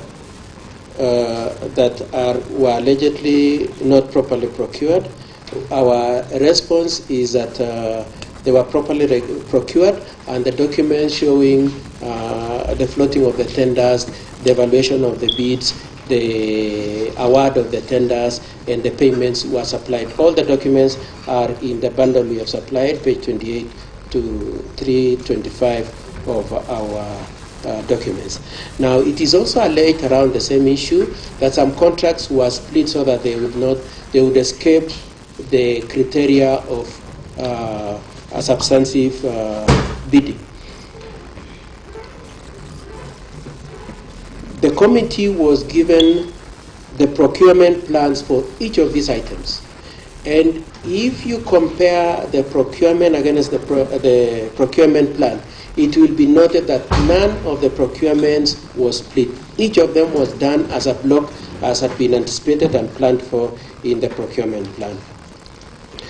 On the issue of retention, we also, of course, want to observe that on that issue of alleged split tenders and impropriety in the procurement process, we did our utmost best because we didn't have details of those allegations. They were general allegations.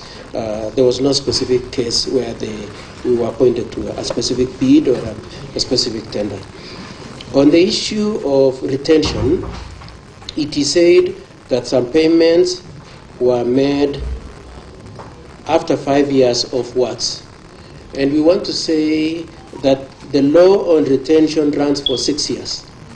The contracts provide for retention for up to 6 years. So any claim made within the period of 6 years is a valid claim on the retention amount. And it is only paid upon satisfaction that any defects that arose have been done. In none of the, other than making the general accusation that payments were made 5 years down the line relating to retention, which we are saying was right, other than making that general statement, it is not specified anywhere in the allegations that indeed there is a specific case where there was a defect and payment was made for retention before the defect had been rectified. And it is the position of the executive that indeed there is no case where there was a defect that had not been rectified by the time of payment. However, as we said, we will be conducting investigations on this. We will apply, the governor will conduct investigations, establish indeed if there are any cases where there was any impropriety in the payment of retention. And at this point, Mr. Speaker, sir, with the greatest respect, you will realize that these are the payments you made 5 years ago. And so we might call you to come and assist us to clarify some of those, if it is actually a substantive issue. On the documentation, it is alleged that they are lacking documents and some lack IMPEACHMENT invoices and stamping. We very categorically say that there is nowhere where documents are missing. I know Honorable Ogony said that one of the challenges they had in the course of the committee hearings is that there were instances when the staff were asked to supply documents and they either took too long or they brought the documents in piecemeal. Our position from the position of the executive, the office of the governor, is that all the documents are there. They have been supplied in the documents we have supplied in this assembly.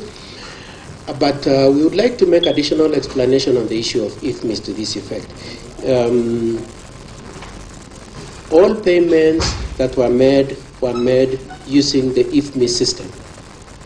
And so the contention made in one of the allegations that indeed some taxes were avoided cannot be true, because the IMPEACHMENT system itself not only secures the guarantee that the payments are made, but it is also interconnected with KRA, and so nobody who has been paid can escape having to pay taxes. And so that allegation that indeed there were instances when parties or contractors escaped having to pay taxes or that they were paid outside IMPEACHMENT, we deny completely, as we deny the allegation that there are any documentation lacking. And we put anybody saying that the documents are lacking or that taxes were not paid or that payment was made outside IMPEACHMENT to strictly prove in the allegation. That allegation is not specified. There is no specified allegation saying contractor X was paid outside IMPEACHMENT or that he escaped paying taxes or that there was an impropriety in terms of that process. And so I would like to raise that contention there.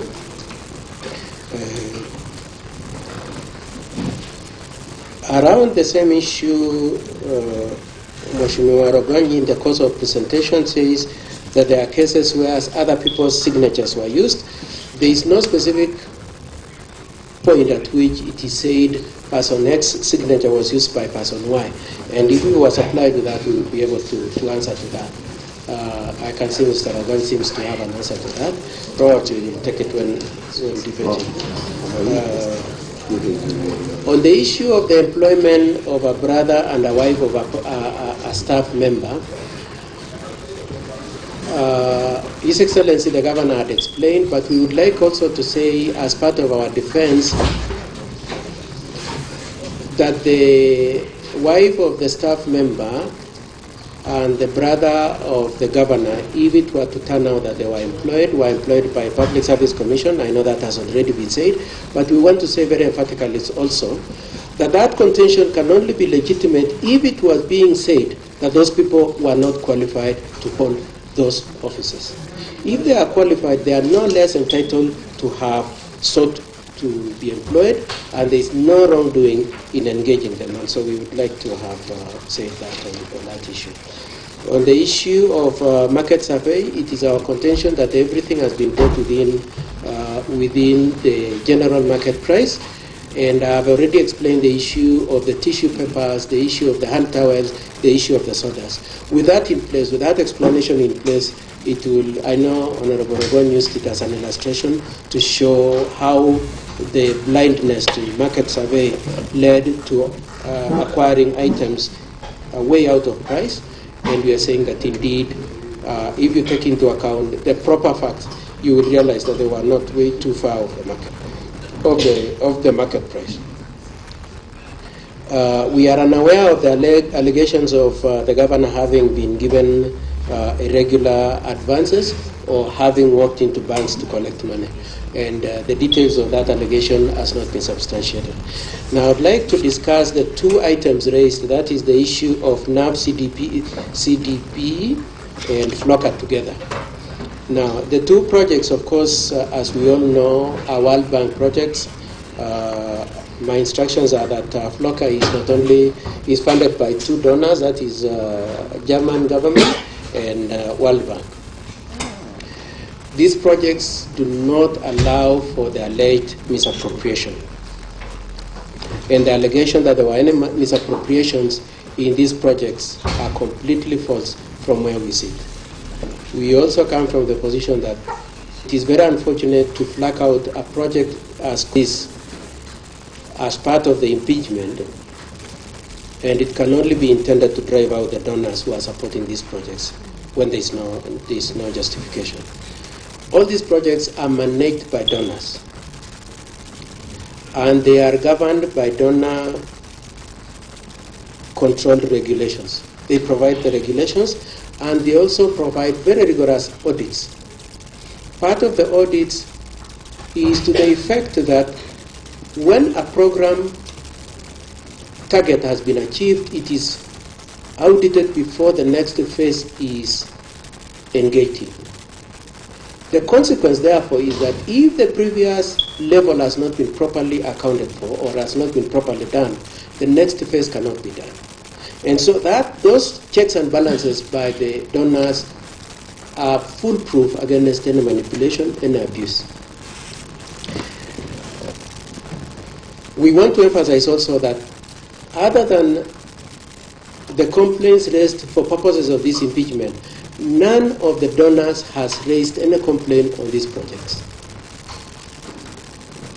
And equally very important is to say the auditors who audit these donor projects are not the county staff. It is donor auditors.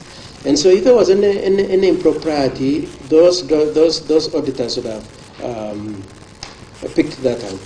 And I want to additionally say all those projects are activity-based. They have project fund utilization guidelines.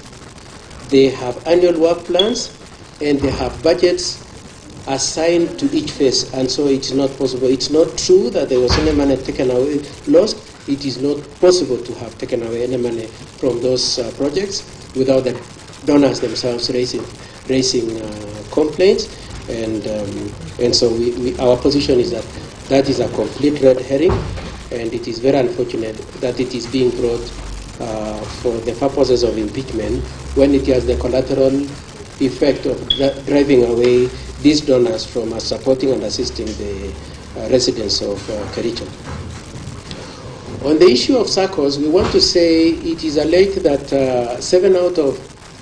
19 out of 30 SACCOs were found to have become eligible for various supports as at the time the committee went on the ground, and that it is also said in the allegations that 7 of them are the only ones who have received support, It is also alleged that some of them cannot account for receipt of items supplied to them, or that some of the supplies were substandard. I would like to answer all those questions on behalf of the governor to this effect. The first one is to say, yes, it is true that 19 out of 30 had qualified. And the reason and explanation is that each of those SACCOs needed to meet some criteria set by both the donor, the national government, and the county government for them to qualify to be incorporated in that project. And so it is only those ones who had qualified that were incorporated. And so the reason why it is 19 rather than 30 is not because anybody was discriminated, it is because of the rigorous criteria processes that are required for them to qualify. Mr. Speaker, sir, in the presentation we've brought here, we've shown that as a result of the efforts of the county executive, the donors, and the national government, the remainder 11 SACCOs have now qualified as we speak now. I'll give you extra 10 minutes because we started at 2. It's 3:40 now. I was kind enough because there was some point of orders here and there. So maybe 10 minutes. Could I beg for 15, Mr. Speaker? All right. 15 only. I'll give you 15. Thank you very much, Mr. Speaker, sir, for that grace. And so our explanation is that the 19 were the ones who had qualified, and as we speak today, all the wards are represented. The other 11 have, as a result of efforts and enterprise of the executive of the county, the executive of the county, the national government, and the donors have qualified, are in the process of being onboarded. Now, the issues of procurement, these are donor-funded projects. The standards set by the donors is such that they can only procure some of those, including those laptops being said that they have been refurbished and so on. That is completely false. The standards are set by the donors, including the furniture. And so there is no case where it is possible, and we wish somebody could come with any of those alleged refurbished laptops or any of those broken seats. And of course, if the seats have been used for a while, they will break. But the point I just want to emphasize is that the standard set by the doctor is not possible to have a case where the standard of the items delivered. As a rider to that also, my instructions are that it is upon the SACCO itself to requisition for what they want. If they want a table, if they want a chair, if they want a walking stick, it is them to say, we are requesting that you supply us with this. If they want an office, it is them to requisition for that. And so it is only supplied to the extent to which they have requested. So it's not like you wake up one morning and you say you want to distribute pens like it was done this morning in this. It's a requisition for it, it is applied, and they acknowledge it. And the position we have is that each of them has records of the receipt of what was applied to them. Mr. Speaker, sir, in view of the time you've given me, I would like to raise the arguments on those two projects. That's FLOCA and NAFCDB at that point. The issue of the projects which are said to be skewed in favor of the areas where His Excellency the Governor comes from, and probably where my good friend Honorable Anita comes from, it would seem like even before Honorable Okon could let the bird fly, people have already shown that it is not true. It is not true that they are skewed, it is true that they have been spread out. But more to the point and more seriously is that my instructions is that this is a 3-year project. 2024-2025 financial year, 25-26 financial year, and 26-27 financial year. And by close of the year 2027, every ward will have been supplied with this, will have enjoyed the benefits of these projects. And so the contention that Chemosot is being preferred is not true. It is also not true that 21 million was spent. It is actually, the truth is that it is only 16 million that has been spent. The work plans for these projects is such that if it is closely looked at, some of the projects will attract more expenditure than this Chemosot that is being picked on. Some will incur more expenditure than that Chemosot. And there is also reference to some other projects. Toroy Tanya, I think, and and Chemamun. And my instructions that the executive wishes that there was audience for the people from those areas. They would come and say they are very happy. The project was completed, it was handed over to them, and they are very happy with its performance. And so to say that there is any deficiency in those projects is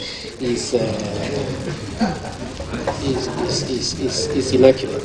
And there is no skewedness, there is no discrimination. I know His Excellency was asked to withdraw the contention about the road. The argument on the road was not meant to say that Mheshimiwa Rogony was doing the road. The point that was being made is that there is no skewedness. Projects are being run through the county. There is no selection of saying it is being taken to where His Excellency's former friend Matthew comes from, and another one is being denied. On the issue of strategic intervention projects, Mr. Speaker, so I just have 3 issues to cover. Strategic intervention projects.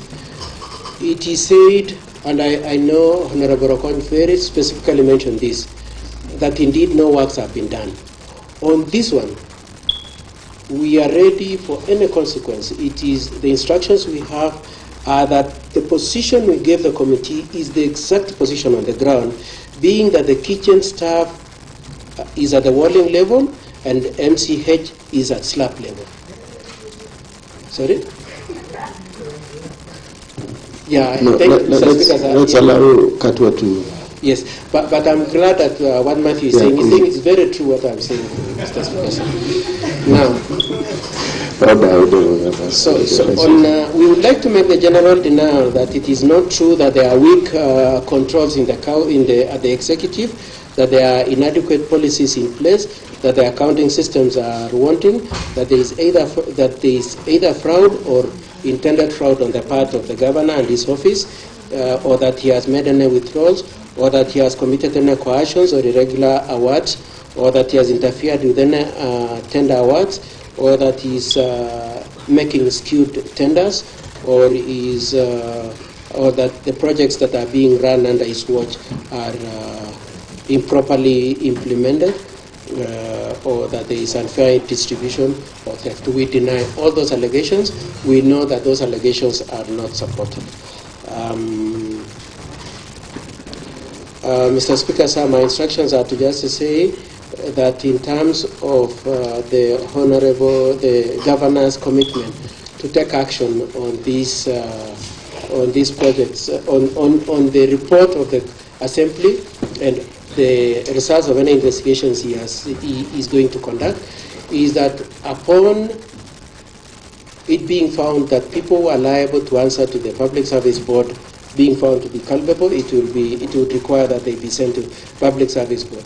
And therefore, my instructions are also to request that the Assembly kindly considers approving the pending issues of the Public Service Board. In terms of taking action, because I know there was multiple reference to action not having been taken on Londiani, on Kasumitani, and so on and so forth, we would like to indicate that between now and the time that the Assembly made their report, EACC were given documents relating to some of these projects. So it's not correct to say nothing has been done. It is a fact. I hope, Mr. Speaker, that you will not ask me to substantiate. Anyway, I can substantiate, but that's a fact. It is a fact that indeed EACC have already been to the county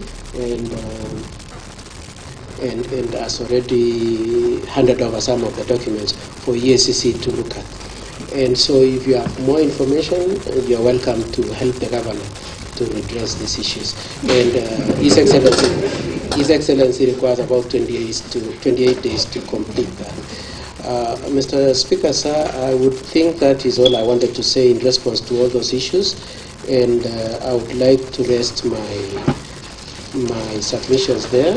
I thank you very much for the audience you've given me.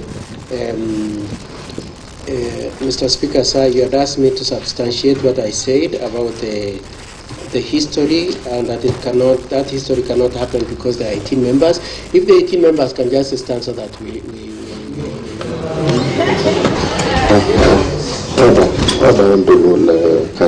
Mr. Speaker, you cannot give direction. In fact, even the honorable members themselves, you know, you are out of order. I cannot even expect you to take directives from honorable Katwa.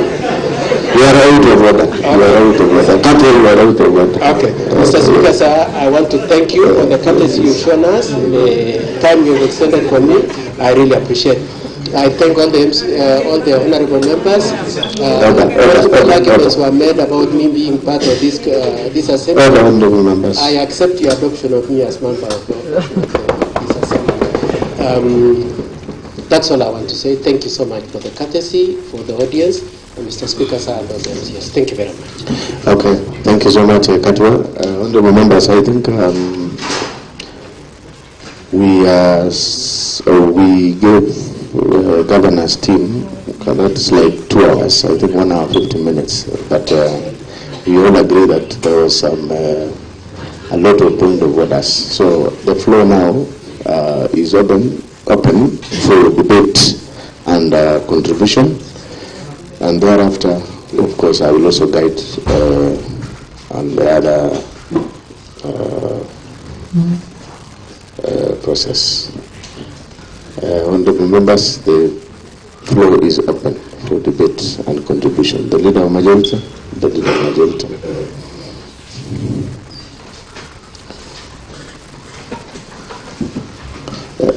And as we contribute, let us try to confine ourselves to the substantive motion before us. Thank you very much, Mr. Speaker, for the opportunity. Let me also take this opportunity to thank the representatives of His Excellency the Governor and the Governor himself. Maybe, Mr. Speaker, before I table my submissions maybe to support the motion, Mr. Speaker, you will allow me to inform the House, Mr. Speaker, of the current incidents that has occurred, Mr. Speaker. I think you've been seeing me going out and coming in, Mr. Speaker. It's because of some very serious emergencies, and this will concern the safety of the honorable members. Maybe before you decide, before we finish discussing this motion, it is good to take note that our Gate B, Mr. Speaker, I was called upon by the Sergeant at Arms together with the security teams that, and I read the statement, Mr. Speaker, that at around 10:50 a.m. this morning, an unfortunate incident occurred within the precincts of the County Assembly of Kericho. A vehicle registration number KAH075Y, a county government vehicle, boarded and accompanied by close to 50 goods, Mr. Speaker, driven by non-driver, because it's a government vehicle, Mr. Speaker, rammed into Gate P of the Assembly. The vehicle is mounted with public address system, which is always used by the Governor's press team. Mr. Speaker, Assembly officers manning and other working in the kitchen were almost injured, Mr. Speaker, as they scampered for safety. Over 10 police officers who witnessed firsthand the incident. We wish to thank the National Police Service officers who acted promptly toward the attempt, which aimed at forcing their entry in the Assembly and causing injury to the honorable members of the County Assembly as well as the staff. We further wish to thank especially the DCI department, Mr. Speaker.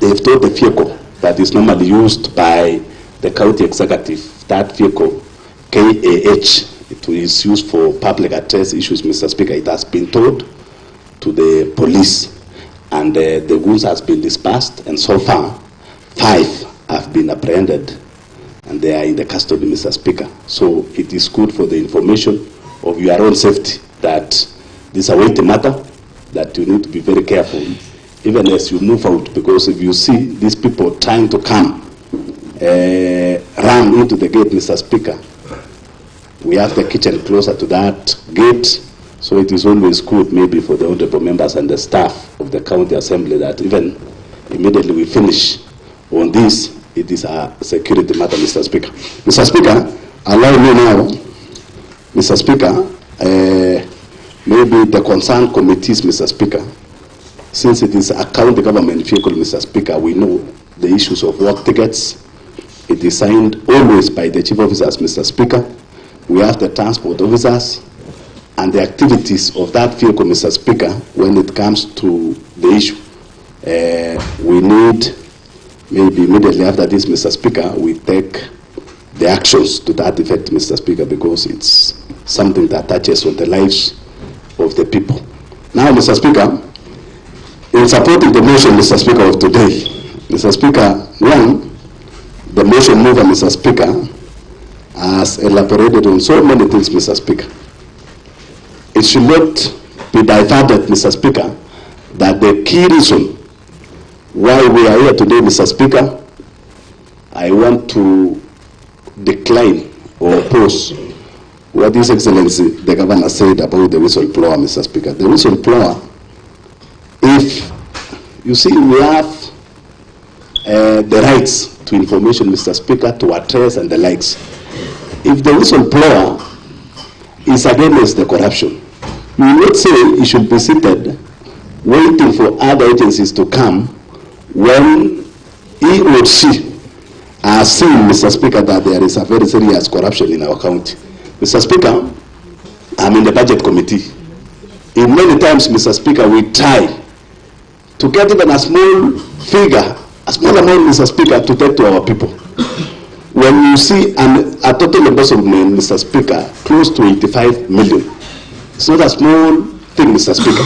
Mr. Speaker, I'm the leader of majority of this county assembly. And in this case, Mr. Speaker, our party leader, who is His Excellency the President, while in Omabay, Mr. Speaker, pronounced himself on issues of corruption, Mr. Speaker.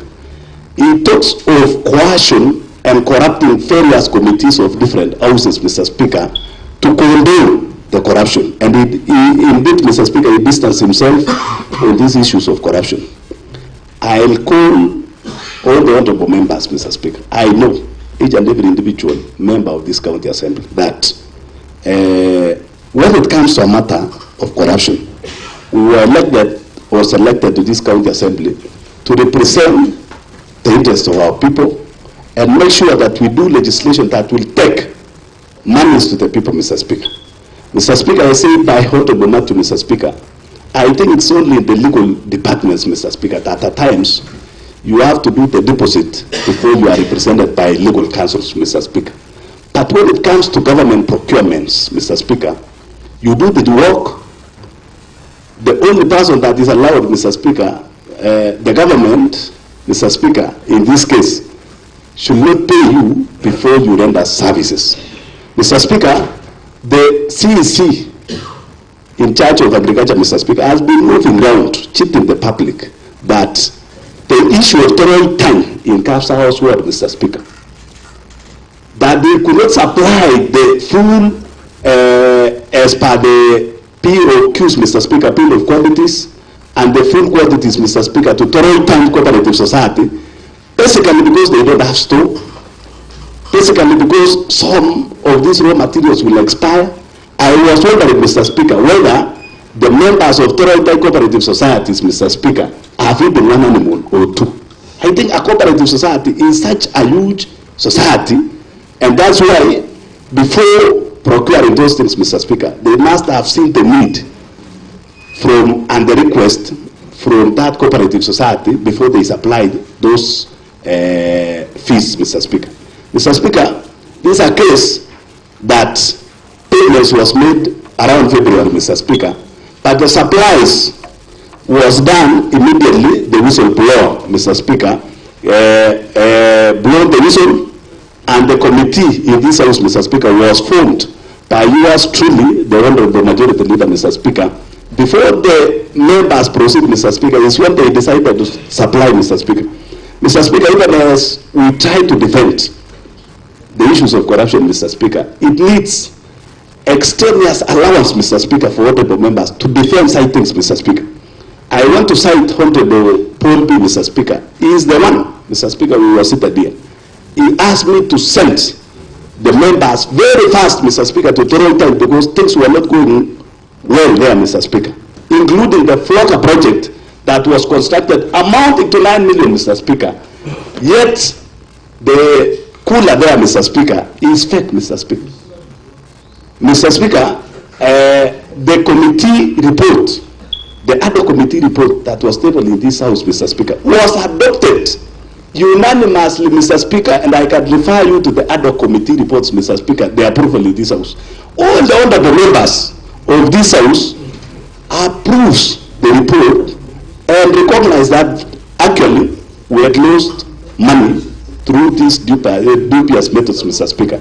Now, Mr. Speaker, I will wait, Mr. Speaker, to see an honorable member who, during the debate, Mr. Speaker, supported the report. And now, since the report formed part of this impeachment, Mr. Speaker, I'm waiting, Mr. Speaker. Coercion is there, Mr. Speaker. And that's the reason I've been seeing Honorable Katwa Kigen here, Mr. Speaker, insisting that he wants to see these honorable members, Mr. Speaker. We know corruption can even find its way, Mr. Speaker, to this House. So we will be keen to see the members of this county assembly, Mr. Speaker, voting to support the corruption, Mr. Speaker. Katwa Gigen has got the right, Mr. Speaker. That is his profession, Mr. Speaker. But for a honorable member who represent that Mamaboga, Mr. Speaker, who says on the highway, Mr. Speaker, we collect tax, then we take services back to them, Mr. Speaker. When we see people stealing and we support those honorable members, I am waiting for that time, Mr. Speaker, to see these honorable members. That's why yesterday, indeed, and I was quoting, Mr. Speaker, that during the election of the speakers of the county assembly, which you are among them, Mr. Speaker, I remember there is one notable aspirant of the speaker that time, Mr. Speaker, had locked close to 31 members of this county assembly in Kisumu, Mr. Speaker. But coming to real voting in the House, Mr. Speaker, the speaker got only 12 votes, Mr. Speaker. So I will not be surprised, Mr. Speaker. The reason why these people are insisting on different methods of voting, Mr. Speaker, is because of coercion and corruption that has found roots to this House, Mr. Speaker. Therefore, Mr. Speaker, you will allow me, Mr. Speaker, Mr. Speaker, protect me, I will give you to speak. Order. So you prosecute your point. Everyone members not allowed to tolerate. Mr. Speaker, we have your time. We had a refurbishment of county council houses, Mr. Speaker. That now the county government houses, Mr. Speaker. You know the issues of asbestos, and the lawyer Katwa Kigen knows the effects. According to the research, it has been found that the asbestos, Mr. Speaker, that's the reason immediately we remove, Mr. Speaker. We bury them almost 8 feet down the ground, Mr. Speaker, because it infects the human being with the issues of lung cancers, Mr. Speaker. And for that reason, once, so it could, Mr. Speaker, that we refurbished those houses, Mr. Speaker. But to our surprise, Mr. Speaker, people were paid before works were done in Kipkelian town, Mr. Speaker, a sub-county where I come from, Mr. Speaker. Mr. Speaker, when we talk of public participation, we've been doing several public participation, Mr. Speaker. I'm not a member of Lands Committee, Mr. Speaker. But at times, Mr. Speaker, it beats logic that you purchase a piece, even the biggest hotel, the 5-star hotel that we know in this country, Mr. Speaker, cannot afford even to sell a piece of soda at a cost of 500 shillings, Mr. Speaker. I don't know now, the common manage who came for public participation could even take a soda worth Kenya shillings, 500 shillings, Mr. Speaker. That's why I say defending this corruption need extraneous allowance, Mr. Speaker. And for this case, Mr. Speaker, I kindly request that whoever will be protecting this corruption, Mr. Speaker, needs to charge the culprits the highest amount, Mr. Speaker, because this is the biggest job I've ever seen. I submit, Mr. Speaker. Thank you. All right, thank you, Leader of Majority. Of course, I gave you more time because you are the Leader of Majority. Now, moving forward, I'll be giving not more than 5 minutes to a member in that order. Honorable Dominic, Honorable Paul Kiptau B, and then Honorable Dominic. Yes.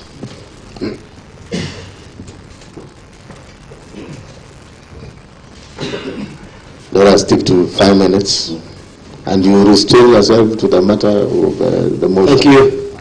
Thank you very much, Honorable Speaker, for allowing me this chance to speak on behalf of people of Kapsaos, because I've been adversely mentioned, Honorable Speaker, on the issue, and I'll narrow myself to the issue of Toroitany. Honorable Speaker, it's shocking to see people talking about Toroitany. The person standing before you is the initiator of Toroitany. And I'm the area MCA, and I know what Toroitany is all about. Yes, indeed, I did actually talk to the majority leader that some people visit Toroitany. But I didn't say that there was anything lost in Toroitany.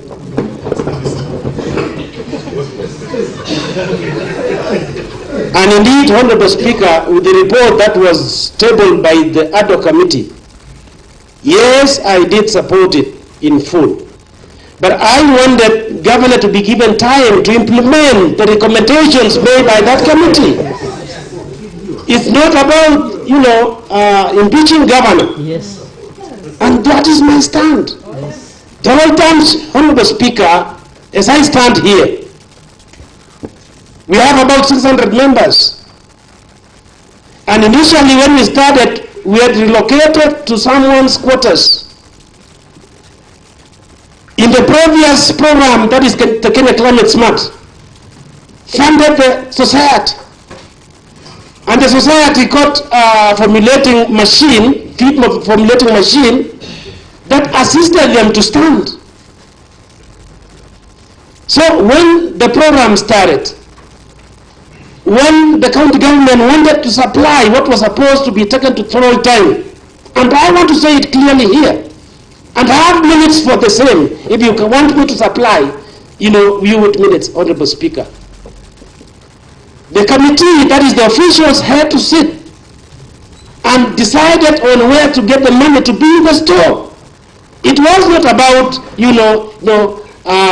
there was some embezzlement of money in Toroitany. Immediately when the store was finished, Honorable Speaker, the first budget of supplies went to Toroitany. And when the whistleblower, the next batch was supplied to Toroitany. Number two, Honorable Speaker, the cooler which was supplied to Toroitany. We are all laymen. We doesn't understand, what the right cooler is. Now, the serial members, we have to send it to KEPS to confirm, if the cooler that is in Toroitany is the right one. Yes. And, Honorable Speaker, when the dairy board fellows visited Toroitany and the KCC fellows, they did confirm that the same cooler has been supplied to many places in Poland. Yes. And that is why we had to accept, and as we speak right now, Honorable Speaker, the cooler is working, and the farmers, have supplied milk to the same cooler, and now KCC are collecting milk from the same society as we speak. And that is why I said yesterday, or the day before yesterday, that the farmers are working very hard. Gentlemen, let's not do politics. You're doing politics. This is politics, pure politics. It's me who understands Toroitany more than you. Don't talk of something you don't know. Yes. Talk of Kerimoi. You're almost close to Kerimoi.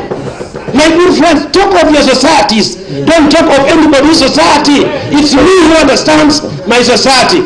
Governor will not go anywhere, and I want to thank him because Governor has really done a lot, in my word. Thank you, and may God bless. I oppose in totality the motion of impeachment to His Excellency the Governor. Thank you. Order, members. Let us not agree. Order. Let us not. Order, the Deputy Speaker. You are among the leaders of this assembly. Order. Honorable members, we are live, by the way, and we are being followed. So I'll urge you to debate in a manner, of course, that will reflect your title of being honorable members. And secondly, this is a warning. This is a very strong warning that there is no shouting, use of unparliamentary language. Don't invite the chair to make some decisions that will not go well with you, honorable members. I really want you to be in this house, all of you. So let us avoid the shouting. There's a way of applauding, and you know very well how to do it. But the standing orders does not tell us that you should shout and say yes or all those things. So let us debate with decorum, and we stick to the timeline. When we say 5 minutes, it's 5 minutes. So next is Honorable Dominic MUTAI. 5 minutes, please. Please stick to the rule of debate. Order. I want to repeat order. That was my last warning. Thank you, Mr. Speaker. Thank you for giving me this chance. I want to register and say from the onset that I oppose the motion. There was on Facebook that I voted yes. And at the time of voting, Mr. Speaker, sir, I want to register my opposing to the motion of impeachment of Dr. ERICK MUTAI, and I want my vote to be respected. Mr. Speaker, sir, we were here when we were debating about the other committee report on fictitious, and all of us supported it. The recommendation which was there, and each and every issue had recommendation on it. One of the recommendation was we give the governor and the contractors 28 days to finish what they are supplying and what they were doing. And it is in record, it has a record in this house. Mr. Speaker, sir, when we are playing politics, it needs to be politics, and when there is development, it needs to be development. What we have been doing recently is politics and development. No one will condone corruption. But when we are doing corruption, when we are doing politics and talking about corruption, people will not take us serious. We are the third assembly. The first assembly did an impeachment with the governor by then. We are here trying to break the record in this country that we are the champion of impeachment. There are many developments which our people need. There's a lot of people issues. We are the one who is doing budget. The executive are the one who is executing the budget. There is a lot we need to do to our people. Me, as the elected MCA from Kabianga, I will not support impeachment now and in the future. Last year we did impeachment. We didn't finish on our budget. Mr. Speaker, sir, my good neighbor Agon, he has been talking about my ward. I'm the only elected member of Kabianga ward. And those people so fit that I'm being elected to represent their interest here. And I want to have the motion mover that to leave my ward. I know to lobby for my ward. I know to become friend to. I can lobby from the national government. Our projects are lobby from the national government. When I'm dealing with the corridors in Nairobi, which are ministries. There is a point of order, Honorable Dominic, and when you will resume, you will have 1.5 minutes so that you use your 5 minutes. Yes. Mr. Speaker, I rise on a point of order, pass one to standing order number 98. That is a statement of facts. One of the projects that we visited as a committee on environment is Chemamul Water Project. Now, this project, Mr. Speaker, has solar panel funded by the FLOCA program. But these solar panels, the Honorable Chair Water can attest to this house. They are not functional. In fact, water is being pumped via using electricity. The question is, what happens to the solar panels that were erected by the county government using FLOCA funds, and that was my bone of contention. You know, the honorable member, Mr. Speaker, is one of those members who've never stepped in this house. He is now indicted. Order, Mr. Speaker. Order. On the last point, I really want to order. I don't want to open debate on that. So, Honorable Dominic, as you finalize. I want to ask my friend to leave my ward. If he's moving around towns, doing what he's doing, and he's forgetting his ward, please forget about my ward. I know, and I have a plan for my ward.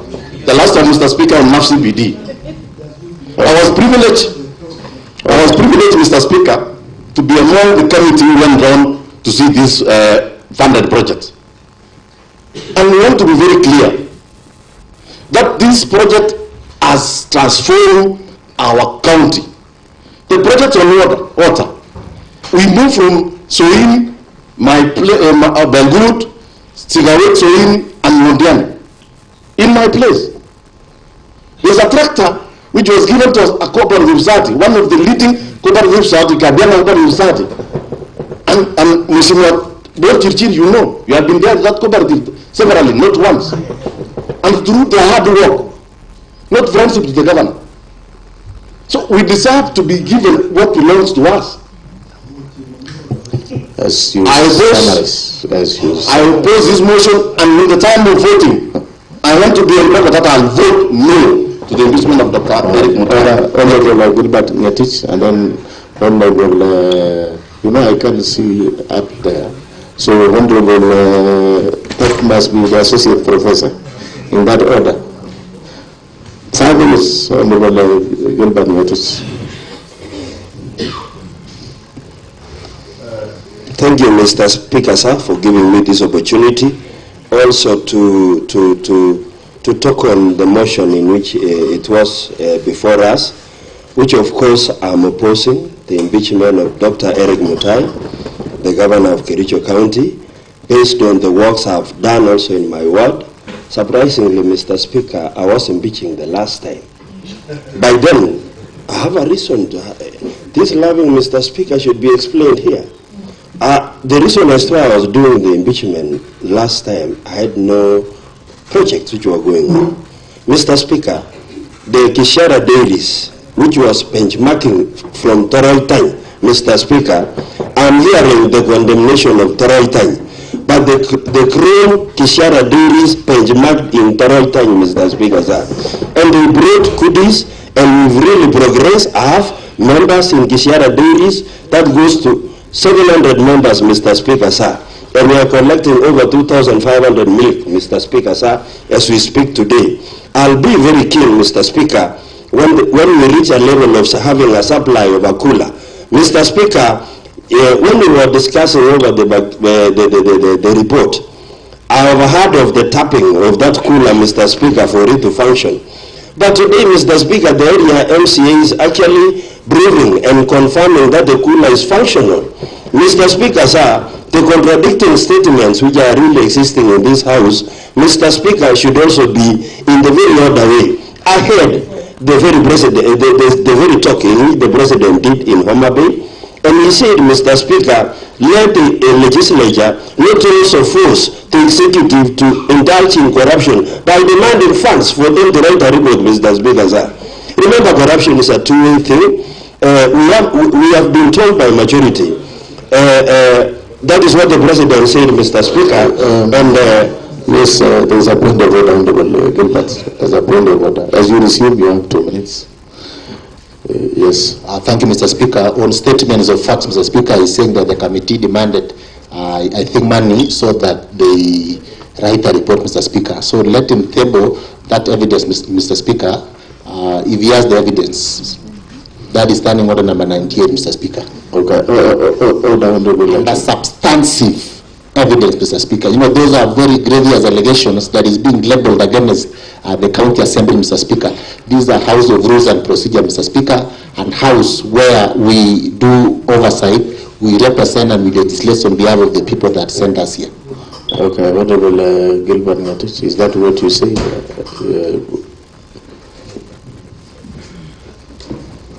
Mr. Speaker, what I said is what the president was saying in Homa Bay. I I didn't refer to any committee to have demanded money from the executive. Okay, I was just saying what the president said, and he said under my watch, Mr. Speaker. Okay, you proceed as you. Okay, I proceed. Mr. Speaker, sir, I'm actually saying that as we progressed, I'm one of the members who supported the report. And in the report, Mr. Speaker, I was asking the final soda thing and the tissue thing in that report. Mr. Speaker, if we can really go back to that report and really check on the writings, Mr. Speaker, we didn't find the calculation of this tissue and soda, Mr. Speaker. Yet it's an allegation today of impeaching the governor, Mr. Speaker. And that time, the governor was given 28 days or 14 days to act on the report, Mr. Speaker. And we expected the governor to work on the report. If even the report is at the table of the governor, the impeachment motion has been planned. Mr. Speaker, we want this county to progress well as we refuse the corrupt members who are in the county government, Mr. Speaker. I think the governor has the report as we speak, and he has that time of 28 days to act on the report. In the actual sense, Mr. Speaker, there is nowhere where the governor wanted the bank to really withdraw the money. There is nowhere where the governor really signed a procurement process to really do some work. There are some people who really did this work, and we have them at the office as we speak. It is high time that we give this governor time to act on the report which the other committee made for the works to run well for this county as we clear our term. Mr. Speaker, sir, this is the reason as to why I really not support the impeachment, and then when it comes to the time of voting, I will also vote no. Thank you so much. Okay, thank you. Honorable Dr. Naman.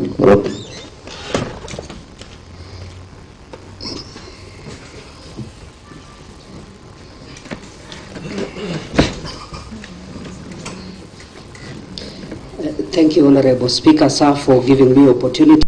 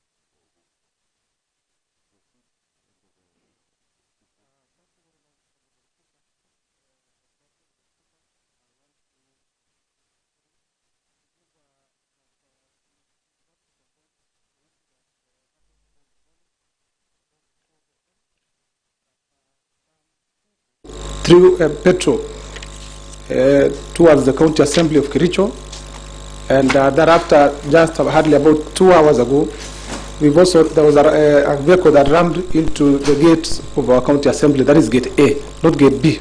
What the Honorable Majority said, I wanted to confirm that this is Gate A and this is Gate B. So, Mr. Speaker, we want to condemn the action and arrested, I'm told, about 5. people who actually happened to have been in the same vicinity where that incident happened. Mr. Speaker,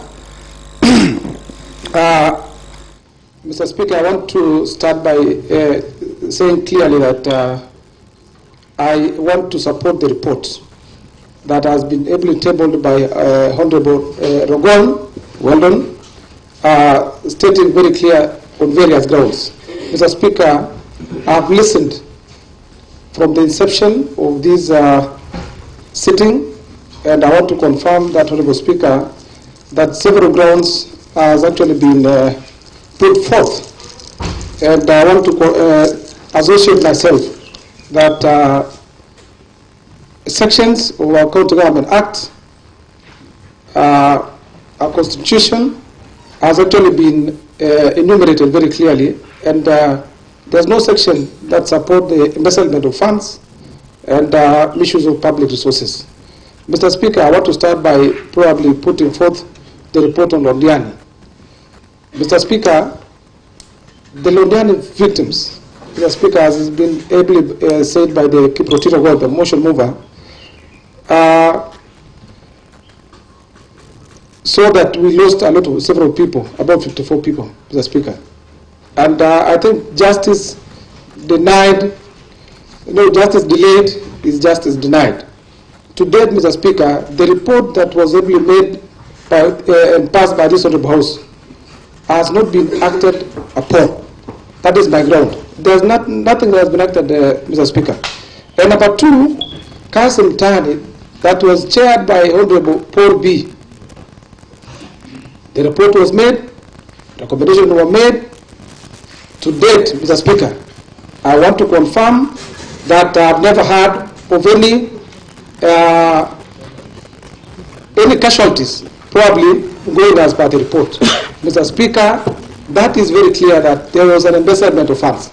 Mr. Speaker, the other day I was in my rural home at a function.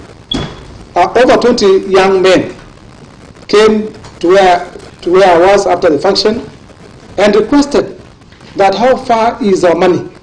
Mr. Speaker, today I want to state here before this Honorable House that the money that they owe the said contractor, the purported contractor, has not been paid to date, Mr. Speaker.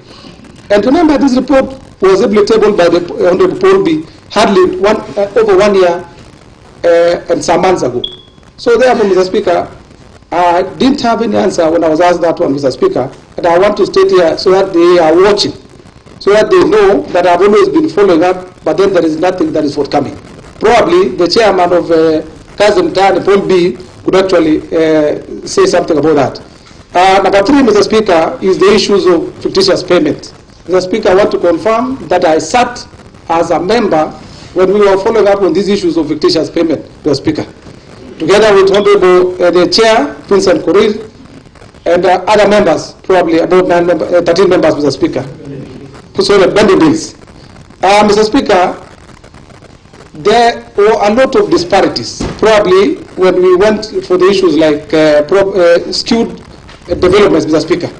Remember, like for example in my ward, Mr. Speaker, I appropriated in the budget for 2024-2025 over 20 million for the roadworks, Mr. Speaker. And I want to confirm that my people in that financial year, Mr. Speaker, the only value for money they got, Mr. Speaker, out of the 20 million, only 3 million for the whole financial year, Mr. Speaker.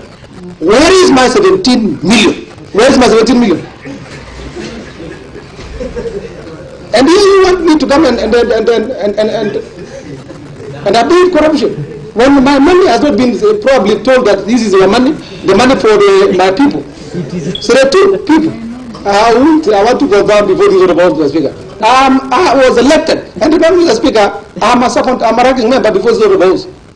You cannot take my people in circles. When I was duly elected to represent them for my second term, Mr. Speaker, I want to confirm my people are not the budget packs. It will never happen. Number three, Mr. Speaker, I want to confirm in the report on fictitious payment. Mr. Speaker, there was a clear intent to defraud the people of Kericho, especially on the issue of Kericho housing, Mr. Speaker. Keep Kenyan House, Mr. Speaker. I also went because the other day we had a committee, a last committee, Mr. Speaker. We had at Kericho Center. Mr. Speaker, I want to confirm. There's no law that says you pay for services before you render. Mr. Speaker, this is a height of impunity that is happening before this honorable county. Mr. Speaker, I will not, and I want to confirm before everyone and the world at large that everything must be done to the order that has been prescribed in the law, in the Constitution and the County Governments Act and also PFM Act, Mr. Speaker. So therefore, I want to confirm you cannot pay. It was paid 2.9 million, Mr. Speaker, while the works are not yet completed. I want to thank the lead lawyer, the council, Kato Kige. He stated very clear as I was sitting there that the works are ongoing. While the money went long time ago. Since when? We are wondering. I want to thank you, the lead council, for being honest. You know? Mr. Speaker, I think... As you wind up, Honorable. Sorry, give me more 5 minutes. I think I have several things in my mouth, Mr. Speaker. I want to divulge all of them today. So, one more minute, I'll give you one more minute. Last thing, Mr. Speaker, is the issue on NAP CDP. Mr. Speaker, NAP CDP, we've been told by the Honorable Mover of the motion, that is 281 billion. As to where 281 million went, I want to confirm.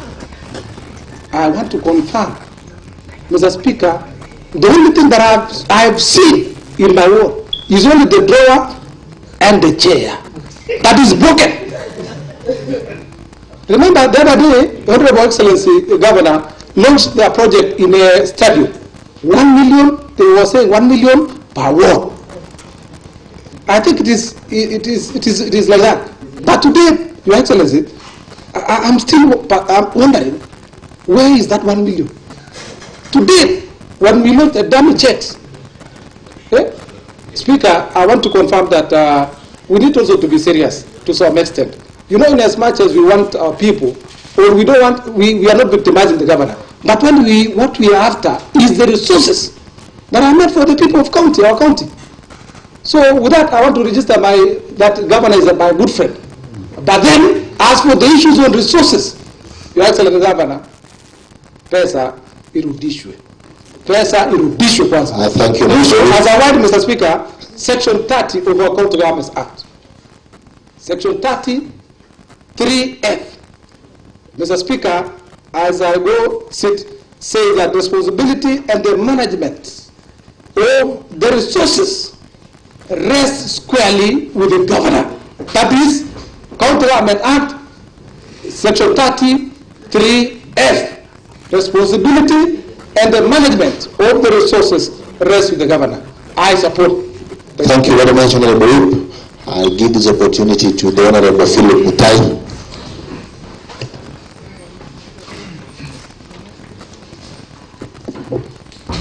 Thank you very much, Mr. Speaker, sir, for giving me this opportunity and on behalf of the great people of Kipchimchim whom I represent. Mr. Speaker, sir, I just want to start by, I want to say I started my journey today from my home area, Mr. Speaker, sir. And I was coming from home to this great assembly. A great pastor, friend of mine, who is a voter in Kipchimchim, told me this, quoted a verse in the book of Israel, chapter 10, verse 4. And he told me, rise up, this matter is yours, it's in your hands. We support you, so take it with courage and do it. And I think I'm coming here to execute my mandate that was given by the great people of Kipchimchim. I just want to start by saying to you, Honorable Excellency Governor, when 50% of your household children are saved by the chief, that they are thieves, does it mean that the father is not also a thief? So I want to say the great people of Kipchirchir suffered an injustice. I did appropriate 18.6 million to roads, but 10 million were only procured. Where is the 8.6 million which was meant for the roads to Kipchirchir? 6.2 million roads was lost in the Department of Agriculture. I was supposed to build a tree-buying center in Gelda at JBOs. But I was taken in cycles with the CEO of Agriculture, and then the money was got lost.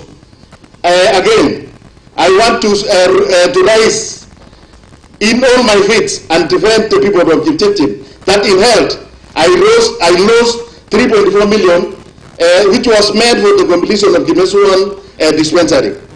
That aside, Mr. Speaker, sir, I am also the chairman for cooperative committee in this great assembly, and I did go around going and inspecting the projects that were funded by NAFCBD. And my take was within the Inamoy sub-county. I started my first visit to Kapsaus Ward, and I don't want to go to Toroiga. I went to another cooperative society by the name Captain. I went to another cooperative society by the name Pidgin. I just come all the way to my ward. I have a cooperative society by the name Kipchindai, whom I started when I was elected. I went all the way down to Gwelange in Ainamoy ward. I went to Kapsoi, a cooperative society in Kapsoi, Maso, and we come and concluded at Kipchebor ward. All those cabinets that was applied to this cooperative society, SACCOs, they were, the department were proposing that they supplied a fireproof cabinets. Where or not can a light MDF sustain a fire in case of a fire incident? Where or not can a class sustain fire? And when you ask about the price that were used to procure that cabinet, 40,000. And on coming, even using the common sense, go to these great supermarkets that we have within our town. The same cabinet that was applied with 40,000 is worth 12,000 in our supermarkets. The chair at the small table that was applied to these circles, when you come also, go around to these supermarkets, it is costing 40,000. But here was applied with 70,000. Where or not can that happen really? Mr. Speaker, sir, I don't want to repeat myself, but I just want to put it on record that how on this country can a service or a work be paid before even the work began. Your Excellency the Governor, Your Excellency the Governor, the buck stops at your doorstep. We were expecting, when you were making some your comments here, I was expecting you start on the 85 million that were lost by this great county. But Your Excellency, you are trying to whip our emotions. You are trying to whip our sympathies. But you see, we are the elected people. People are praying for our seats. They are counting for days to send us home. But here, when we were deliberating on the budget estimates, I have declared that me, myself, I was on an impeachment spree. Reason is because of the disparities in works that are being done in our wards. Look at my great friend, the mover of the motion. He highlighted a ward in Bureti Chemosot, where works worth 21 million was prosecuted. And to us, nothing was done. Why do I have to sit in a budget to do a schedule of my work and never to be implemented? Will I not look stupid to my people who elected for me? In fact, I was elected on a very rainy day, Mr. Speaker, sir. When I was being elected, a mama gave birth to a child when he was queuing to vote for me. Am I not doing the injustice to these great people of Kipchirchir? One incident that is very painful to me, Mr. Speaker, sir, is that there is a mama who came out of the ward. He was really admitted at Kericho Referral Hospital. He came all the way to Kericho Police Station with a drip in her hand. to come and vote for me. And finally he was telling me, Mheshimiwa MUTAI, I just want you to open a road to assess my place. I did the same. I appropriated money to buy the Mingin 30 million road, which has been, which I appropriated money the same, but nothing has been done. Unfortunately, I lost it, Mama. How will I go to our grave and seek for forgiveness? That I promised a road that I was to do last financial year and it never been done.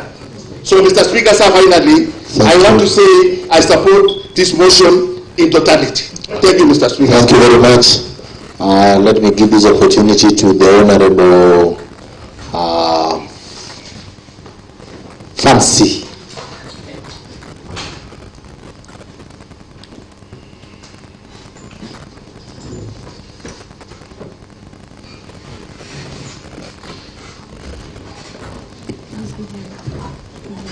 Thank you, Mr. Speaker, sir, for giving me this chance.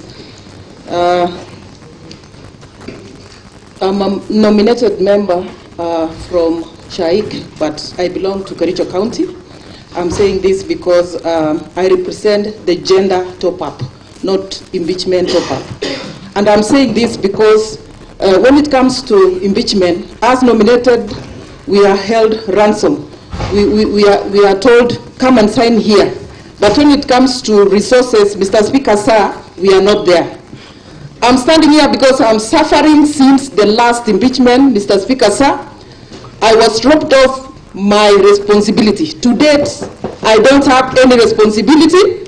And again, I take care of myself because I really need to speak here. Because at some point, someone will say, Fancy didn't attend a sitting. So I'm here really defending myself, but since last 1 year, I have not received any salary, Mr. Speaker, sir. So I want to say no to this motion because, yes, I will say no to the motion because I am part of the committee of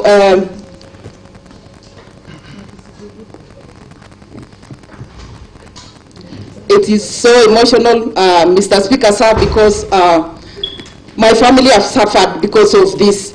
I was part of the committee, but not the other committee, for by Honorable Philip, Mr. Watt, and I was Honorable Philip, and I defended this report. The recommendation which were made, Mr. Speaker, sir, which were there, I really supported it because one of the recommendations which were given was forensic audit to be done in 28 days. That is what I supported, Mr. Speaker, sir, because I really needed the county executive to be given time so that they execute on the same report. But, Mr. Speaker, sir, in that afternoon, the motion of removal of Dr. ERICK MUTAI was tabled here in this house, Mr. Speaker, sir. And I said, I'm going to vote no for this impeachment because of that. Mr. Speaker, sir, it is the same house. I said, let us be honest to one another. It is the same house which vetted these CECs and the CEOs, Mr. Speaker, sir. But it is the same house. I can remember one of the impeachment we did for CS Bor, Mr. Speaker, sir, because of the Londiani issue. We impeached one Dr. CS Bor, and he is home now because of the actions which happened in Londiani, Mr. Speaker, sir. Then how comes it's now the governor who did that, who did this? It is all of us, Mr. Speaker, sir, who are doing this. So I'm calling upon the leadership of Kericho County. We need to do something. We need to sit down. Impeachment is not the last resolution. We got to sit as members of County Assembly, Governor, our Speaker, maybe the members of Parliament, and led by our Senator, and let's forge ahead. We love this Kericho County. When you go to abroad, you are asked, when you are coming from Kericho, they know Kericho as a tea-growing Kericho County. Mr. Speaker, sir, we love this Kericho County. We love our people. We love our voters, Mr. Speaker, sir. I stand here on behalf of the women of Kericho County and oppose this motion completely. I thank you, Mr. Speaker, sir, and I submit. Okay, thank you, Honorable Fancy. The immediate chair has informed me that you made an allegation that you have not received salaries for the last 1 year. You know,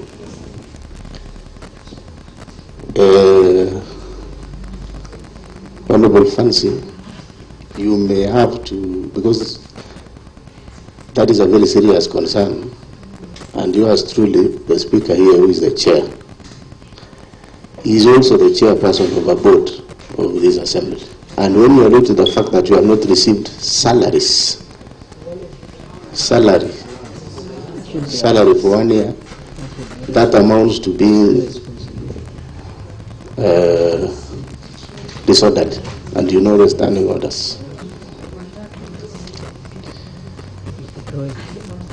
Because obviously it is a fact, and the clerk is here, that all of us have been paid salary until the month of actually June, July. Even for those in the family bank, they have been paid up to July 2025. Fancy, Honorable Fancy. That one amounts to gross disorder in the assembly.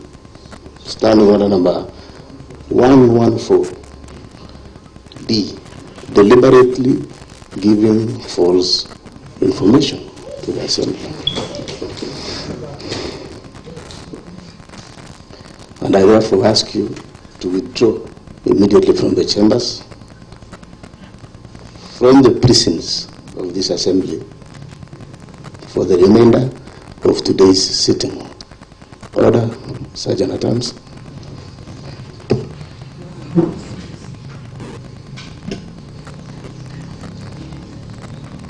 We shall only resume when Honorable Fancy is out of the chamber. Read your standing orders, Honorable Members. I've told you. Out, Honorable Fancy Chorus.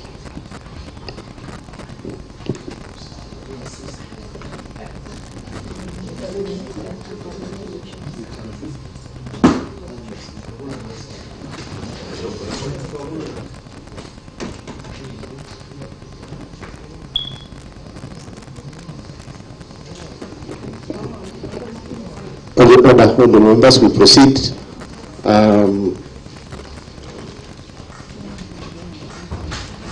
yes, the hands, Honorable Paul Chirchir.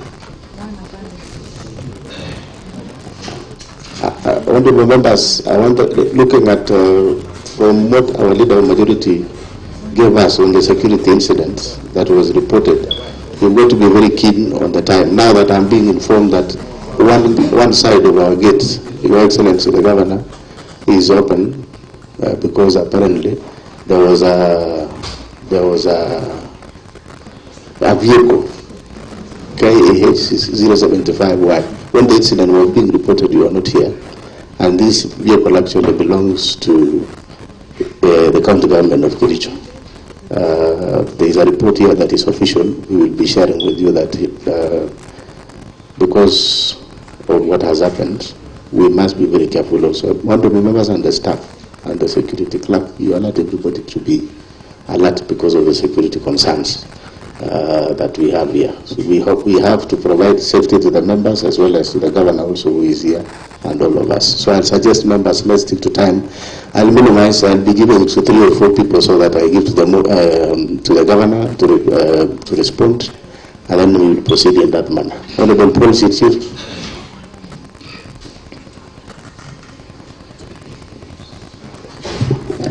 Thank you very much, Mr. Speaker, sir, for giving me an opportunity to speak on behalf of the people of Kapsoit, who they've given me an opportunity to represent them twice.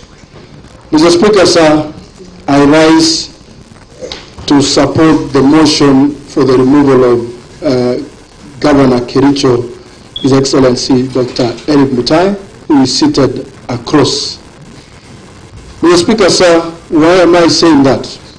He has been accused of 5. Number 1, gross violation of the Constitution of Kenya. Number 2, gross violation of various national and county laws. Number 3, serious reasons for believing that the governor has committed crimes under national law.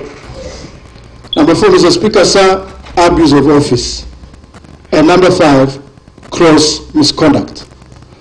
Mr. Speaker, sir, the governor for Kericho was sworn in on Thursday, the 25th of August 2022, in a ceremony in Kericho Green Stadium. The oath of office was administered by Lady Justice Roslyn Korir. Mr. Speaker, sir, all of us elected and appointed members, whenever we are elected, we sign a code of conduct and integrity declaration form. And in that declaration form, it has all the details. It talks about integrity and honesty. It talks about accountability to the public. It talks about fairness and equity. It talks about conflict of interest. It talks about public trust, political utility in administration. And number 7, respect for the law, leadership by example, and confidentiality. And then there, the governor signed, which we all of us signed. I want to draw the attention of number 3, or number 2, accountability to the public. Mr. Speaker, sir, he signed and he said, I shall be accountable to the people of Kericho County and ensure that public resources are used prudently and only for lawful purposes. Number 3, Mr. Speaker, sir, he also said, and he signed, fairness and equity. He said, I shall treat all individuals and groups with fairness, equity, and impartiality, regardless of gender, ethnicity, religion, and political affiliation. Mr. Speaker, sir, the truth has been the opposite. We are here because of a very serious matter touching on loss of public funds. How have we lost the public funds? The governor is the CEO, the chief executive of this county. There are very serious allegations against loss of funds through 5 cooperative societies. And the societies are here, I have listed. They are Cheregu, which is in Cheboin Ward. Cheboin Ward is represented by Honorable Francis Terrell. Raw materials in form of soya, maize jam, and a few were purportedly supplied. The member is here. The very few were supplied, but payment was made for the tonnage that would have been supplied. And the Honorable Katwagigen has acknowledged that not all has been supplied. Mr. Speaker, sir, we have Torrance time. The Honorable Paul Kiptor B, he's here. There is a delivery for 10 tons of raw materials, sunflowers, cotton cake, soya, maize jam, wheat bran, a total of 10,560, which is equivalent to 10.5 tons, against 27 tons that was paid for. That is proof that money was lost. We are guided by national laws, PFM Act and the procurement law. There was a breach of both laws, and the governor takes ultimate responsibility. Mr. Speaker, sir, the Honorable Ruskebe is in Mondiani. Ruskebe Corporate Society is in Mondiani. The Honorable Kedawa Kimugulu, the Honorable Sigilai is here. And he confirmed that not all was supplied despite being paid for. Concierge time in Sigaye, the Honorable Rogong is here at the move of the motion. Not all was supplied, but payment was made, which is contrary to the PFM Act and the Procurement Act. Kibagenge in Lite. Mr. Speaker, I wish to draw your attention. This is a society that was closed a few years ago. The Honorable Vincent Kirui is here seated politely in a corner while his people are suffering in Lite, Mr. Speaker, sir. The society was closed. Goods purported supplied. What is that? That is the height of impunity, and that is a confirmation that funds, public resources were lost. Mr. Speaker, sir, we invited chief officers who are accounting officers and who are AIE holders, Mr. Speaker, sir, before this House to appear before the Committee on ADOC. Mr. Speaker, sir, and we examined them under oath. They took an oath. They confirmed that what they were saying was true and true indeed. Mr. Speaker, sir, I am surprised that Kato Gigen is telling this Honorable House that 2,750 for tissue. We've tried to make some calculations, but it does not enter each other, Mr. Speaker, sir. It doesn't make sense, Mr. Speaker, sir. It is like telling us that one tissue was bought at 1 shilling and 75 cents, which is not practical. We will take what was supplied to this House by the chief officer who we examined him under oath. Mr. Speaker, sir, I wish I had all the time. The chief officer for roads, when he appeared before this committee, when he appeared before ADO committee, Mr. Speaker, we also examined him under oath. We asked him whether he was the accounting officer. He said yes. Are you the IE holder? He said yes. Mr. Speaker, sir, when we asked him why there are disparities in the invoice, payment voucher, S13, and delivery note, he said probably because of photocopying. Now, I was surprised that, is there a photocopy? When you photocopy, it loses the original figures. That was taking this House, that was not taking this House very seriously, Mr. Speaker, sir. That confirmed that there is very serious incompetence, and the buck stops with the governor who is before this House, Mr. Speaker, sir. For transparency, accountability to happen in this county, Dr. MUTAI must go. Mr. Speaker, sir, I have seen members here saying we will vote this way, we will vote that way. I invite this House, before, when we were electing Speaker, Mr. Speaker, you know, and I apologize, Mr. Speaker, sir, I do not support you. I was for Honorable. We were 32 members, Mr. Speaker, sir, and I knew when we hit the floor of this House, we were going to win with one round. To my surprise, Mr. Speaker, sir, all of us were in Kisumu, the 30 of us. When we got here, and the governor was even seated here, we were surprised. We only got 10. 10. Mr. Speaker, what am I trying to say? When honorable members sometimes are taken in a corner, and they promise to do whatever they promise, that is not the truth. The truth is in the ballot. When a ballot is taken for the House, those who support will vote yes. Those who do not support will vote no. And the House, this House is guided by the standing orders. If machines in the tea estate plug tea, and count the leaves, how can this House not accept electronic voting, Mr. Speaker, sir? So the President has told us very well that we need to move away from analog and be digital. So I acknowledge, and if this House, when it gets to voting, and they say we'll vote by electronic, I will support. If they will vote by manual counting, Mr. Speaker, sir, I will support. But I know some people have sent me a text telling me that we will support the impeachment, and yet they are in the 18. So let us, Mr. Speaker, sir, So let us count. Let us be sure this house must be counted. When the right time comes, like BBI is a speaker, sir. This story of tissue is like BBI. So it is either your team Raya, team oversight, which is us, or your team tissue, team soda, team everything, Mr. Speaker. So it is a contest between those representing the people and those representing their stomachs. Mr. Speaker, sir, I support the impeachment of His Excellency Dr. ERICK MUTAI. Thank you, sir. Thank you, the Honorable Dr. Moses Rotich.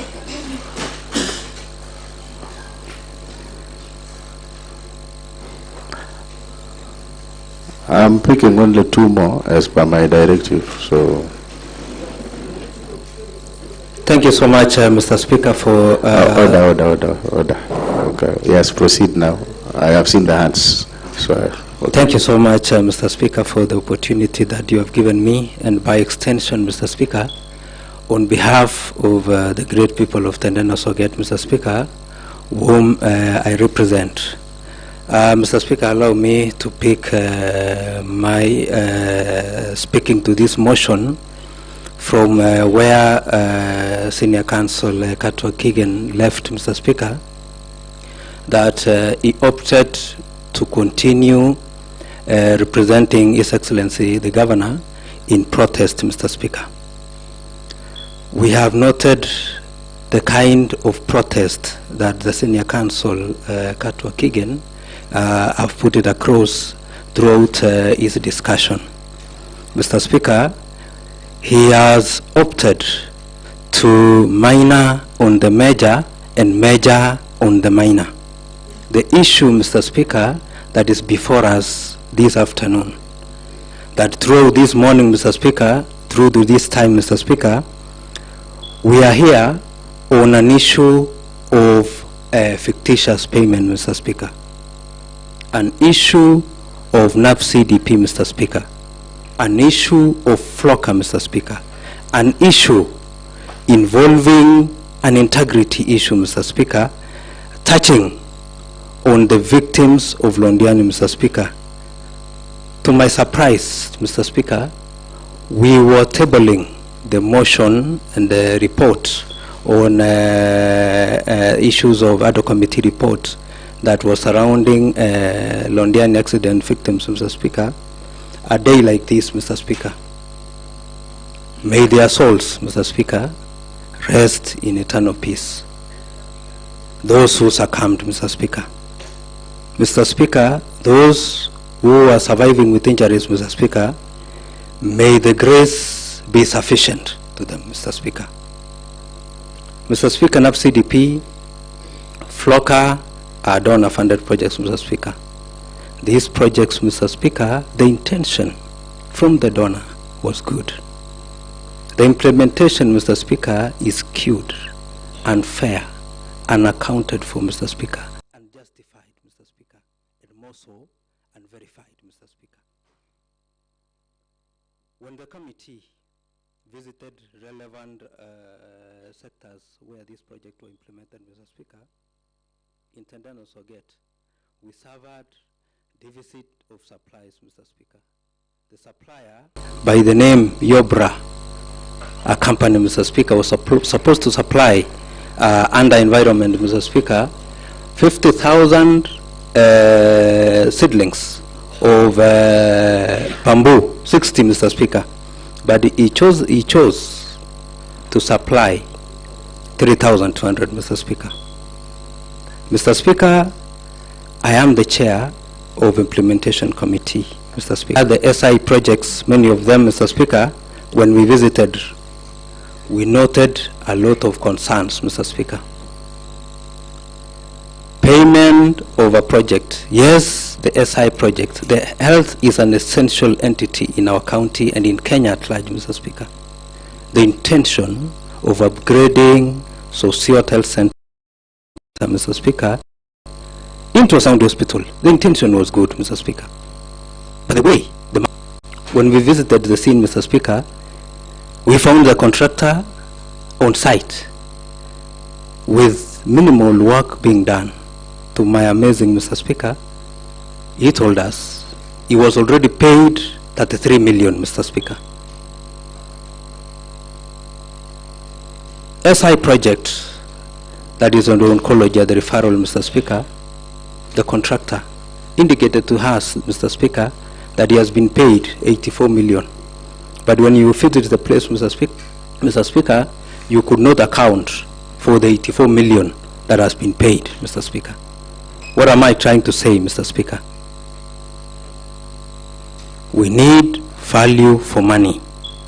The interpretation of the payments that were made, Mr. Speaker, indicate that at the time of advertisement, a certificate of payment was issued and payments were made, Mr. Speaker. Isn't that fraud? Mr. Speaker, I stand guided. If in any case, the name or the definition of fraud, Mr. Speaker, have changed. Mr. Speaker, the rule of thumb. The rule of thumb indicates, Mr. Speaker, that for one to do business with government, Mr. Speaker, you first procure the supply the service for you to be paid. Mr. Speaker, it is important to note, Mr. Speaker, and I'm on record, that in Kipkelion, Mr. Speaker, the service of renovating the houses, Mr. Speaker, was not done, but payments was already made. Isn't that fictitious? Mr. Speaker, the opposite of fictitious, Mr. Speaker, is real. His Excellency, the Deputy Governor, came out, Mr. Speaker, to whistleblow. It is his right, Mr. Speaker. It is within his mandate, Mr. Speaker.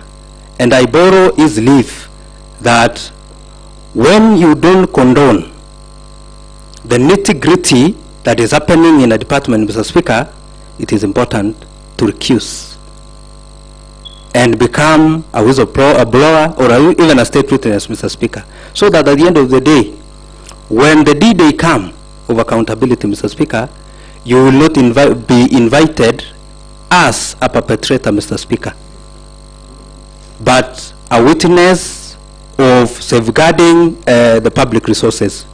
Mr. Speaker, I used to end by saying, Mr. Speaker, that Section 30 of the County Government Act, 3F, Mr. Speaker, the highest responsibility lies with His Excellency the Governor, simply because he is the CEO, the Chief Accounting Officer of every department of this county.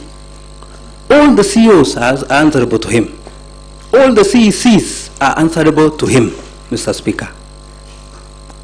I wish to say that in any case, I support this motion in totality, Mr. Speaker, because last financial year, Mr. Speaker, I'm a sad man, and also on behalf of the great people of Tendeno, Mr. Speaker. On many occasions, I have found myself in the line of history not to be in support on many occasions of His Excellency the Governor. Honorable Gilbert was in another camp last time, Mr. Speaker. But because of selective procurement, Mr. Speaker, people of Tendeno voted. We had 6 ballot boxes, Mr. Speaker. Mine was the below one, because we believed in bottom-up economic transformation. The bottom-up, Mr. Speaker. Many of the voters started with me, Mr. Speaker, as the bottom leadership at the grassroots level, Mr. Speaker. Am I not a madman, Mr. Speaker, to support impunity in this county, Mr. Speaker? Atrocities, Mr. Speaker, where the great people of Tendeno, Mr. Speaker, are netted with revulsion, Mr. Speaker, are netted with a negative effect, Mr. Speaker. Philosophers, Mr. Speaker, indicate that there is what we call the negative reinforcement, Mr. Speaker, and positive reinforcement, Mr. Speaker. We have noted some CEOs, Mr. Speaker, to whom they are accused in this department, Mr. Speaker. They are transferred to another department, Mr. Speaker, And again, they are transferred to another department after messing up, Mr. Speaker, with the department. The rule of thumb, Mr. Speaker, the best performing are rewarded. When you reward the best performing, Mr. Speaker, you subscribe to a tune of positive reinforcement so that others could emulate, so that others could follow the steps. But when a siphonner, Mr. Speaker, of public resources, Mr. Speaker, is rewarded, the net effect is a negative reinforcement to even other departmental staffs, Mr. Speaker. I wish to say and conclude by saying, Mr. Speaker, in a family of having 10 children, Mr. Speaker, 6 have questionable integrity, questionable conduct, Mr. Speaker. You as a father, Your Excellency, the buck stops at you. If it was one child, Mr. Speaker, or 2, you could question the peer pressure. You could even question, Mr. Speaker, that maybe blame on the uncles and the aunties, Mr. Speaker. I rest my case, Mr. Speaker, and I support this motion. I will give to Honorable Anita. And now I am now reducing time because I have realized. So we'll be doing 3-3-3. Honorable Anita and then Honorable Matthew. Then I will finalize with Honorable Cheriot Betts. Then Thank you, Mr. Speaker, sir, for this opportunity to also contribute. And Mr. Speaker, sir, my ward being one of the wards that has been mentioned adversely in this report, Mr. Speaker, sir, I would like to speak on behalf of the people of Chemasot who saw it fit to elect me to be able to serve them in this time that we are in today, Mr. Speaker, sir. Mr. Speaker, sir, I rise to strongly oppose this motion of impeachment. I've heard the allegations against the governor. While we must take every claim of mismanagement or impropriety seriously, we must also be guided by the principles of due process, justice, and the verifiable truth. The proponents of this motion have presented a case, Mr. Speaker, sir, that upon a careful scrutiny, it is thin on irrefutable evidence. Instead, it appears to be built on foundation of political malice and misunderstanding of our complex challenges facing any county government. Mr. Speaker, sir, to err is human, and perfection is a standard that no one in this chamber, or indeed in any position of leadership, can claim to meet. We must ask ourselves, is this impeachment truly about the welfare of the people of Kericho? Is it a power grab? Is it a genuine effort to hold the executive accountable?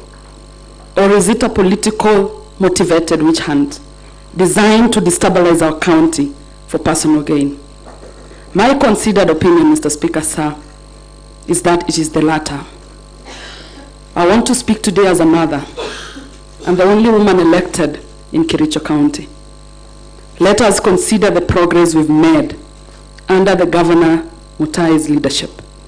In a short period, we have seen tangible strides in our healthcare sector. They have been mentioned here that there are so many developments going on in our different hospitals. We have the new facilities that are being equipped. Our agricultural sector, which is our backbone, also has received an economic boost, as indicated even in the NAFCD projects. We have witnessed renewed focus even on our youth empowerment. We talk about Equalizer program that supported our youths to go through training in different technical or polytechnics in this county. These are not the actions of a leader who is following the people. These are the actions of a leader who is committed to progress. Furthermore, as I finish, Mr. Speaker, sir. I know you know your standing orders very well, that unless with the permission of the Speaker you can be reading something, a statement. However, let me allow you to summarize as you finish. Thank you, Mr. Speaker. So since today was an electronic, we were told we were going online on everything, I decided not to write on a piece of paper, but to type them on my phone. I'm sorry, Mr. Speaker, sir. As I finish, Mr. Speaker, sir, an impeachment is not a simple matter. It will plunge this county into a period of prolonged political instability and administrative paralysis. Our development projects will stall, investors' confidence will plummet, and the very fabric of our society will be constrained. Do we want to sacrifice these gains as we have made an altar of political expediency? The alleged issues, Mr. Speaker, sir, could be addressed through other forums. We have this. We have the anti-corruptions. We have the oversight committees that we have. We have some robust legal systems that could address this. Mr. Speaker, sir, as I end this, impeachment should have been the last resort, not the first line of attack. It is not the end of all this that we're going through today, Mr. Speaker, sir. I urge my fellow members to vote with conscience, to vote with stability, to vote for progress, and to vote against this motion. Let us send a clear message to the people of Kericho that this assembly is a beacon of reason, not a theater of political opportunism. I say in no to this impeachment of Dr. ERICK MUTAI. All right, thank you. I hope your 3 minutes will not be 8 like the one. Thank you, Mr. Speaker, sir. Giving me 3 minutes. If I'll ask for extra, you will just consider my request, Mr. Speaker. I've been following the proceeding other counties are. The night. Is it that they have been trained to supply that we want to steal the public resources? I know it is nice to steal at night. Trained to supply that we want to steal the public resources. I know it is nice to steal at night. But we must also respect the families. Mr. Speaker, when Katwa Gigan was given time to defend His Excellency, at some point, Mr. Speaker, when Katwa Gigan used to prosecute matters in court, I was saying, when I grow up, I want to become a lawyer. Your Excellency, it's happened that I raised the concern about Kasim Tan. I have recommendation. I have the report. Nothing has been done. 1 year, 4 months. You are just being given some stories with the 18 members that we will go discuss about the 28 days. Why do you want us to discuss 28 days, Your Excellency? The money was paid in February. The deliveries were done in August. Who is a thief?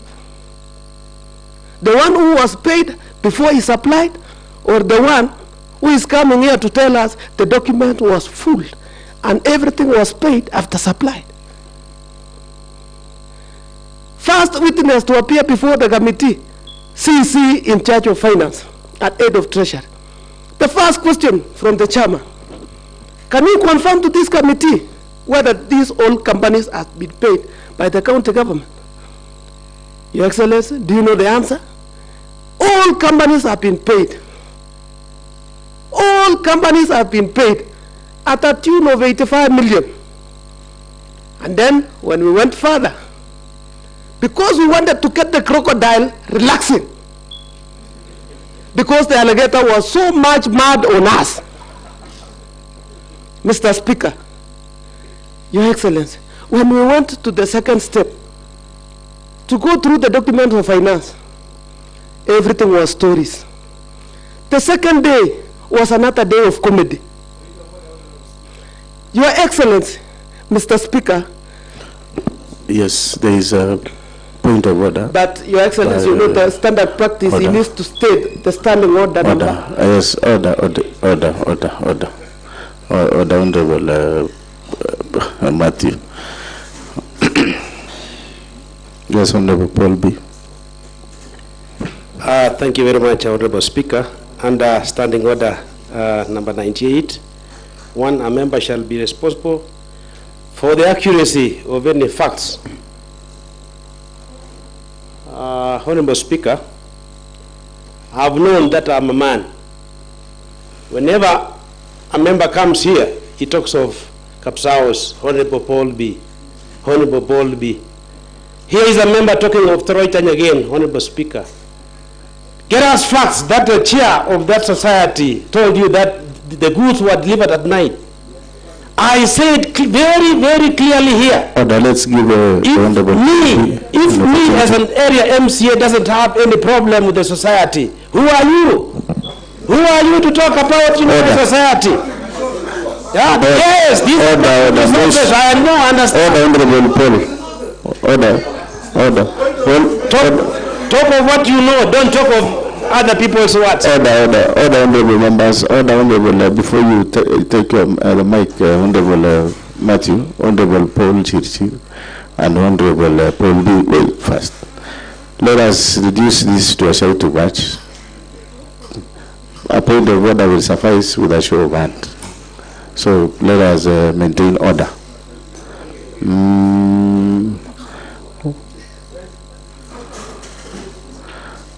Order, Moses, you're in a point of order.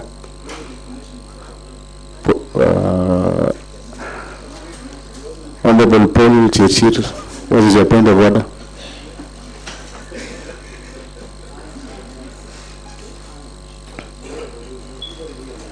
Mr. Speaker, sir, this first time member of the County Assembly, I think he needs to be taken for further training, Mr. Speaker, sir, on proceedings and standing order for this County Assembly. Whenever budgets are approved by this County Assembly, budgets are approved, it belongs to the whole county. The same way Honorable Dominic should be informed that the money that was taken to Chimamul is not his money. It is money for the people of Kericho County. The same thing that the money is taken to Tarek Bolby's ward. It is not his money, it's the people of Kericho's money. That is why we must protect our county resources. So you need to be informed. Thank you very much.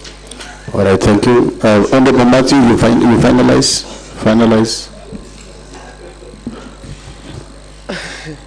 Okay, Mr. Speaker, you know, during the press briefing of His Excellency the Governor, he alluded that a number of MCS are contractors. So at some point, I might have touched someone's work, Mr. Speaker, but I was in Kapsaos, being the member of the ADO committee, to find out whether the public resources was used well, but not to come and look what you are doing, Mr. Honorable Bolpi.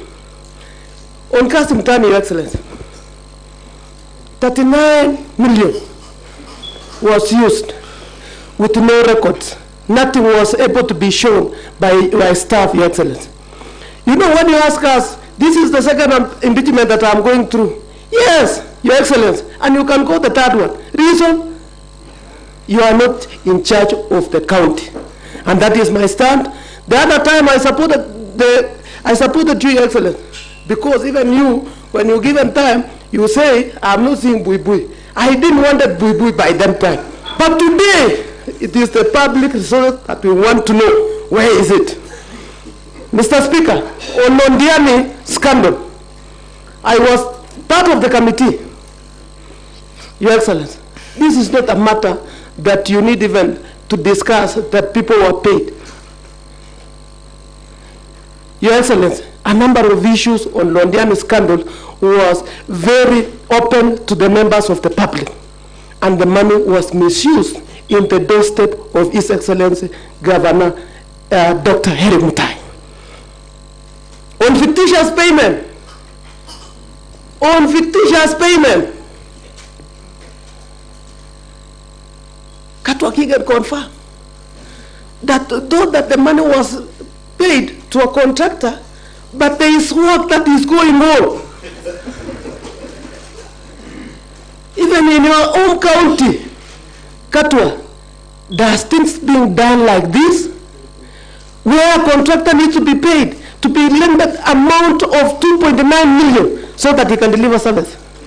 That one will not happen in an era where I am an MCA representing great people of Chaikwad.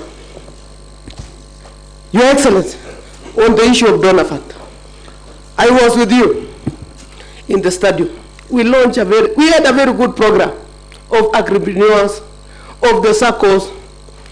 Your Excellency, when you are responding to what we have contributed today, kindly tell this House whether the 30 circles they have received 1 million that you launched with a dump check.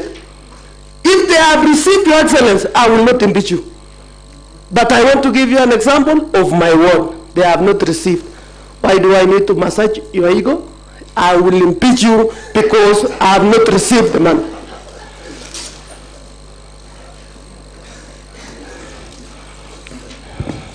Your Excellency, Katwa Gigan has given us also another version of the tissue.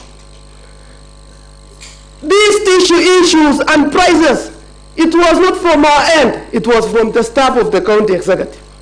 When we pose a question to the CEO Water, he say, I'm sorry, it is 2750, but because I will go and check, because we have done photocopy from the original. Is it our role to understand that original, when you do photocopy, some figures disappear? It is not our role. Our role is to protect and to ensure that the public resources is taken care of. Thank you, Mr. Speaker, for that. So, Katwa, when you go to do calculation, you have said that 40 bales of tissue times 40 pieces, it is 1,600. When you divide by, it is 58 cents. What tissue? So, this thing, in fact, everyone will become confused until the time you will tell us where is 85 million. This thing will take some of members, even a senior council, to become confused. What? And I know when the PAD will be taking with the start, he also become confused. 58 cents. It cannot buy a tissue. But I was sure when I raised a question to my teacher, Chagaik Secondary, Mr. MUTAI, Engineer MUTAI, he told me the tissue is 2750. And the one who was using the tissue is MUTAI. It's not Katwa Gigan nor the government. So my case is that I'm supporting this impeachment, either by sleeping, by standing, by doing what, I will impeach Dr. ERICK MUTAI for the betterment of the people of this county to get better service. All right, thank you. Honorable Peter Kemoy, and then I'll give to Honorable Chiwet. But a minute now, a minute on a serious note. Honorable Peter.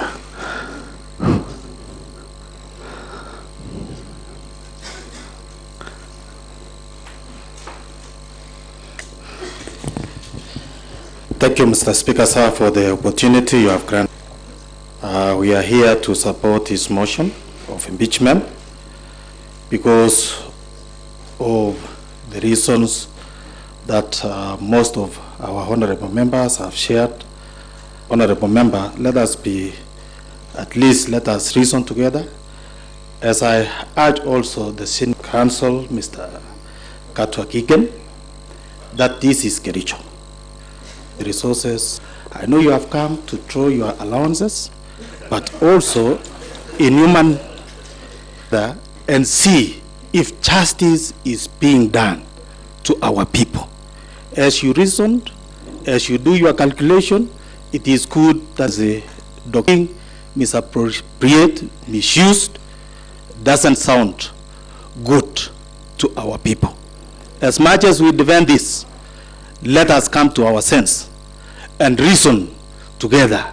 Are we articulating the right thing to this Kericho County? Mr. Speaker, sir, it is good that some of our members point out the calculation of the tissue And I wanted to ask you, maybe you know much on mathematics than the CEO MUTAI gave us. Because when you say 40 by 40, it gives us 1,600 pieces. When you divide 1,600 by 2750, it will give you 1 point something. On which world can you buy a tissue with 1 shilling point something? Mr. Speaker, sir, we are raising concern, not because we are representing, and when we are making some legislation here, I am not making a legislation that govern Kapsuser ward. It is legislations that govern the entire Kericho county. So when honorable members here come and defend some projects in their ward, I remember Honorable Paul B, because I'm the chair in the Department of Water. He raised a concern that 9 million has been misappropriated, and it cannot equal the same to the work that has been done in Troyton. It raised an alarm. We had to plan, we had to visit the site, and we give out the report as per his request. When he comes here now to condemn us, I don't see the logic. It is good to be realistic and tell ourselves the real truth. Mr. Speaker, sir, we have visited some of the projects. Our concern here, Mr. Katwa, our concern here is not about anything else. Even in your county, there is procedure of giving out works. You will not pay a contractor for a contractor to give out services.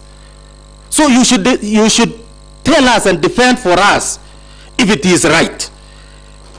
Because if it was not because of this whistleblower, we could not have known that even there are some works, there are some projects or works which has been paid before delivery.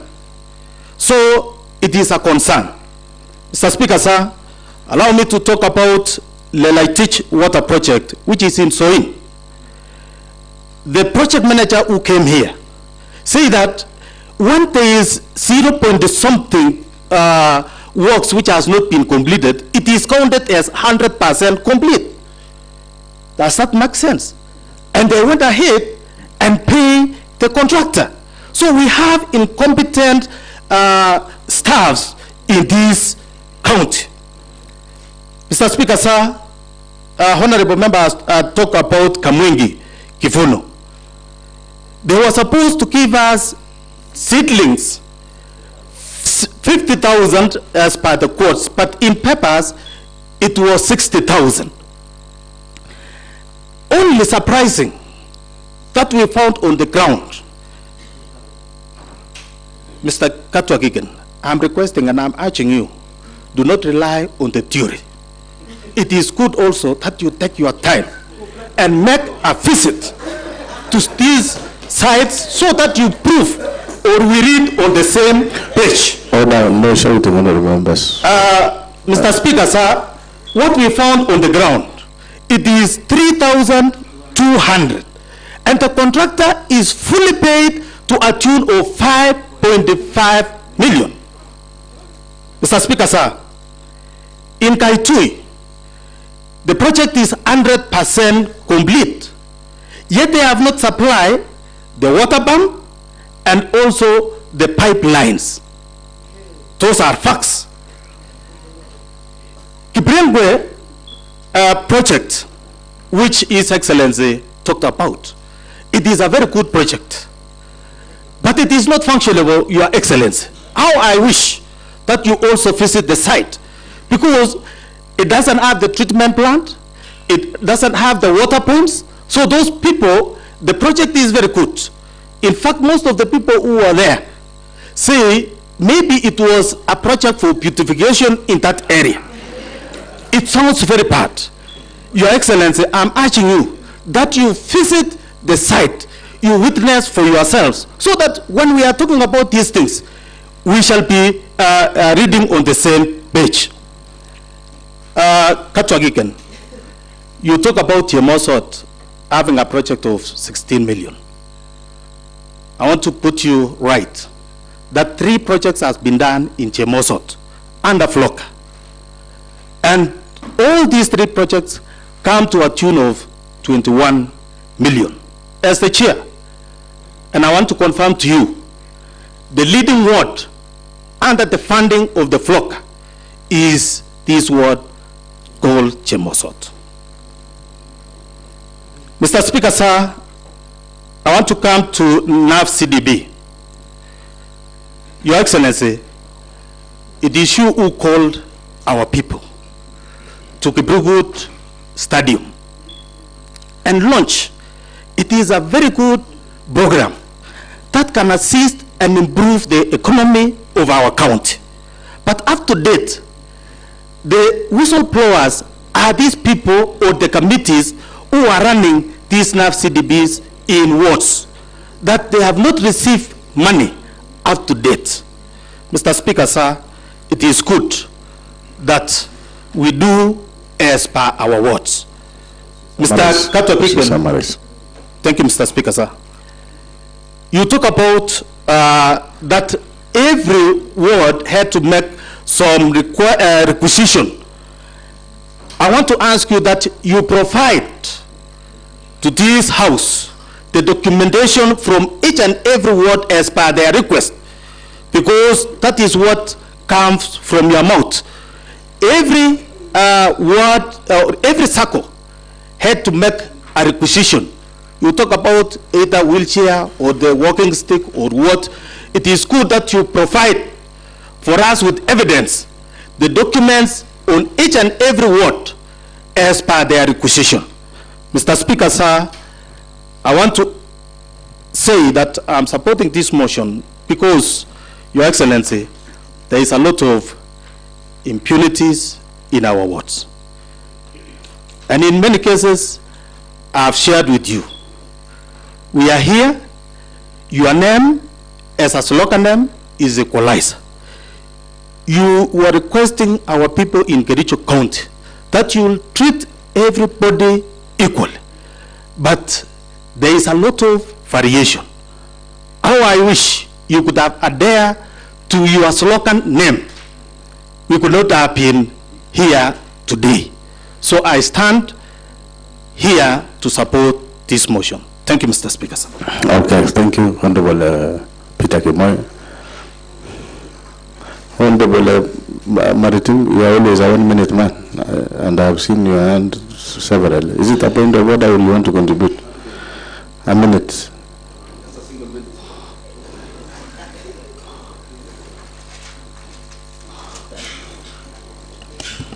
Thank you, Mr. Speaker, sir, for giving me this 1 minute to just contribute. Mr. Speaker, sir, it's unfortunate today that we are roasting our governor here and crucifying for the mistakes he never did.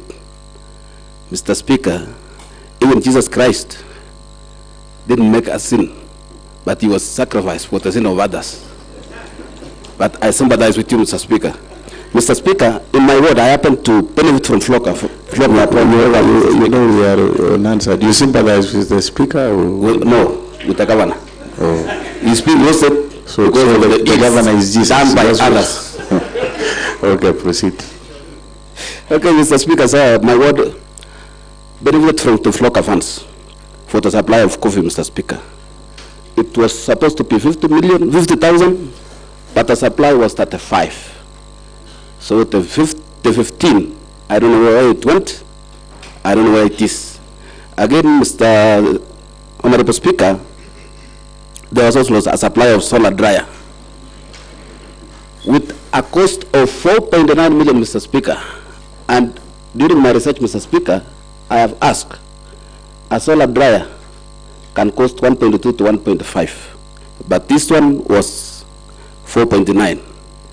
And it was chocally made, Mr. Speaker, for your information.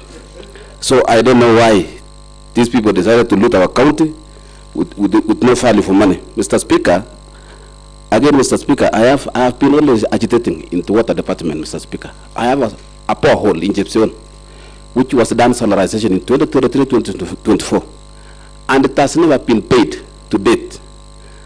And surprisingly, Mr. Speaker, this poor hole has two names. That is Polytechnic borehole and Kamaisha borehole, and it is one borehole. Has two different award letters. Has two different PQs. When I inquire from the department, they just take me into circles. But I got information they wanted to pay it, the one with the Mahewa one with 4 million. So, Mr. Speaker, this county should be saved. Otherwise, Mr. Speaker, let these people who did this. Again, Mr. Speaker, I forgot, there are a lot of injustices. Mr. Speaker, we are pondering with Giptegan, Mr. Speaker, Honorable Pompi, Mr. Speaker. And in this word, Mr. Speaker, he has done more than 12 roads. I have done 3. So I don't know where the discrepancy is coming from. I don't know what Honorable Pompi did to this county. But, Mr. Speaker, let all these perpetrators be brought to book. Thank you. Finally, Honorable Deputy Speaker, Cheriot Bits. Order, Honorable Members. Order.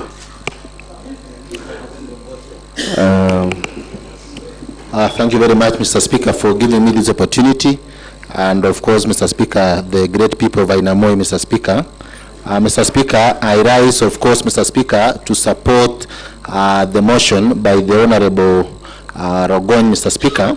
Mr. Speaker, I do not want to repeat what the other members have said, Mr. Speaker, but I just want to say that, Your Excellency, I just want to begin by saying this, Mr. Speaker, that when I was, selected as one of the ad hoc committee members on fictitious payment, Mr. Speaker, I did a post in my Facebook page, Mr. Speaker. I gave an analogy of a crocodile and an alligator, Mr. Speaker, that when an alligator comes out of water, Mr. Speaker, and tells you that the crocodile is sick, will you doubt his story? Nonetheless, we are on our way to the waters to confirm whether the crocodile is sick or safe and sound. If we find that the crocodile is safe and sound, the alligator is in big trouble. That is what I posted during the initial, when I was instructed in that ad hoc committee, Mr. Speaker. Mr. Speaker, when the report was tabled, Mr. Speaker, I did another post in my Facebook page that the crocodile is very, very, very sick, Mr. Speaker, because of the findings of the ad hoc report, Mr. Speaker.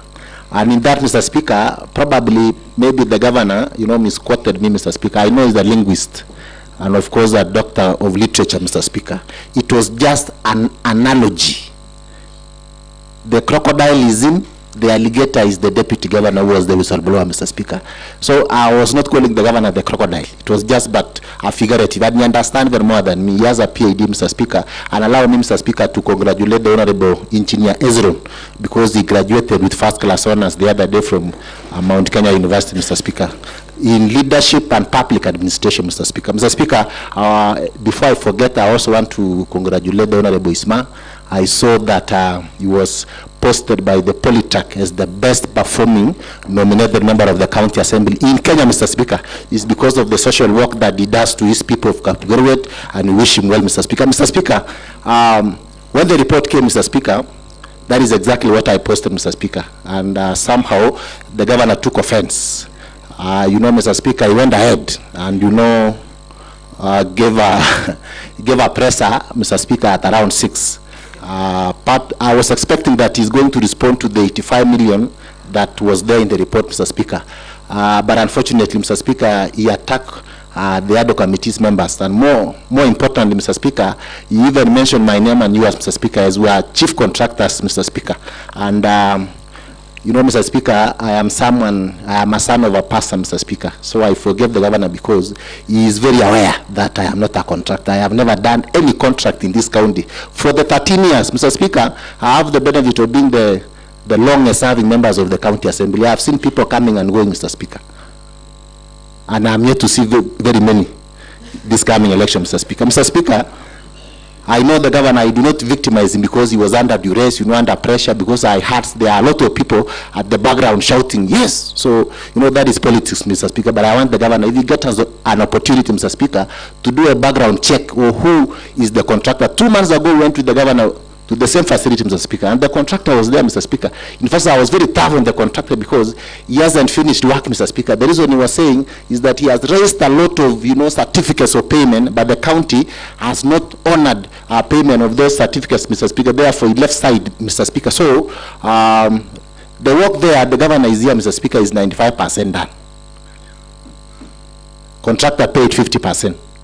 Mr. Speaker, when you come to the county referral, we have an oncology that we funded with 340 million. 86 million already paid. Nothing has been done in the county referral oncology, Mr. Speaker. Go to Societe, Mr. Speaker. Just foundation, 33 million paid.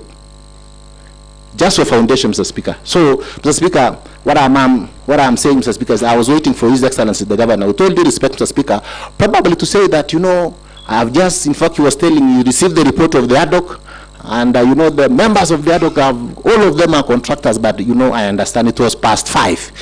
Past 5, Mr. Speaker, you can never know where someone goes after 5, Mr. Speaker.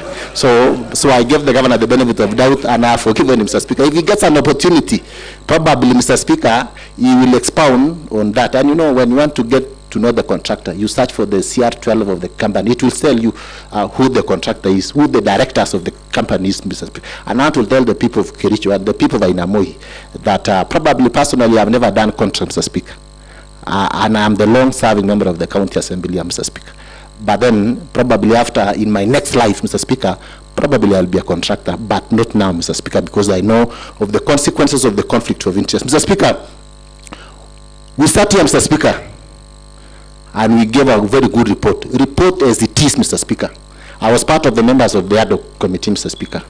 When I was sitting here, Mr. Speaker, when we were looking at these cooperatives that were supplied to these raw materials, Mr. Speaker, in fact, I was surprised that one of the cooperative societies that were supplied, but it was not under investigation. In fact, the CEO was telling me that Kerimoi Dairies is one of the beneficiaries, and I never knew. I went back there, and I called the director. He told me we received for Kerimoi Dairies in November last year, Mr. Speaker, but payment was done on February, Mr. Speaker. So the member representing the great people of Caps House, a very good friend of mine, Mr. Speaker. I remember I campaigned for him. I almost lost my life, Mr. Speaker, when I was campaigning for the Honorable Paul B, because I was involved in a road accident group. 2 a.m. at night, Mr. Speaker. We went to his Toroy Time. Toroy Time will always be on the news for the remainder of this time, Mr. Speaker, until they receive their full. Mr. Speaker, someone is writing to me. In fact, they are showing me pictures of the same society. I didn't go to Caps House because I'm a member of the County Assembly. I just went there because I was a member of the ad hoc. And I wanted to assist the people of Inamoi. Mr. Speaker, if the Honorable Paul B fails, Mr. Speaker, even the people of Caps House will ask me, where were you? And you campaigned seriously. In fact, my vehicle was towed at Caps House Center, Mr. Speaker, trying to save the Honorable Member, Mr. Speaker. But I'm very happy because he's now here, Mr. Speaker. He will defend himself probably in the next election. But, Mr. Speaker, I went there. One, I was a member of the ad hoc committee. What we found there, Mr. Speaker, I think the right time, Mr. Speaker, is a crime scene. Because one, I heard one of the honorable members here saying that the lightning will not visit a family twice, Mr. Speaker. This right time has been visited twice by the calamities, Mr. Speaker. One, Mr. Speaker, is these raw materials. Mr. Speaker, you know it pains. They did payment on 4th February. 4th February. 4th February of this year, Mr. Speaker, they did payment. On, Mr. Speaker, on 26th of July, they supplied the first consignment their factory, Mr. Speaker. That society, Mr. Speaker. And you want us to clap and say that I'm not a member of Caps House? We need to talk, Mr. Speaker. Here is the delivery, Mr. Speaker. This is on 26 July 2025. After the formation of the ad hoc committee, they rushed there, they supplied. The Honorable Paul B., when we were continuing with the ad hoc report, came and told me, Mr. Speaker, don't say a lot of things because I'm in charge of the ground now. They are trying to do their level best, Mr. Speaker. I told him, yes, that is what we want. But you know, Mr. Speaker, money was paid before delivery of services. Katwa Kigen, from where you come from, I do not know which county do you come from. But I am very sure that whatever takes place here will never take place in your county. For all, you know, I respect senior counsel. So in fact, if there is a place that is a crime scene, historic time, that is why we will keep on repeating. When you go to the 9 million, we visited there, Mr. Speaker, and sometimes the flock are funded, you know, in that society, Mr. Speaker, 9 million. What, in fact, the Honorable Amos Birir, when he was contributing to the report, he was trending, Mr. Speaker, on social media because he was saying, you need to slap fast the cooler there, Mr. Speaker, for it to work. You know, Mr. Speaker, I know that Amos Birir is just sitting What I'm saying, Mr. Speaker, is that we need to sanitize some of these things, Mr. Speaker. And we need to work very, very hard, Mr. Speaker. At issue has already been explained here, Mr. Speaker. And you know, Katwa, it is very difficult to defend, especially. These are facts. We start here, Katwa.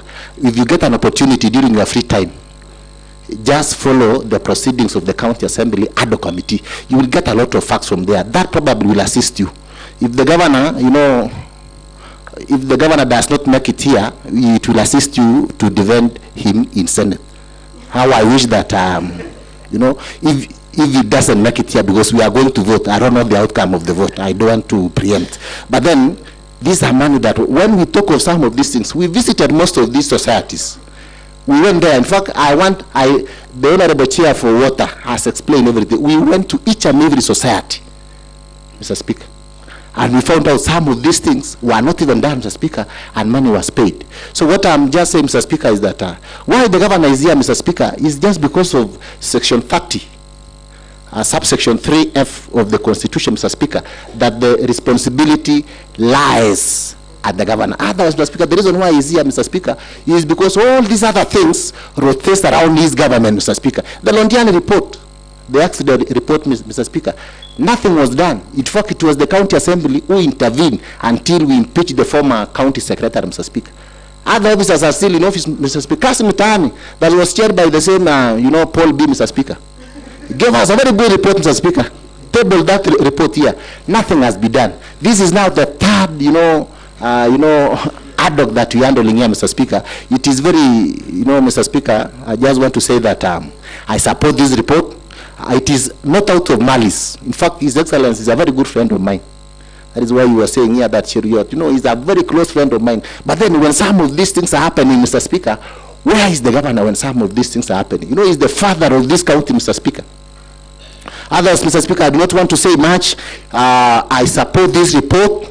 The issue of tissue, it was well explained, Katwa, it is 1.7 shillings per tissue.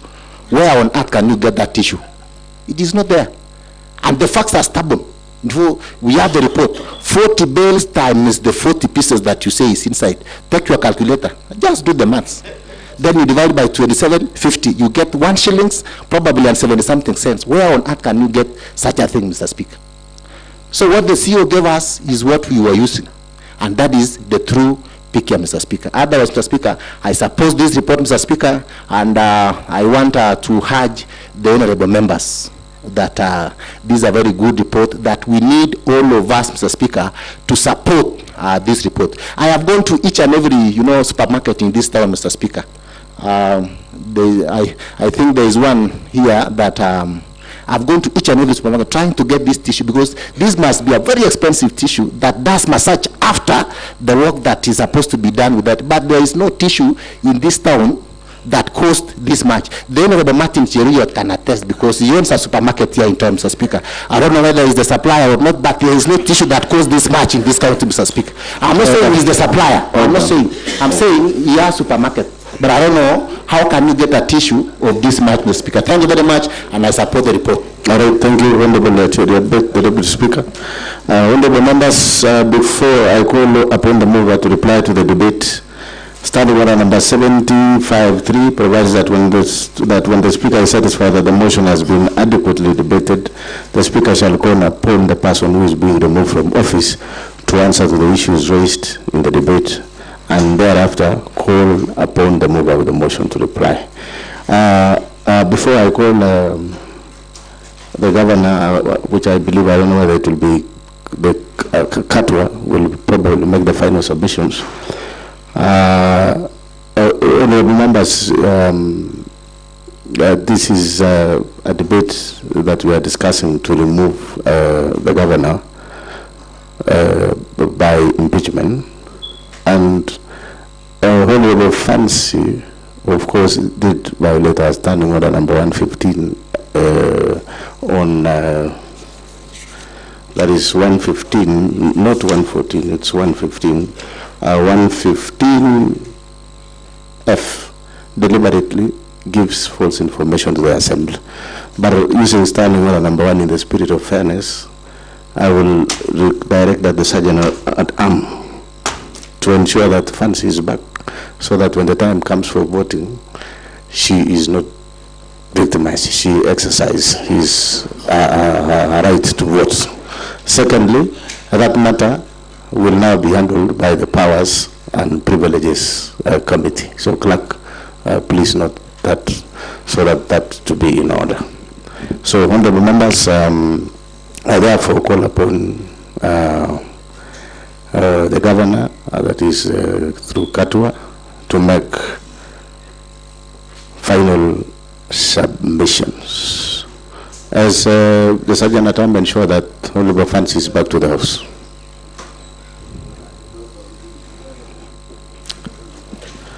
Mr. Speaker, sir, Honorable MCS,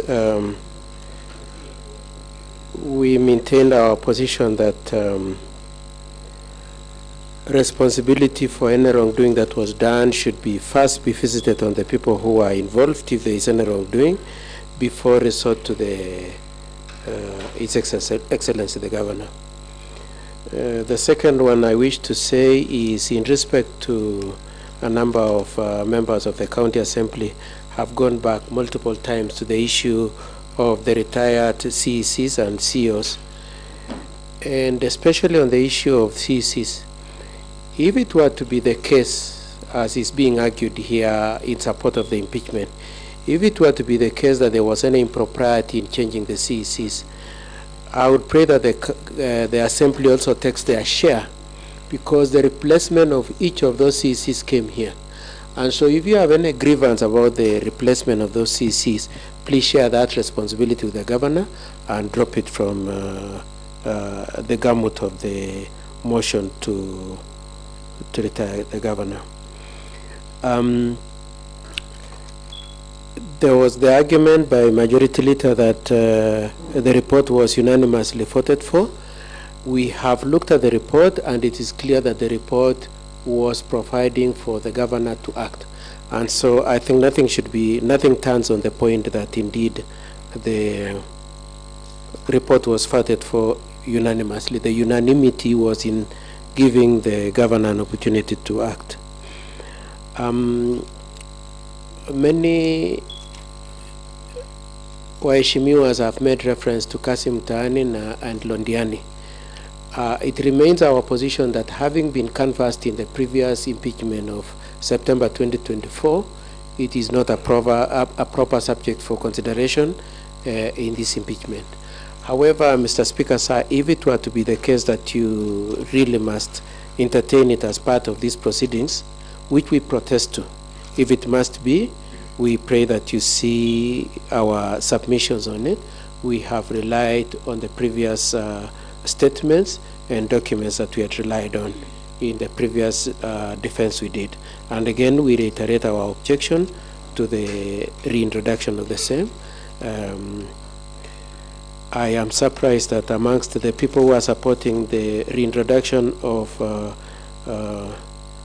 Kassim Mtaani and Londiani, is Honorable Matthew, who had found it to have no merit in the previous impeachment proceedings.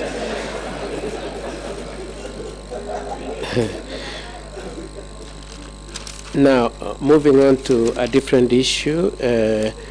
On the same issue of Londiani, we just want to flag out two issues. One is that that report was taken to court and it was quashed, and so it is of no effect. And secondly, part of the recommendations in that report was that one, Dr. Wesley Bor should step aside, and my instructions are that indeed is out of office. On the issue of Kipkelion houses, is it Dr. Norman or Professor Norman and Chief Whip and Matthew went back to it and said that I said that indeed payment was made. Okay, what I said in my previous submissions is that works have been done on those houses and some other works were going on. I left it at that. The rider that has been, the words that have been put in my mouth saying that I said payment was made in advance were not my words. And so I want that clarification to be clear, that I didn't go into the issue of payment having been made in advance. But assuming for one moment it is true that indeed payment was made before the works were done, I would like to make two arguments on that. The first one is that the person who did that should take responsibility. It doesn't have to be the governor, because he didn't sign for it. He didn't. It's not like he personally, it was brought to his attention, he looked at it and said pay him in advance. That's one.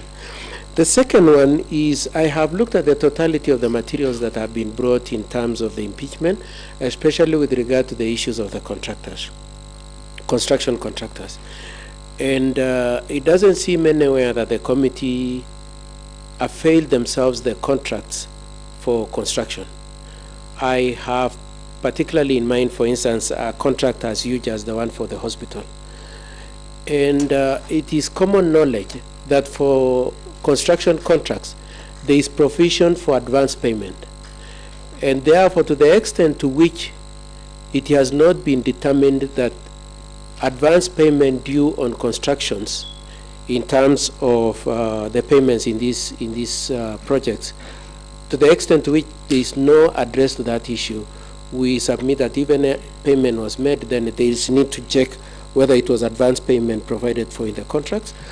And contrary to what some of the honorable members have said, that there is no case where a payment is made in advance, the inverse is true, that in contracts there is advance payment, and so it doesn't necessarily follow that the mere fact that there is advance payment before the works are done, there is fault. There is need to look at the contract.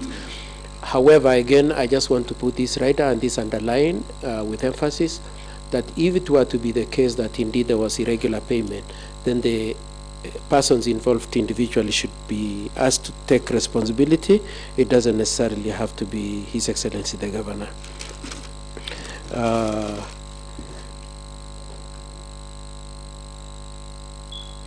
On the issue of the circles, I just want to emphasize that my point is this, that the nature of the donor funding requirements are two in respect to this issue of the circle funding. The first one is they only qualify when they meet certain criteria, and that was the point I was emphasizing. They cannot become eligible and cannot become entitled either to the 1 million or to the supplies of the procurements until and unless they have qualified to be incorporated and onboarded into the donor funding. And at that time there were only 19, and subsequently 11 have been onboarded. And therefore there cannot be a question, as Honorable Matthew has said, that please show us proof that 1 million was paid to each circle. That cannot be the case.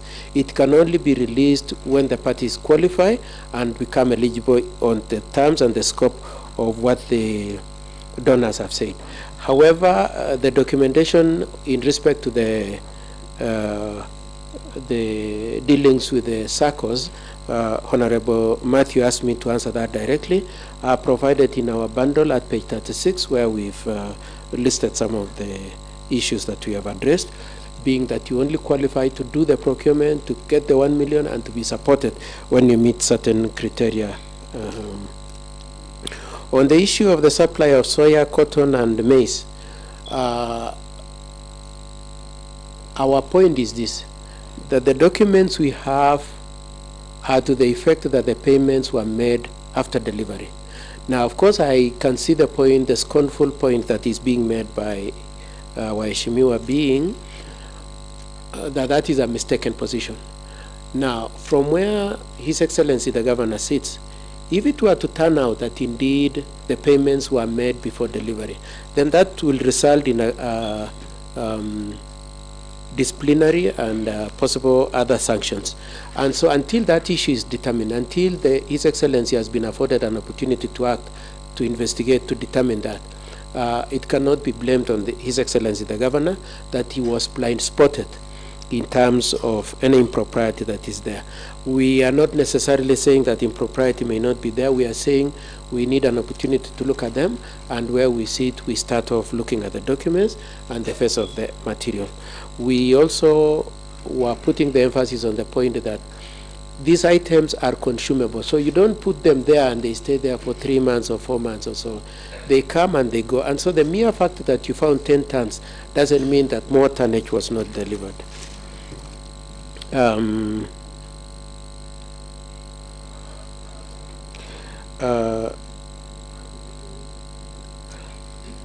is multiple call on His Excellency why he didn't answer the question of fictitious payments of 85 million or 86 million. And the point we've been trying to make, and which we are making, and which we hope we've made, is that indeed, as far as we are concerned, there was value for money in respect to that amount. However, if it were to be found that some aspects of that 86 million value was not obtained, then that is an issue we will address given an opportunity. I know that some members raised issues of bamboo, issues of the roads, and Mr. Speaker, sir, I pray that those be excluded. We do not have notice of intention to address issues of bamboo, issues of roads that were discussed by, amongst others, Moses Rotich and Peter Kemboi, who kept complaining about some other MCA getting 12 roads, him getting 3 roads. If we had notice of that, we would have responded. But if the general point that is being made is that it is skewed, our position that is that it is not true, it is not skewed. We tried as much as possible to be balanced, and some of these programs are running up to 2027, and if you really want to complain that it was skewed, it is skewed, then you should wait to the year 2027 and then raise them if it will not have covered that area. Yes, and that in terms of the circles, the supplies were made as requested. For all those reasons, we pray that you decline the motion for impeachment. You give the governor an opportunity to act. You let the parties who are responsible take responsibility. And we are very pleased at the comments made by Mr. Honorable Peter Kemboi that, Honorable Maritim, that the governor is suffering for things that have nothing to do with him. We pray that you give full meaning to that submission. Mr. Speaker, sir, I would like to leave it there after saying one point. I trust that I have used about 15 minutes, so I would like to spare 1 or 2 minutes for His Excellency to say something. Order, members, order, we want to... Before we go there, Mr. Speaker, so I just wanted to make one point. Mheshimiwa, my friend Tarimbo, I keep missing his name. Honorable Paul Chirchir. Paul Chirchir said that he has received messages from the 18 that they will vote in support of the impeachment. As far as we are concerned, none of them have sent any message like that. Is the apostle of the proposition that somebody must give supporting material to that. He has not shown us who, he has not shown us any material. However, if it were to be, if that point is to be made to, if that point is to be taken to its full meaning, it is our argument that is part of the scheme to manipulate the vote that is coming. That's all I wish to say. All right, thank you, Katwa. Your point has been made. Honorable His Excellency the Governor, kindly 5 minutes, please.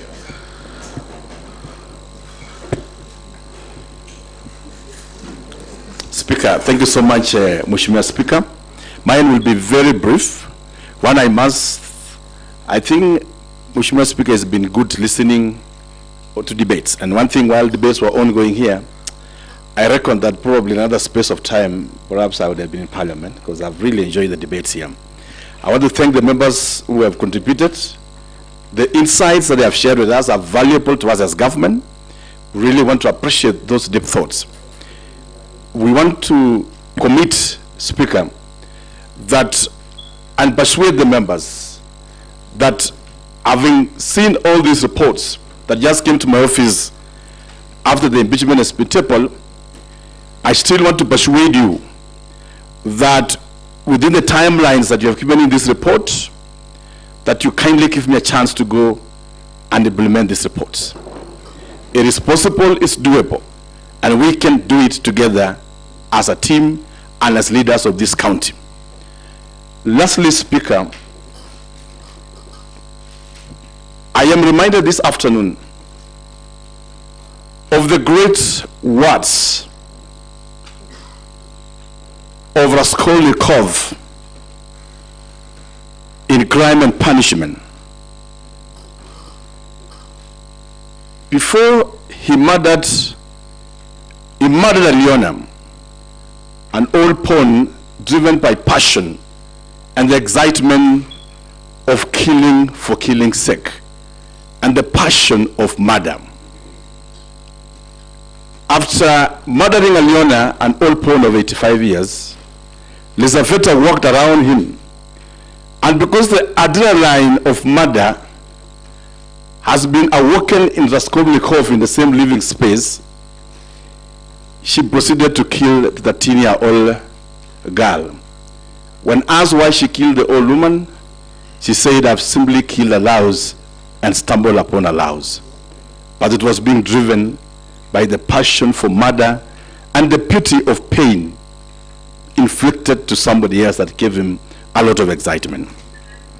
Mr. Speaker, I also conclude with these great works of Macbeth in the tragedy of Macbeth Shakespeare.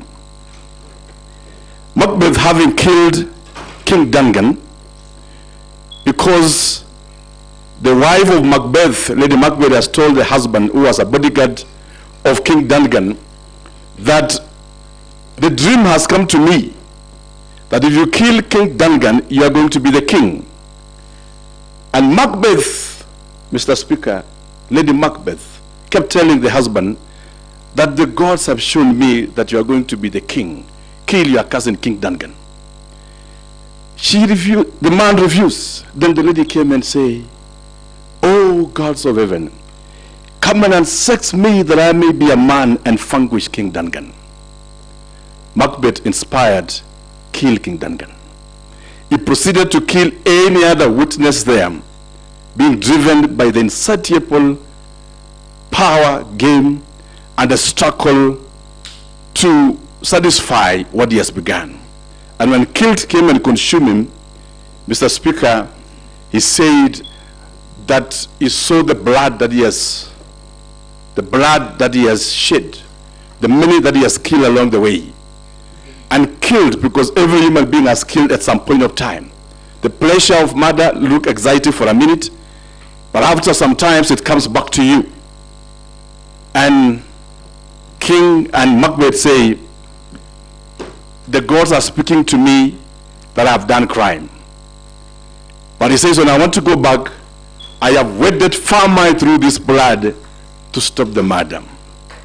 I beseech this house. You murdered me the first time. This is the second time. There's been a lot of agony all over, both in my own personal life and even within all those that are close to us. I want to persuade you, all of us, that you have a chance to work together as the great people of County of Kericho. We have a chance to still make amends and sit together, implement these reports, and push the dream of Kericho County to be fulfilled in your individual wards. To every report that has been given to me, within the timelines that have been given, if God gives us a chance to move forward, we will be able to implement on these particular reports that have been given to me. Speaker, you've been graceful to us. I've enjoyed sitting in your house, and I want to appreciate all the time you have given us with our team, and we commit that God will see us through. And I had asked in the morning that under your feet, we only ask for justice. As we seek for justice to the issues at hand here, the governor today also asks just for justice. That as you go towards the critical point of voting, my still request before everybody is that I know there are standing orders to vote electronically, acclamation, and roll call voting. As the accused, it is under your discretion on what works best for all of us. But we pray, Honorable Speaker, that if you give us the chance for a roll call voting, we'll be able to attest that this person ever did say this, and this has, it will allay the fears, it will allay the suspicion that this and this. And I said in the morning that if my time comes to go, I'll go head high when justice has been done and when fairness seems to have been given to me as the accused.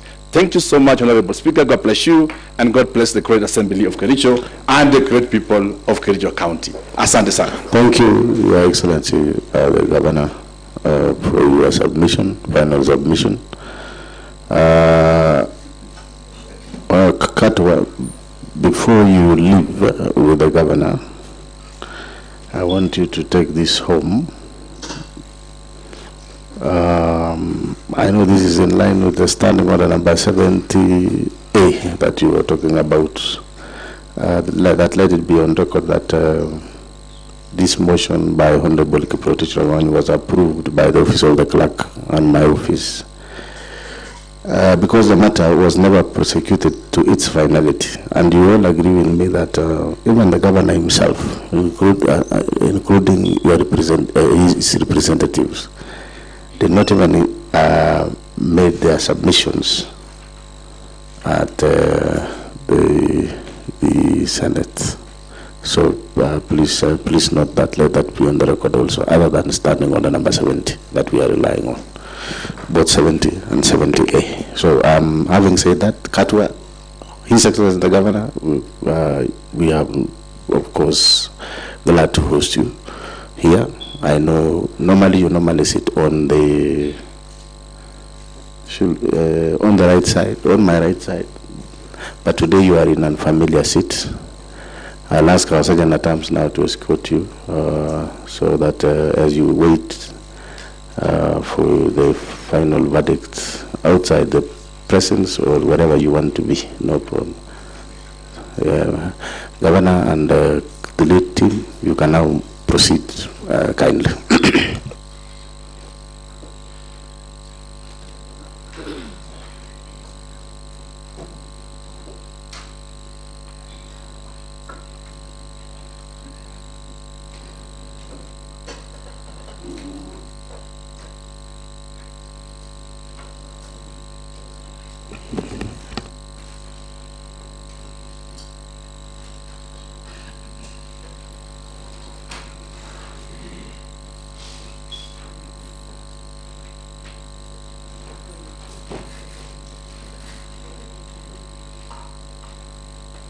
So you ensure that you collect all your files.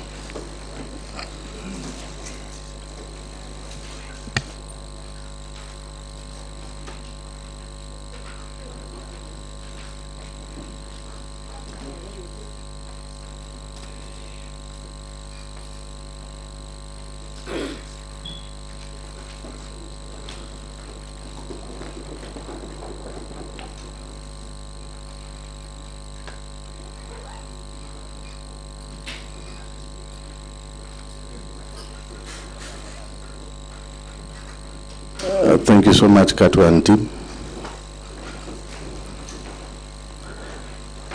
Thank you.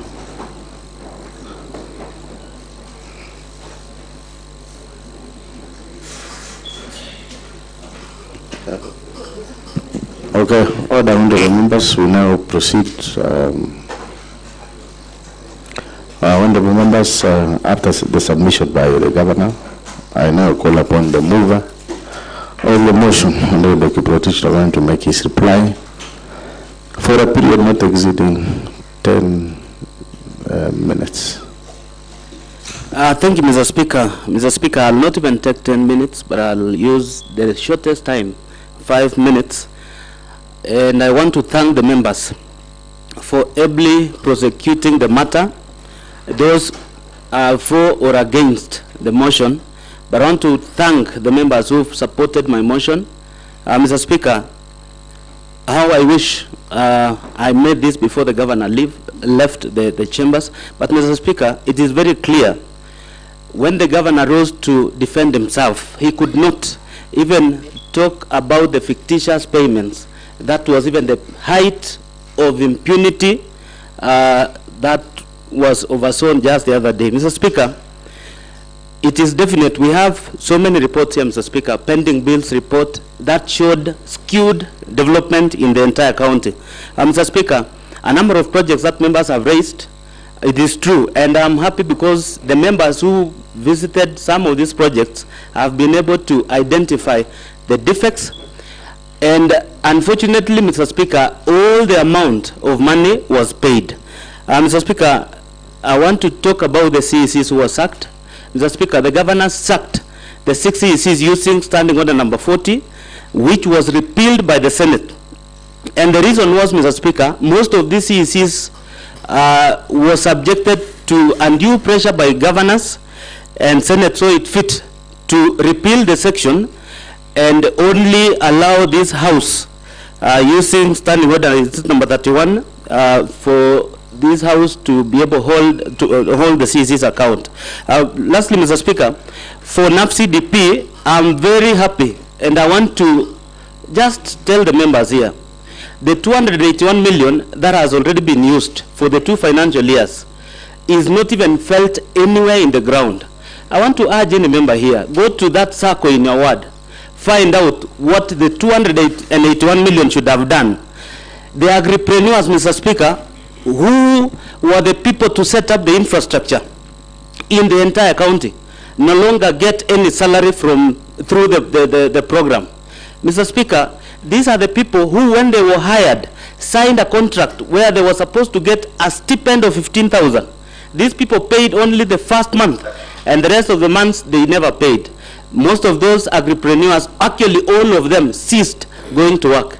Mr. Speaker, this project in this financial year is supposed to recruit additional personnel, the animal health officers.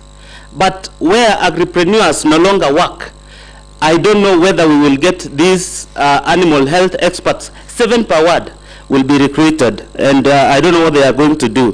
Mr. Speaker, it seemed the governor and his legal team came here not prepared because they thought, because of a purported court order, the proceedings of this impeachment was not going to happen. But I thank God, Mr. Speaker, because there is already an established jurisprudence where any court of law in this republic cannot injunct a process initiated by this House. The decisions by this House, any verdict rendered by this House is equivalent to what the High Court can render. So, Mr. Speaker, it is important that the governor should have learned from the previous suit that the courts have no place in all the matters that we are doing in this House. Lastly, Mr. Speaker, because I don't want to take time, I'm happy. I want to clarify one thing, Mr. Speaker. FLOCA began in 2023-24 financial year, and then we have 24-25 financial year.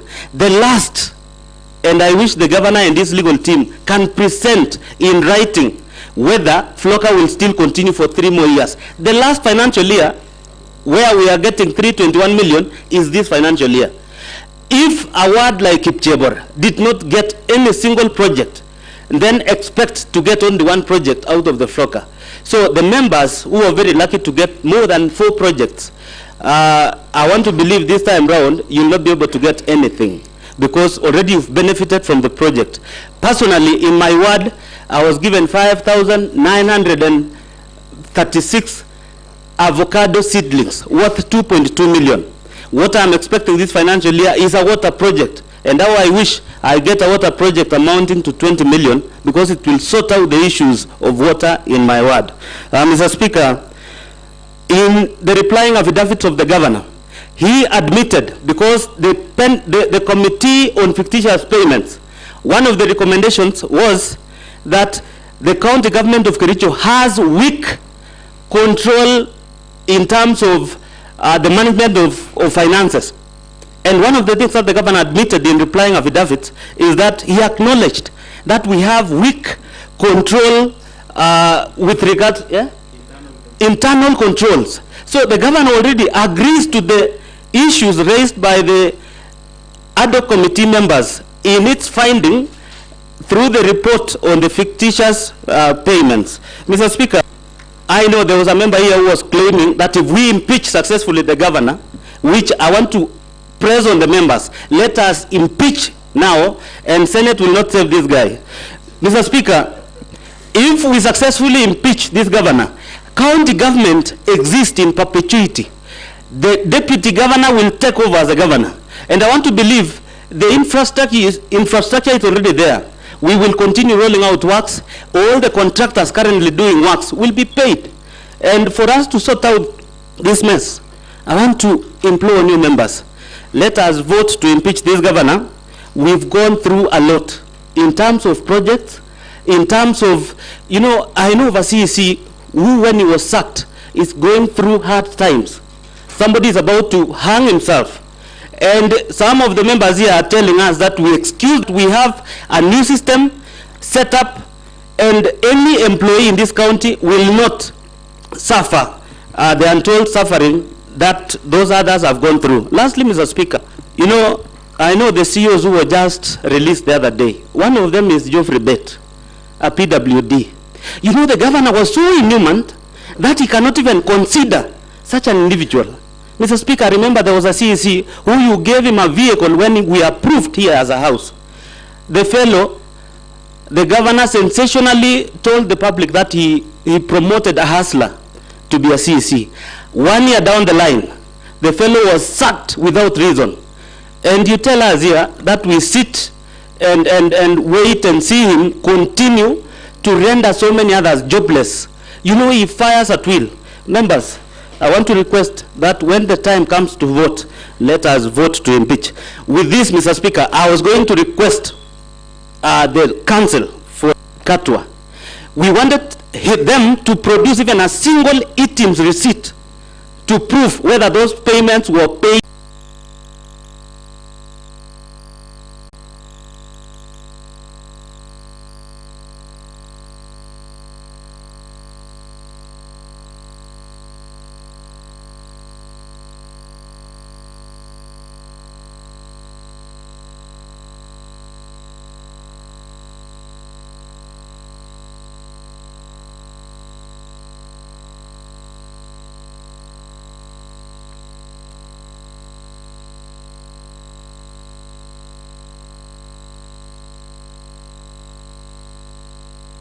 All right, let's proceed. Honorable members, I was saying that I'm almost now rising to put a question, but the question is long, and I realize that some of us are not conversant with standing orders. When the chair is on the mic or upstanding, there should be no movement, including moving outside and moving outside and crossing over. So you've got to be patient. Otherwise, the standing orders will catch up with you. So, honorable members, pursuant to the provision, honorable members, pursuant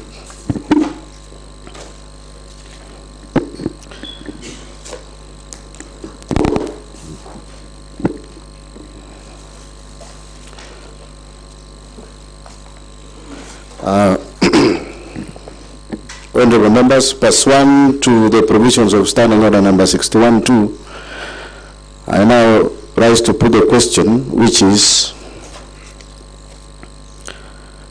Whereas, number 1, Article 2 of the Constitution of Kenya 2010, herein after the Constitution restates the supremacy of the Constitution as the supreme law of the Republic and binds all persons and state organs at both levels of government.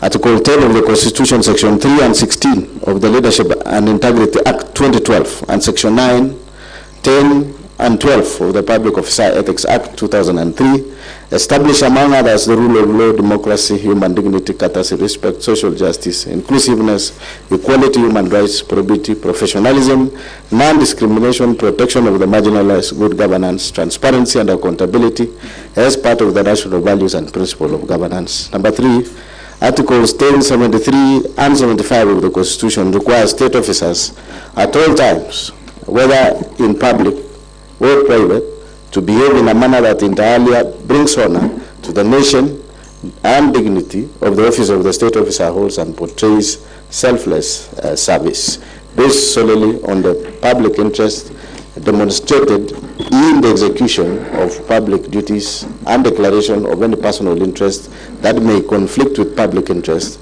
ensures decisions made by a state officer are not influenced by nepotism, favorism, and improper motives, demonstrates discipline and commitment in service to the people, and 4, avoids demeaning the office that the state officer holds. 4, by the dint of Section 11 of the Leadership and Integrity Act 2012, enjoins the governor as a state officer to treat members of the public and other public officers with courtesy and respect. And further, by the dint of Section 34 of the Leadership and Integrity Act 2012, the governor, being state officer, is precluded from bullying any person by engaging in a behavior that is vindictive, cruel, malicious, humiliating, and is intended to undermine a person.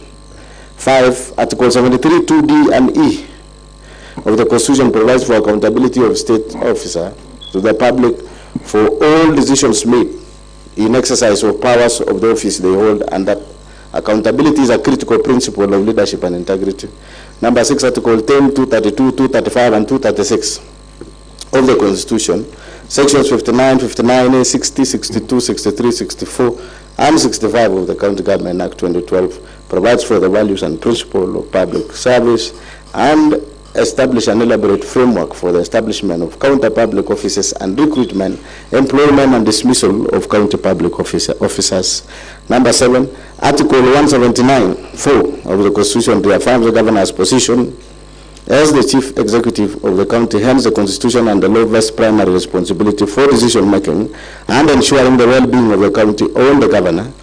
This is a strong expression of county governor's commitment and expectation to provide effective leadership, strategic vision, and direction to the county in ensuring efficient and prudent use of public resources for the good of the county. Number 8, Article 181 of the Constitution, Section 33 of the County Government Act, and Standing Order Number 70 and 70A of Standing Orders of the County Assembly of Kericho provides for the impeachment of the governor on grounds of gross violation of the Constitution, gross violation of other written laws, where there are serious reasons believing that the county governor has committed a crime under national or international law, a gross misconduct and abuse of office. 9, Article 201, 205, and 207 of the Constitution forms constitutional basis that guide the counties in raising and utilization of public finances. In particular, Article 207 establish the county revenue fund and clearly stipulates that money shall not be withdrawn from the revenue fund unless the controller of budget has approved. Section 33 of County Government Acts obligates the governor to provide leadership in county governance, be accountable for the management and use of county resources, and to promote, amongst others, good governance, competitiveness of the county.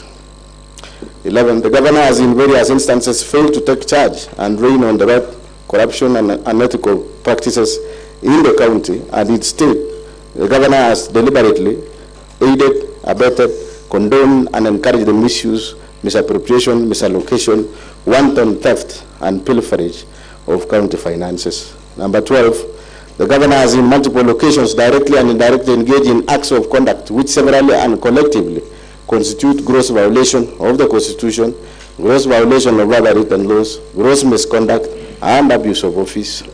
13, by his acts and conduct, the governor has exposed the office of the governor, the Assembly and the people of Kericho to ridicule embarrassment. 14, the conduct of the governor has been scandalous and embarrassing to the high office of the county governor, an office held in public trust and whose authority ought to be exercised in a manner consistent with the purpose and objects of the Constitution. 15, the conduct of the governor has made it impossible for the county to be governed as it ought to be, compromised service delivery, and jeopardized the functions of both the arms of county government of Kericho. It has therefore become untenable for the governor to continue being in office. Number 16, the governor has variously committed constitutional wrongs that subvert the structure of government and undermine the integrity of office, and even the Constitution itself, the integrity of office, disregard of constitutional duties and oath of office, arrogation of power, and abuse of governmental process has had an adverse impact on the running and administration of Kericho County government. And number 17, the governor has continued stay in office as and will continue to undermine effective service delivery to the detriment of the people of Kericho County, in whose trust the governor holds the office. The Assembly resolves standing orders on the following grounds. A, gross violation of the Constitution and other laws. Gross violation of Constitution of the Republic of Kenya 2010, the County Government Acts 2012, the Public Procurement and the Asset Disposal Act, the Public Finance Management Act 2012, and Kericho County laws. 1. Misappropriation and misallocation of county finances. On various occasions since his election as governor and subsequent assumption of office, the governor has engaged in various acts of gross violation of Articles 10, 183 and 201 of the Constitution, Section 102 and 109 of the Public Finance Management Act, Cap 412A, and the provisions of Kericho County Rating Act, number 5 of 2019 as follows. Roman number 1, fictitious payment of works, goods, and services.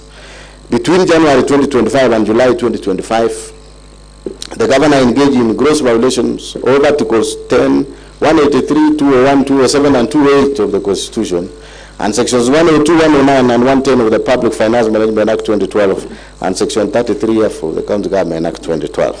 The governor aided, abetted, and or condoned the fictitious payment of goods, services, and works which were neither delivered nor done, occasioning the county loss of Kenya shillings 85,704,522.90 cents in A, services which were not rendered and or partially done, e.g., the maintenance of 15 residential houses in Kipkeli and West Sub County at a cost of 2,999,000.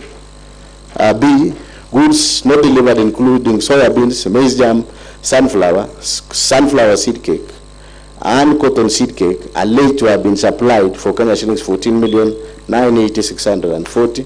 C, overpriced goods including sodas and alleged to have been bought for about Kenya shillings 500 shillings per 300 milliliters bottle, and a bale of tissue paper alleged to have been bought for Kenya shillings 2,750 per bale of 10 tissue papers, and a hand towel priced at Kenya shillings 3,600 shillings. D, works, goods and services alleged to have been procured for Kenya shillings 5,172,715.60 cents from companies including Mango Products Limited, Hildama Construction and Supplies, Brisa Construction and Supplies Limited, Prospera Ventures Limited, and IBM Pro Construction Limited without any supporting documents.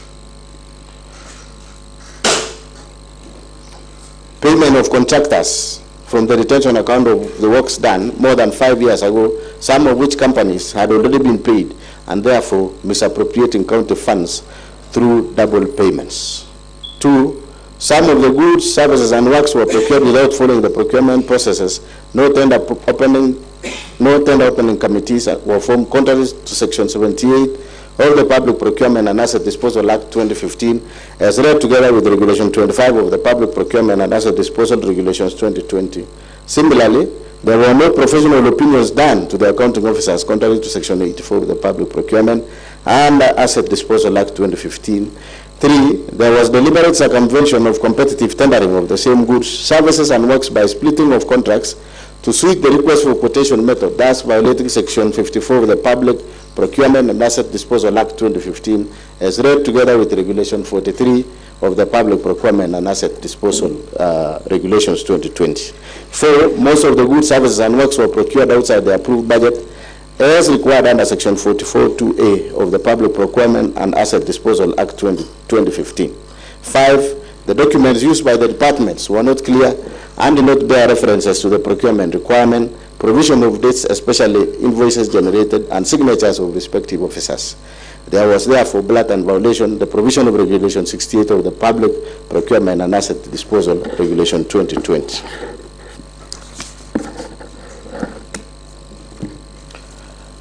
6. No market surveying was conducted as required under Regulation 43(4) of the Public Procurement and Asset Disposal Regulations 2020. The contractors therefore supplied goods with exorbitant prices, contrary to Section 54(2) of the Public Procurement and Asset Disposal Act of 2015. 7.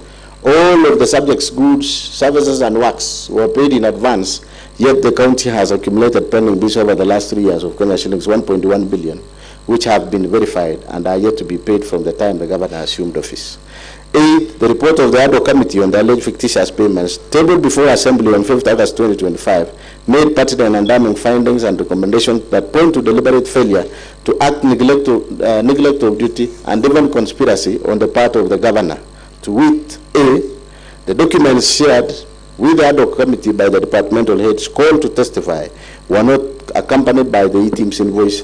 This lends credence to suspicion that the documents may have been prepared to cover up for the theft after the whistle was blown. B. The payments were made in advance before goods, service and works were delivered or done, and as at the date of tabling of the report, some of the goods, services, and works remain undelivered to date. C. Documents that were used to process payments bore the signatures that could not be authenticated. Subsequently, certain officers whose signatures appear in the said documents have denounced the documents. D. The gaps highlighted in the report point to serious governance issues, concerns, and weak internal controls in Kericho County that the appointing authority, i.e. the governor, policymakers, county officers, and indeed all officers entrusted to deliver services to the county have failed to do so as required. E. There was an intention to defraud the county and violations of the Constitution 2010, the Public Finance Management Act 2012, County Government Act 2012, the Leadership and Integrity Act, and the Powers and Privileges County Assemblies, the Public Procurement and Asset Disposal Act 2015. Under Article 179 of the Constitution and Section 33F of the County Government Act 2012, the governor has the overall responsibility of being accountable for the management and use of resources. 10.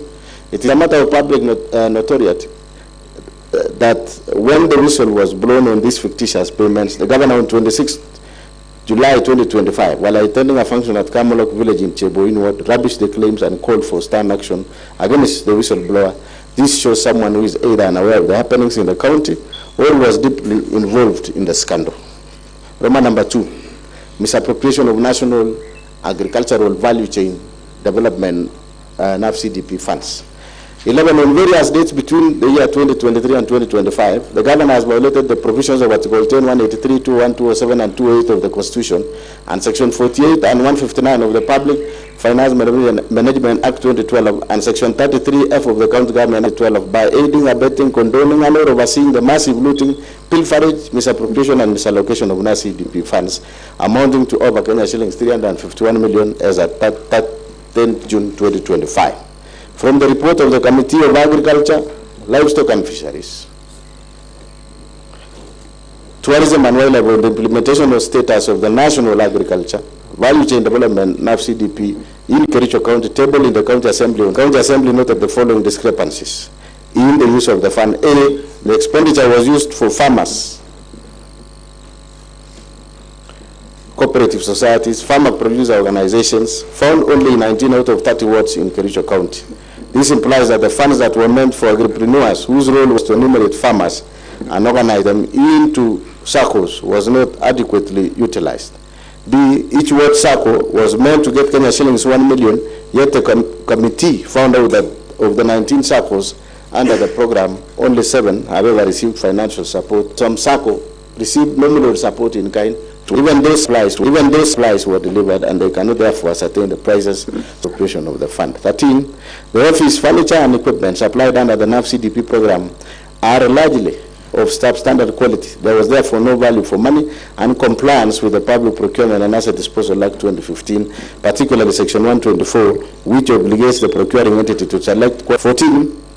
The manner in which the few projects which were implemented were done show that they were done for 16 days is availed as evidence of this shall be availed at the hearing and consideration of the motion. The mover will as well be asking the Assembly to issue an order under Article 195(2)(b) of the Constitution and Section 27(1)(c) and 2 of the County Assembly's Powers and Privileges Act 2017, compelling relevant banks where the funds were drawn from to furnish this House with a bank statement showing the withdrawal of the funds from 2023 to date, because there was no documents supplied earlier. Roman number 3, misappropriation of funds and unfair distribution of projects funds under the Financing Locally Led Climate Action FLOC. 17, on various dates between the year 2023 and 2025, the Governor has violated the provisions of Article 10, 179, 183, 201, 207, and 208 of the Constitution, and Section 102 and 107 of the Public Finance Management Act 2012, and Section 33F of the County Government Act 2012 by presiding over unfair, skewed, and nepotic distribution of projects under FLOCA funds, imprudent use, misappropriation, and misallocation of FLOCA fund as follows. A.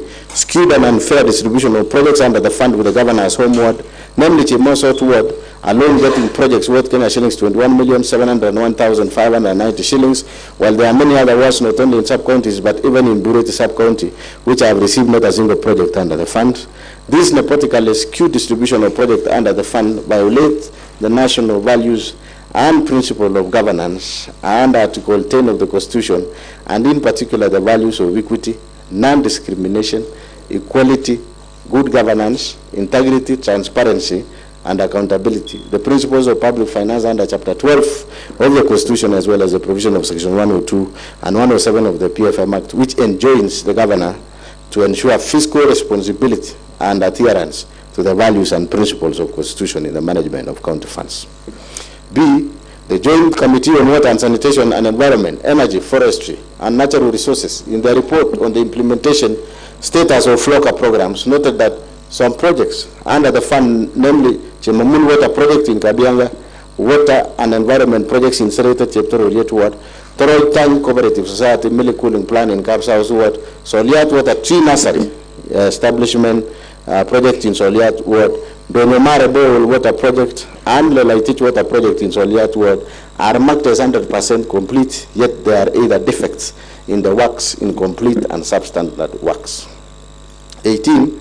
As a result of this unfair distribution of projects, wards like Cheblanget, Litin, Chai, Kipchebor, Chirchila, and Kunyak did not get even a single project in all categories under the fund, namely environment, agriculture, and water.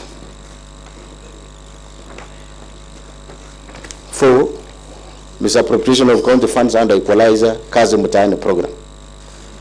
On or about 14 February 2023, the Governor engaged in gross violation of Articles 10, 183, 201, and 28 of the Constitution, and Section 102, 109, 110 of the Public Finance Management Act 2012 by launching a program dubbed Equalizer Kazi MUTAI Initiative and drawing county funds towards the initiative without a legislation to anchor the initiative, public participation, prior approval of the County Assembly, and the control of budget, and prior approval of the Budget and Appropriation Committee approval. 20. Under the fund, a total of Kenya shillings 39 million were paid out without proper tendering, local service orders for the services which were not delivered. 21. The County Assembly's report on other committee on Kazi MUTAI project pointed out various violations of the Constitution and the law in rolling out and implementation of the initiative. However, the Governor deliberately disregarded the report and it has hitherto not been implemented. 22. The deliberate failure, omission, and unwillingness to implement the report of the County Assembly on Equalizer Kazi MUTAI initiative undermines devolution, the doctrines of separation of powers, and is therefore antithetical to the values and principles of governance, and under Article 10 of the Constitution, the objects of devolution, and Article 174 of the Constitution. Number 5.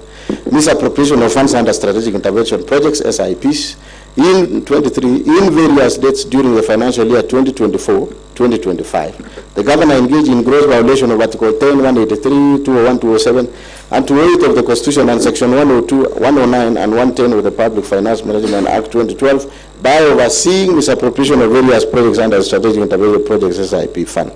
For instance, the project of upgrading Kunyak Dispensary to Health Center, which is a retained project for the construction and renovation of various facilities within the health center by MS Belitra Enterprises, for Kenya shillings 44,756,846, a total of Kenya shillings 8,575,186 has been paid for no works done. Indeed, when the County Assembly's Committee on Implementation visited the site, they found the contractor had only supplied was at walling stage, while MCH is at slab level. 6. Other violations of the Constitution and the law. 25, not 25. The President and former Chief Executive, the President and former County Executive Committee members and Chief Officers have variously reported coercion by the Governor to make financial allocation for the Governor's own use from the funds allocated to their respective departments, and which funds they were required to remit through the Governor's personal assistance. 26. Violation of Article 201 ADE of the Constitution of Kenya 2010 on principle of public finance management, and Article 226 as read with Article 227 of the Constitution by presiding over glaring irregular award of contracts and evasion of accountability, be interfering in the procurement process and the award of tenders, skewed tender awards to various contractors at inflated rate, and in collusion with fraudulent contractors and suppliers, the irregular implementation and unfair distribution of various programs in the county, and E, intentionally and negligently presiding over massive theft of county public resources. County 27. On 15 August 2023, the Governor compensated the victims of Londian accident from the County Emergency Fund to cover up for the funds raised by the public and misappropriated by a committee he had formed to steer the fund drive, and without cogent explanation of how the funds publicly raised for the victims had been expended. Evidence of Governor's engagement, connivance, and complicity in the aforementioned acts of misappropriation, misallocation, and legal withdrawings of county revenue and county finances to be found in report of Ad hoc Committee on alleged fictitious payment, that is KCA Exhibit 01, a bundle of sample vouchers, payment requisition, delivery notes, LSO CTC on the payments made, KCA Exhibit 02, Joint Committee report of the County Assembly on implementation status of national agriculture value chain by the county government. It is not clear why money had to be paid out from the fund collected to various public hospitals against the express and unequivocal representations of the governor. E, by his acts of omission and commission, the governor has grossly violated the provision of Article 75 of the Constitution, which demands that a state officer shall, whether in private or in public, behave in a manner that avoids conflict of interest between personal interests and public or official interests, or compromises public interest in favor of personal interest. F, by overseeing the misappropriation of the funds aimed at assisting victims of the accident, the governor violated Article 73(2), which demands from him selfless service based solely on public interest, demonstrated by honesty in the execution of his duties, accountability to the public for decisions and actions, and discipline and commitment in service delivery. By allowing himself to be a master of double-speak in such a grave matter that shook the conscience of the nation, the governor violated Article 73(1)(a), 2(3) of the Constitution, which demand that he at all times demonstrates respect to the people and brings honor and dignity to the office he holds. By allowing himself and senior officials close to him to benefit from the funds, the governor violated Article 76(2)(b) of the Constitution, which prohibits a state officer from accepting a benefit in circumstances that compromise the integrity of the state officer. I, by failing to ensure that the decision-making in the executive office of the county governor are not influenced by corruption, nepotism, and other callous and improper motives, the governor has failed to exercise objectivity and impartiality, thus violating Article 73(2)(b) of the Constitution of Kenya 2010. Evidence of the governor's engagement, connivance, and complicity in the acts of misappropriating and or abetting misappropriation of publicly raised funds is to be found in the report on the investigation of London accident victims fundraising held on 4 July 2024, KCA Exhibit number 10, affidavit filed by the governor in Kericho, ELRC petition number E014 of 2023, KCA Exhibit number 11, and video clips numbered KCA V3, KCA 4, KCA 5. B, abuse of office. 1. Illegal appointments and lawful dismissals and transfers and usurpation of the constitutional and statutory functions of the public service. 1. The governor has variously engaged in gross misconduct and gross violations of Article 10, 73, 75, 232, 235, and 236 of the Constitution, gross violation of Section 17 of the Public Officer Ethics Act, Section 55, 59, 59A, 60, 62, 63, 64, and 65 of the County Government Act, Section 4 of the Public Appointments, County Assemblies Approval Act 2017, and variously abused his office by, number 1, by skewed and competitive and nepotic appointments of the county employees of various cadres. For instance, the governor recently hired his own brother, one Victor MUTAI, as a revenue clerk. Similarly, the governor's personal assistant's wife, one Chief Kuri Masi, who was recently hired as a nurse on contract basis, was confirmed, yet there are a number of nursing staff who have been serving on contract for long without confirmation. B. Illegally appointing one Mrs. Alice Bates, now judge of the High Court, as the county attorney when there was a substantive office holder, an act which employment and labor relations, Honorable Lady Justice Wasilwa, affirmed was irregular and procedural and unlawful in Sang versus Governor Kericho County, and 2 others. Petition E001 of 2023. In that case, the governor was found by the court to be in gross violation of Article 73 and 232 of the Constitution. His actions found to be illegal and unconstitutional, and ordered to pay cost of Kenya shillings 2 million and cost personally. The governor has therefore been already adjudged to be in gross violation of the law, and all the Assembly and the Senate. C. Causing the advertisement of the positions of doctors, nurses, early childhood education, ECD teachers, just to endear himself politically when he knew the county government did not have capacity to hire. The applicants were subsequently not shortlisted, nor the alleged vacancies filled up. D. Illegally deploying health staff by the notice dated 22nd July 2024 without any justification, authority and involvement of county service board, thus creating a crisis in health sector. E. Since his assumption of office, the governor has dismissed a total of 10 county executive committee members, 6 chief officers, 2 chiefs of staff, among other senior staff, without any cause or reason, thus exposing the county to protracted litigation and the risk of huge compensation in damages. The governor has perpetuated this firing spree not for any reason but as a show of might, power, and authority, and that is where the abuse lies.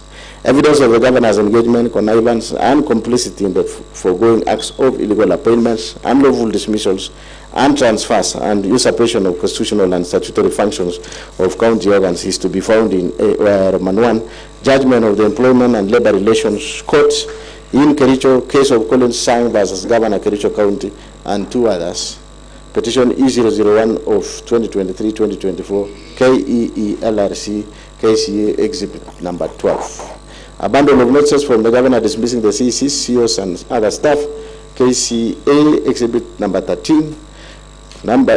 Copies of bundles of court documents filed in various cases, KCA Exhibit number 14. Number 2, subversion, discrediting, and impeding of the oversight role of the County Assembly.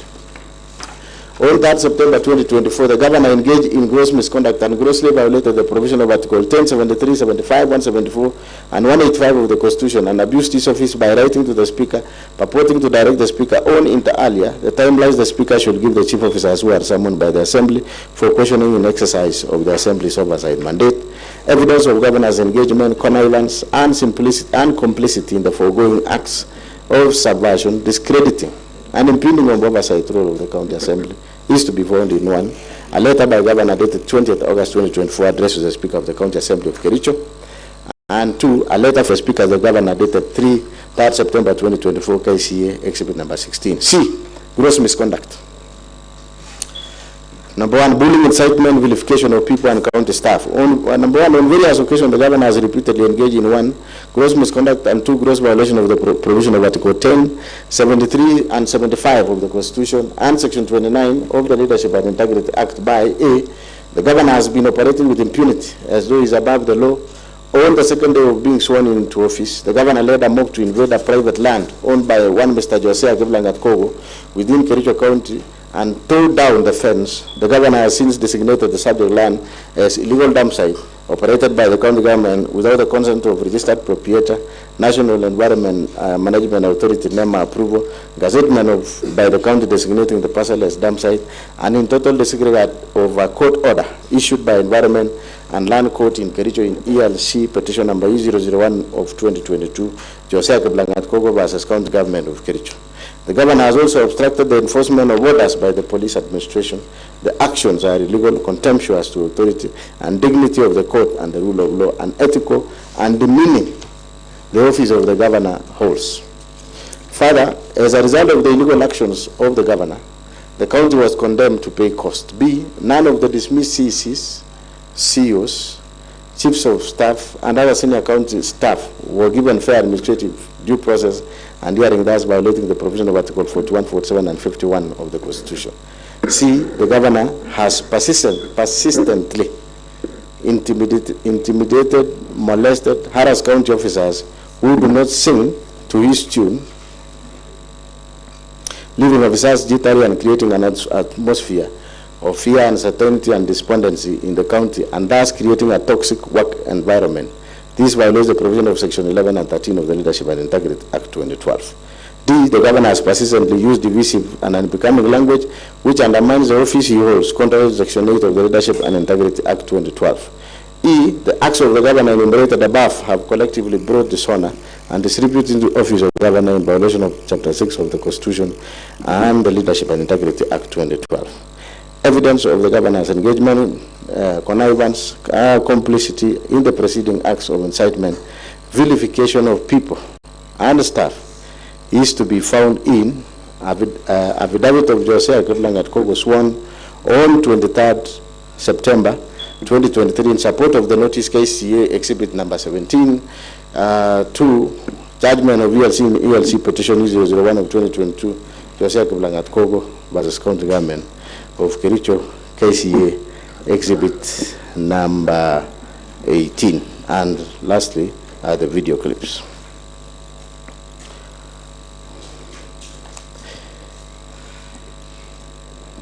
So honorable members, pursuant to Standing Order number 771,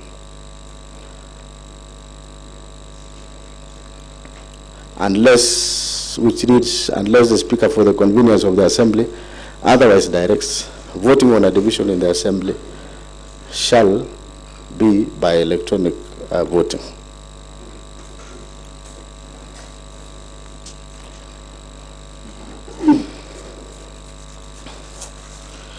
Honorable members, electronic voting, unless the Speaker for the convenience of the Assembly otherwise directs, voting on a division in the Assembly shall be by the electronic voting. 2, when the Speaker directs that an electronic voting to be taken, the division bell shall be rung for not more than 10 minutes, and the Assembly shall proceed to a vote at the expiry of the 5 minutes or such further time as the Speaker may, for the convenience of the Assembly, direct. Number 1, during electronic voting, members shall cast their votes by pressing either the yes, no, or abstain button. 4, at the expiry of the voting, at the expiry of 5 minutes or as soon as the result of the voting appears on the indicator board, the Speaker or the Chairperson, as the case may be, shall announce the results forthwith. Honorable members, you can read your standing orders up to Standing Order number 8. Will guide you on what to do. And I therefore put the question, will as many as are of that similar opinion say aye? Aye. Will as many as are of that contrary opinion say nay? Nay. Honorable members, the voting shall be done by electronic as per Standing Order number 77. You may take your seats so that we proceed. Honorable members, we will now commence our voting. And clerk, you will facilitate the votes. Let us proceed in that manner. So, honorable members, the voting procedure because it is in the standing orders, is that the first option is electronic, as you have seen in standing order number 77. And then you will be receiving your credentials either via, you will receive an SMS containing one IPPD number, that is your username. Password is, should supposed to be your ID number. 2, voting link. A second SMS will follow with a secure link to the voting portal. And 3, you log in and vote. When you log in and vote, you select yes, no, or abstain, and then you submit your vote. When you submit your votes, votes are confidential and can only be submitted once. Don't press it twice. So we have 2 messages. Voting credentials, you will receive an SMS containing the same. That is IPPD number, which is your username. And then for password, that is what your ID number. And 2, voting link, a second SMS will follow with a secure link to the voting portal indicating the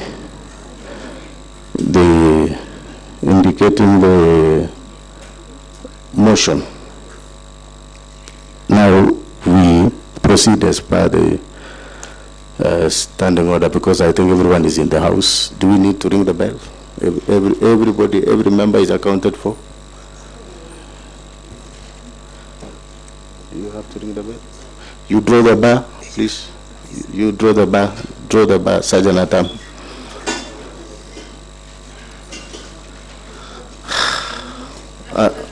Yes, so we proceed.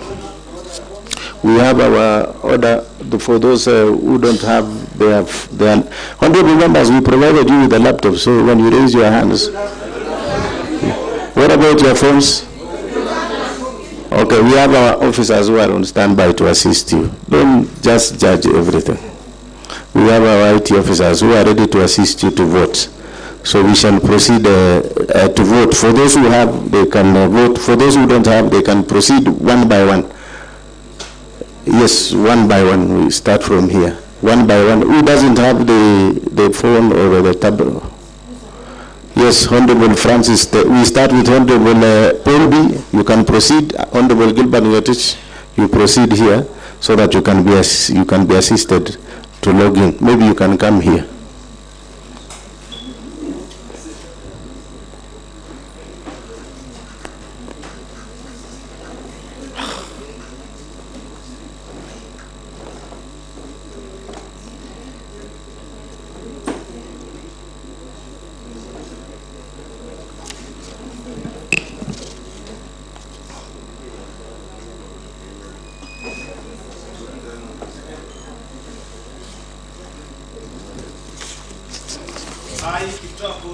I abstain. Order, Honorable Paul B. Abstaining is in, you still press the button. Order. There is no shouting, Honorable members. Order. You know, Honorable members, you can still refer to your standing order even when you are abstaining. Kindly, we are under electronic voting. Electronic voting.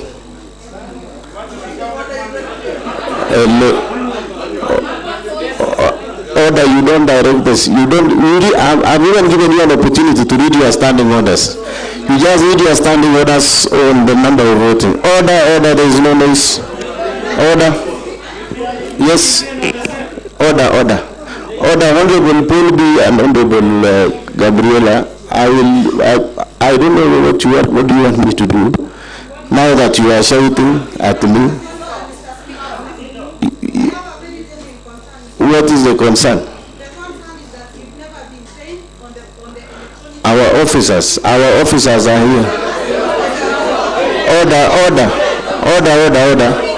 There should be no noise. Order.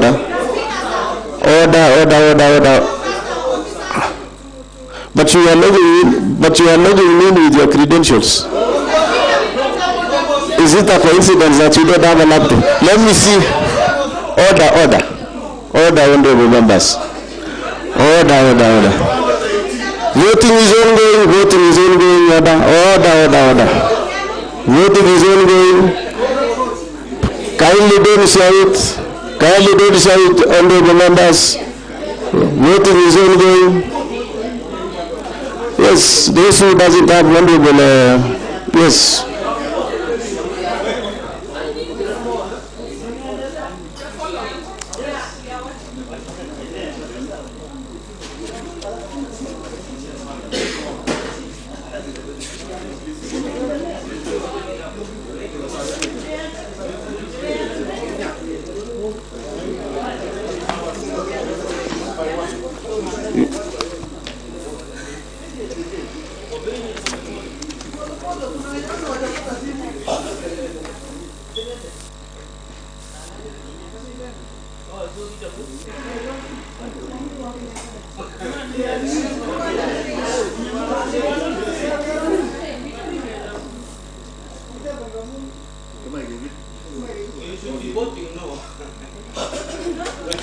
Honorable members, you are just, you have a right to vote yes, no, or abstain.